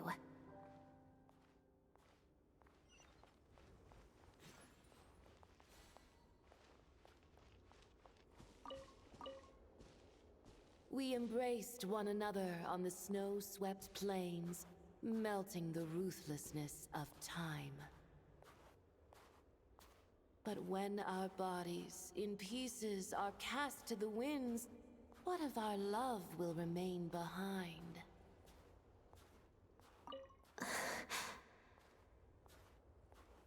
Don't tell me you can't sing. Shush.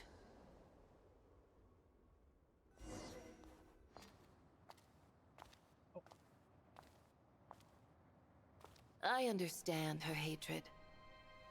The Fatui robbed her of the life she should have had. I never opposed her dancing. Yet still I became an enemy of her ballet. I'll just keep my distance. Many despise me. I'm used to it. You're certainly not one to shy away from confrontation. But children, they need a different approach. I'm hardly the most maternal figure. Yet, she is a child. In my experience, while a father commands authority, he must still yield to love. You should tell her what you think about her dancing.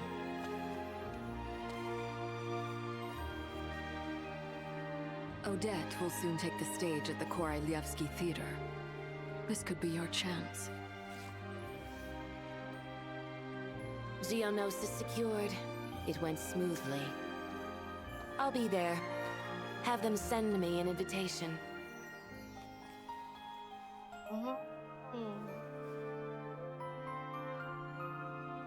Sadly, things didn't work out.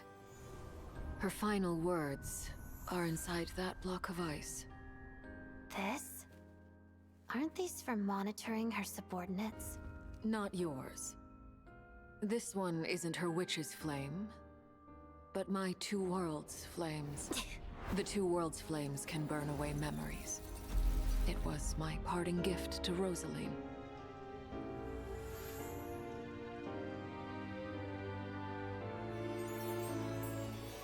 Oh, it's a black swan. If all goes to plan, she and I will both live to see the Tsaritsa succeed. I believe she'll find peace. But if anything happens to me, she needn't follow in my footsteps. The cryo-energy will fade away in time. Then the two worlds' flames will burn away all memories of the Fatui. She'll be free to dance. She deserves this. I will handle the aftermath. The choice is yours, child.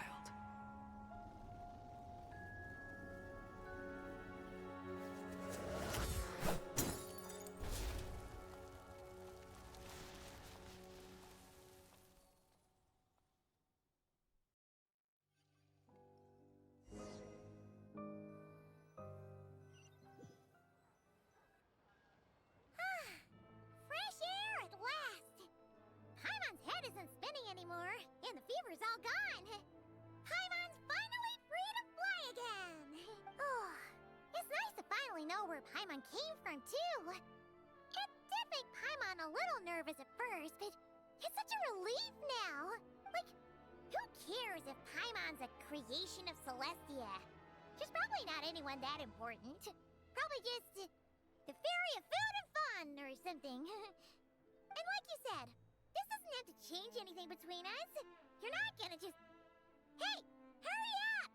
Why are you walking so slowly? You've spent the last few days lying in bed and stuffing your face. I didn't think you'd be able to fly this fast. Says who? Paimon's as agile as ever. They don't call her White Floaty for nothing. Paimon originally wanted to check out the bookstores in Snezhnaya, but she's more in the mood for flying around right now, so let's save that for later. Wait, they've got light novels from Yai Publishing House here too. Huh? And this is Paimon's favorite mystery story from Fontaine. Wow, it got a sequel. The local Snezhnaya books look pretty interesting too, but also kind of heavy. Not the easiest things to look around. I thought you were in the mood for flying around. Paimon can read while she flies. Hey, look at these two dolls. Which do you like better? All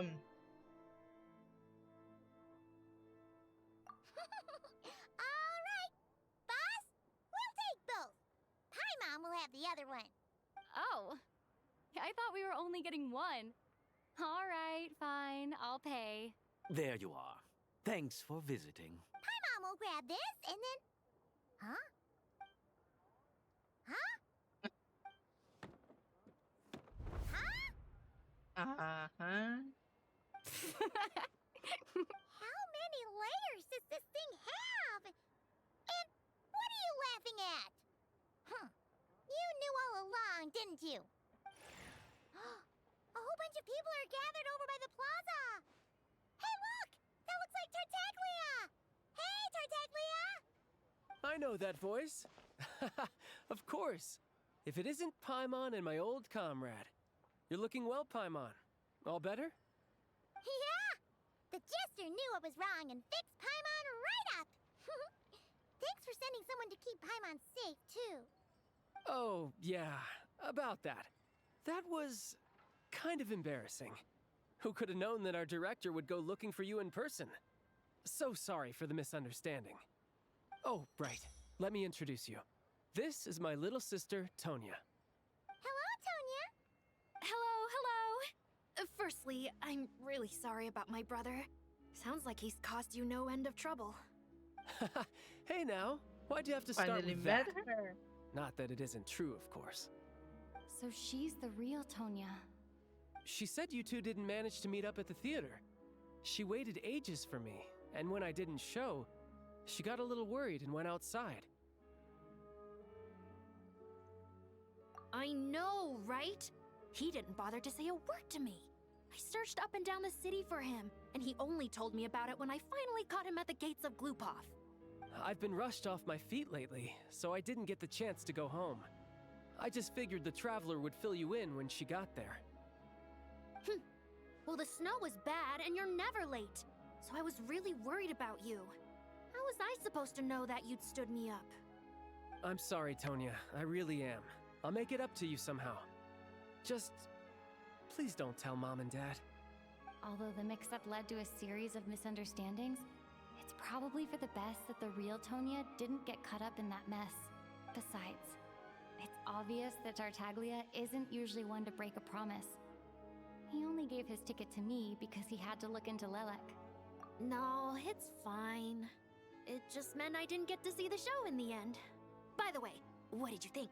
You were one of the first people to see it, you know? I would say... the best is yet to come. Huh? What kind of review is that? Hey, look!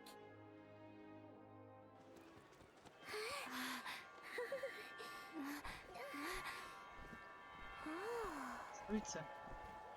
She's here.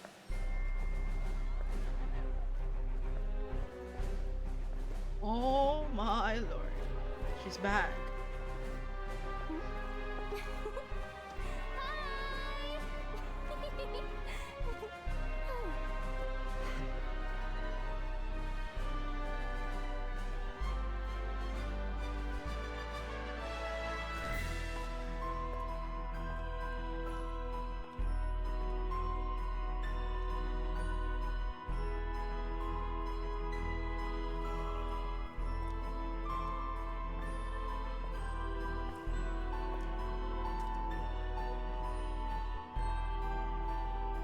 Oh my god, she's so gorgeous.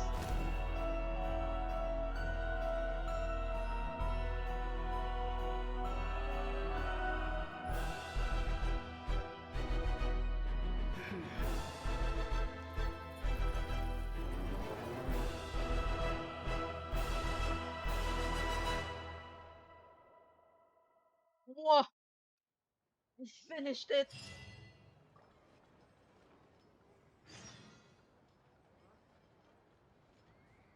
I finished it! Ah! Finally, finally I finished it. Oh my goodness. Oh, really? Anyway, I think I'm gonna take a rest. Oh god, I need to eat dinner, drink medicine. I'm sick this morning. Anyway, thank you guys for like stopping by, watching, and all the raids. Thank you. And I'll see you guys in the next stream. Where I'm from, if we didn't keep moving, we'd freeze to death. Literally. Yes, child, I know. Alright, bye bye.